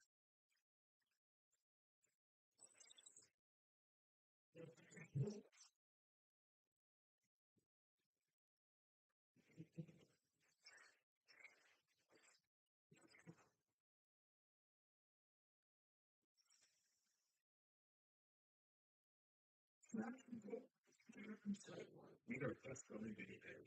Design sequences to your castle. That's the key with the research. The space interior. That's all in TV first. Give yours a stifling touch.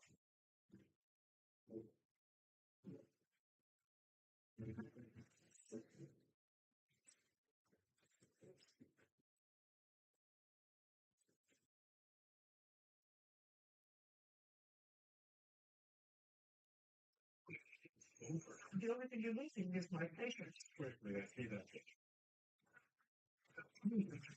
Corporate is back. To be justice. To be justice.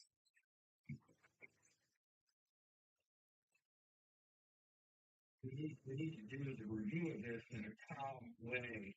I think do it quickly as well because there are already conspiracy theories about what happened on Saturday that I think are looming soon, so I don't think they're going to go away until we have an independent, objective review. Former National Security Advisor John Bolton, 3:30 p.m. here in New York. This is the countdown to the close.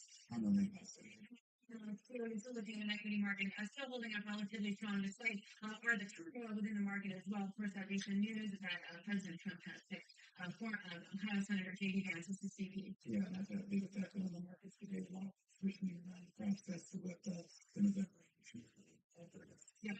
And Homeland Security Secretary speaking just moments ago saying that adjustments are now made to former President Trump and President Biden's detail. This comes as the U.S. Secret Service is under intense scrutiny after this weekend's assassination attempt. And joining us now to help put this into perspective is Charles Marino, former senior law enforcement advisor to the Secretary of Homeland Security and author of Terrorists on the Border and in Our Country. It's a pleasure to speak with you, Charles.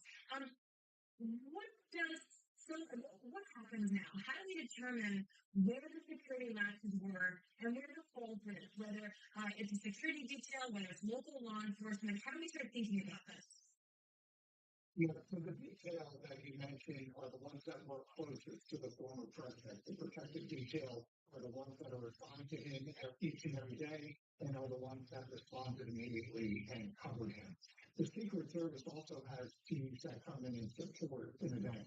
It all starts with a site agent going out and doing an assessment on the overall area to include identifying and mitigating potential threats, like the building that the shooter went on the rooftop. And then they create and they implement an overall security plan that includes state and local law enforcement supporting.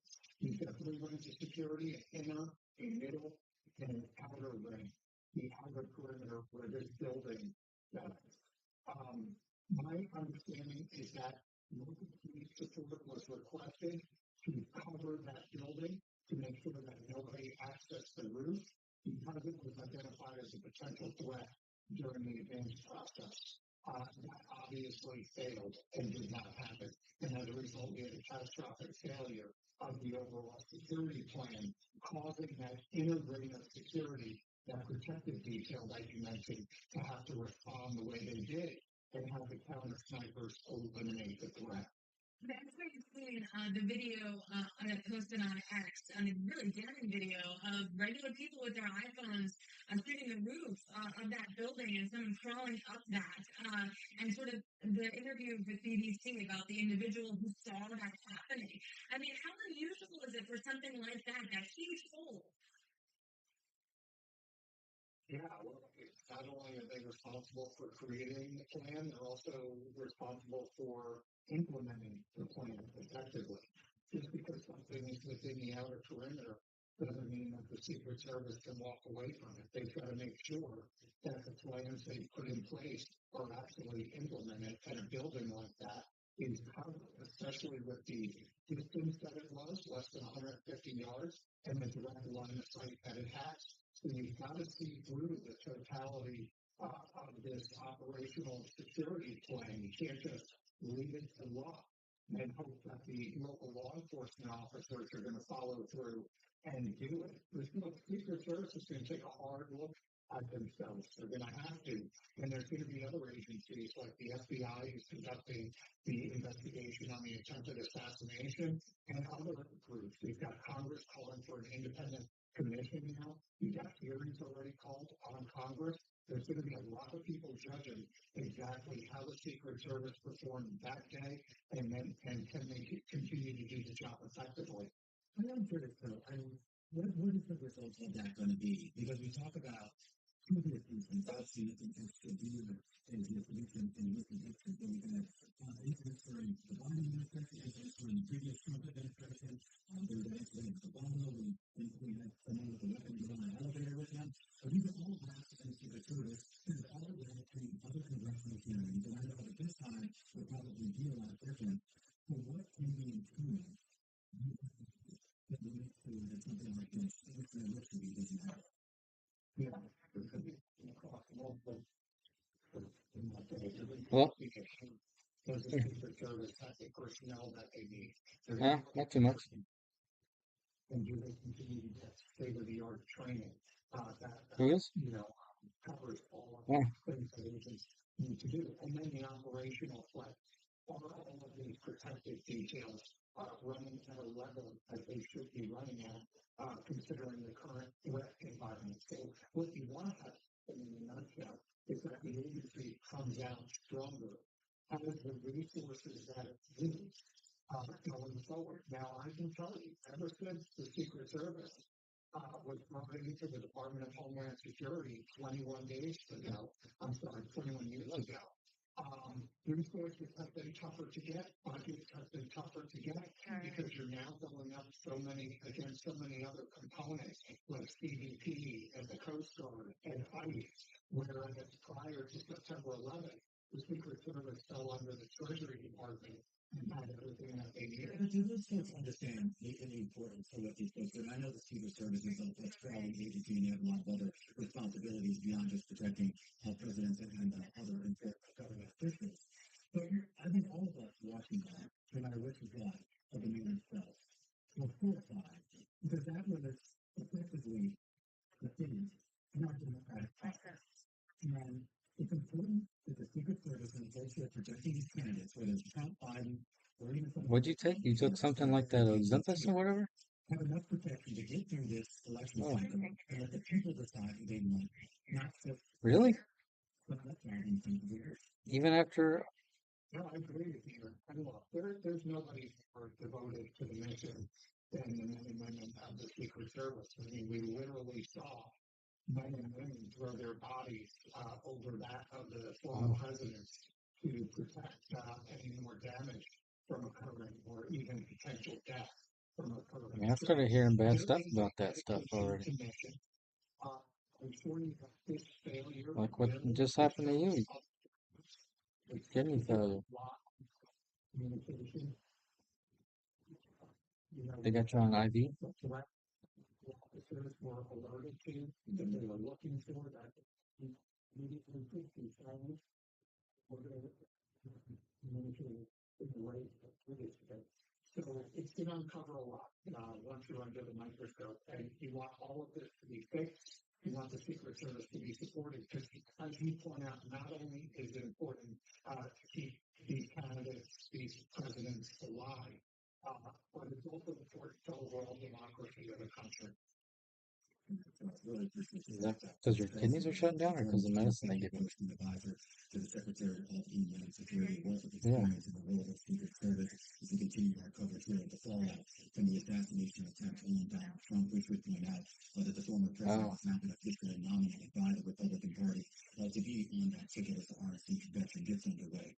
Again, when we come back after sounds horrible. You sound tired. moving in after the bigger movers of the day with Macy's. Those shares down the most in about 4 years after the retailer decided to go as planned, go on a free turnaround alone at 25 an hour. And until next, this is the close.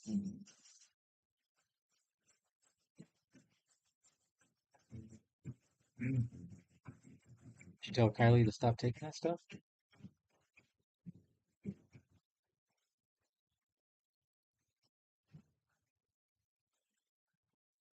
Mm.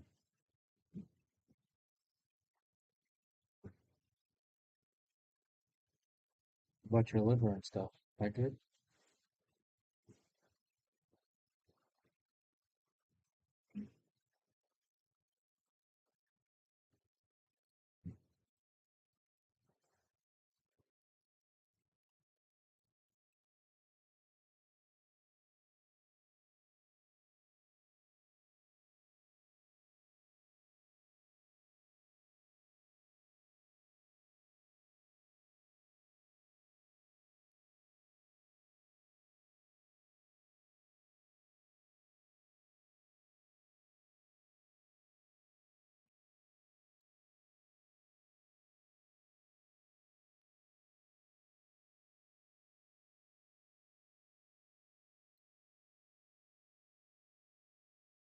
You get better. Jesus.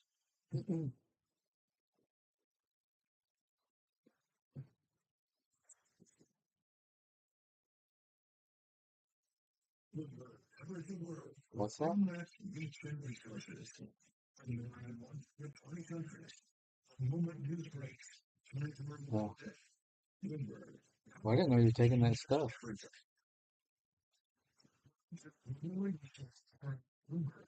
I probably would have sent you an article to tell you to stop taking it.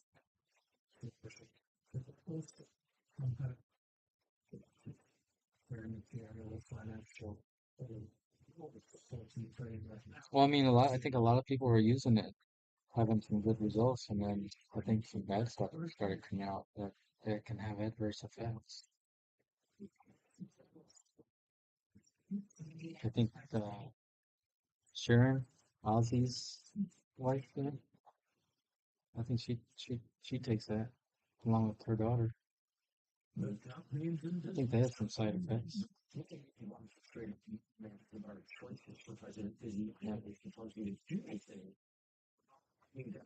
But if you stop taking it, I mean, don't you have adverse effects? Nobody covers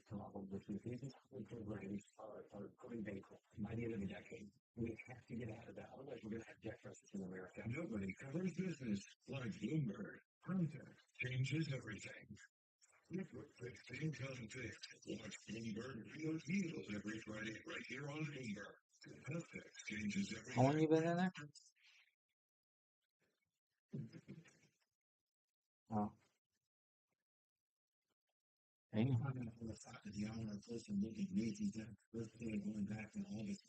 Monday. This after the company said a buyout and capacity to gain capital wasn't an actionable proposal because it doesn't have sufficient funding.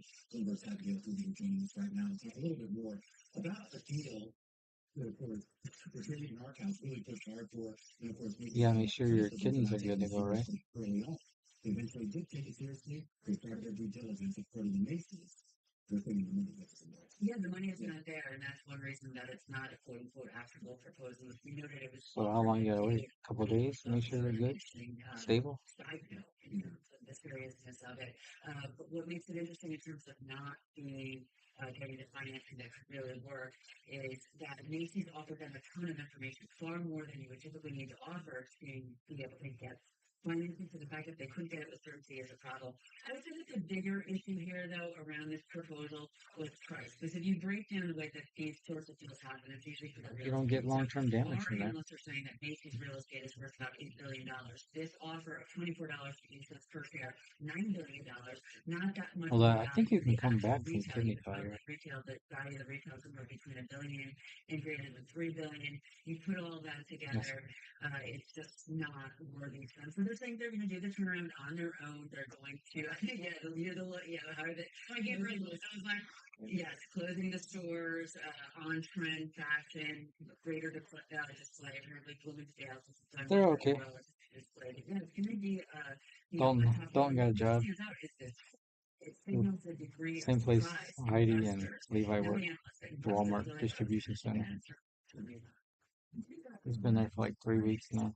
They also have experience taking companies Yeah, private, so think that so. they don't, and that's another factor weighing here. So ARC has It's another house and he's got money in his two pocket. different So. REITs, which is interesting, because of course the real estate factor, preferred apartment communities and community property, with the Okay. intent to buy, and then Love they you got too. outbids. They don't have that experience either. So when you put all these different pieces together, even though, to your point, Romaine, and hearing people saying that maybe you should look at it a little bit harder, this offer really should have it. Well, and then now if we're first the question as to whether it's the future of Macy's, if our house and the gate out there, if they just company on their new other pillars that we do something publicly here, that's how leaving the company up to its own devices. And then it gets to the point about the valuation and it's analysis, as well here. Then what exactly are we supposed to value?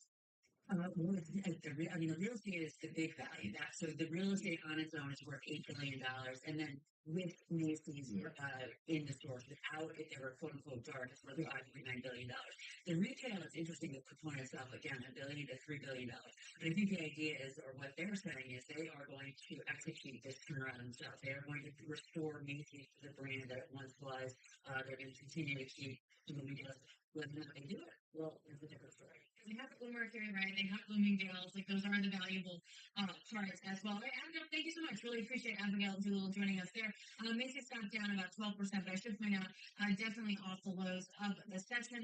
And remember, there's been more competitors too, right? Like Saks Hudson Bay is looking to buy rival Neiman Marcus. Like, you're laughing, you're like it. Well, I'm laughing just because, they've been in this connection for a while, long before I came out and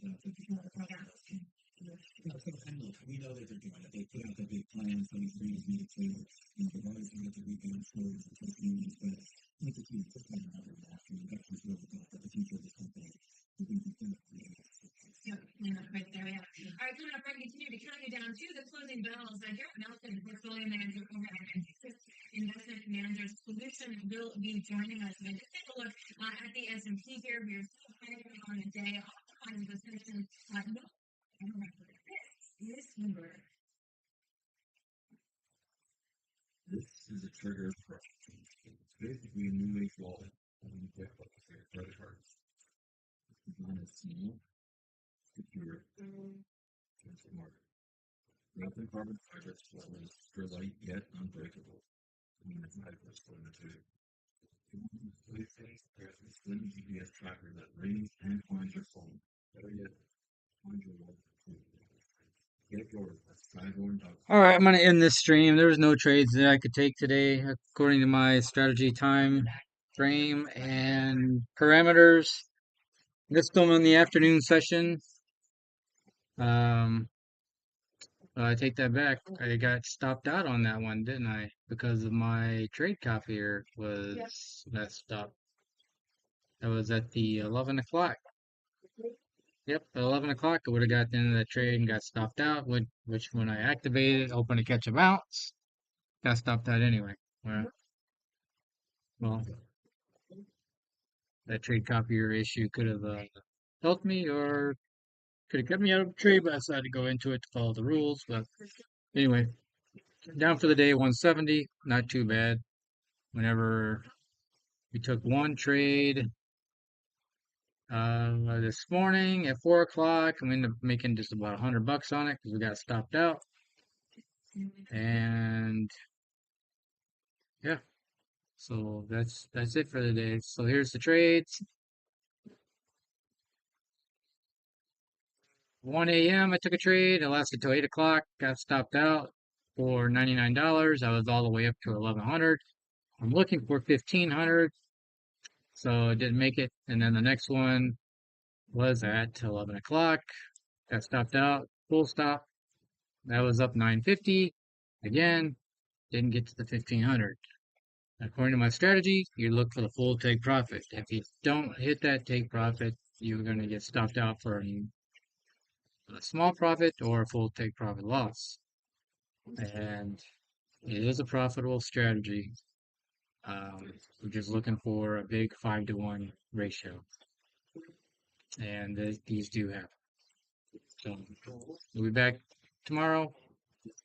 Have a good one.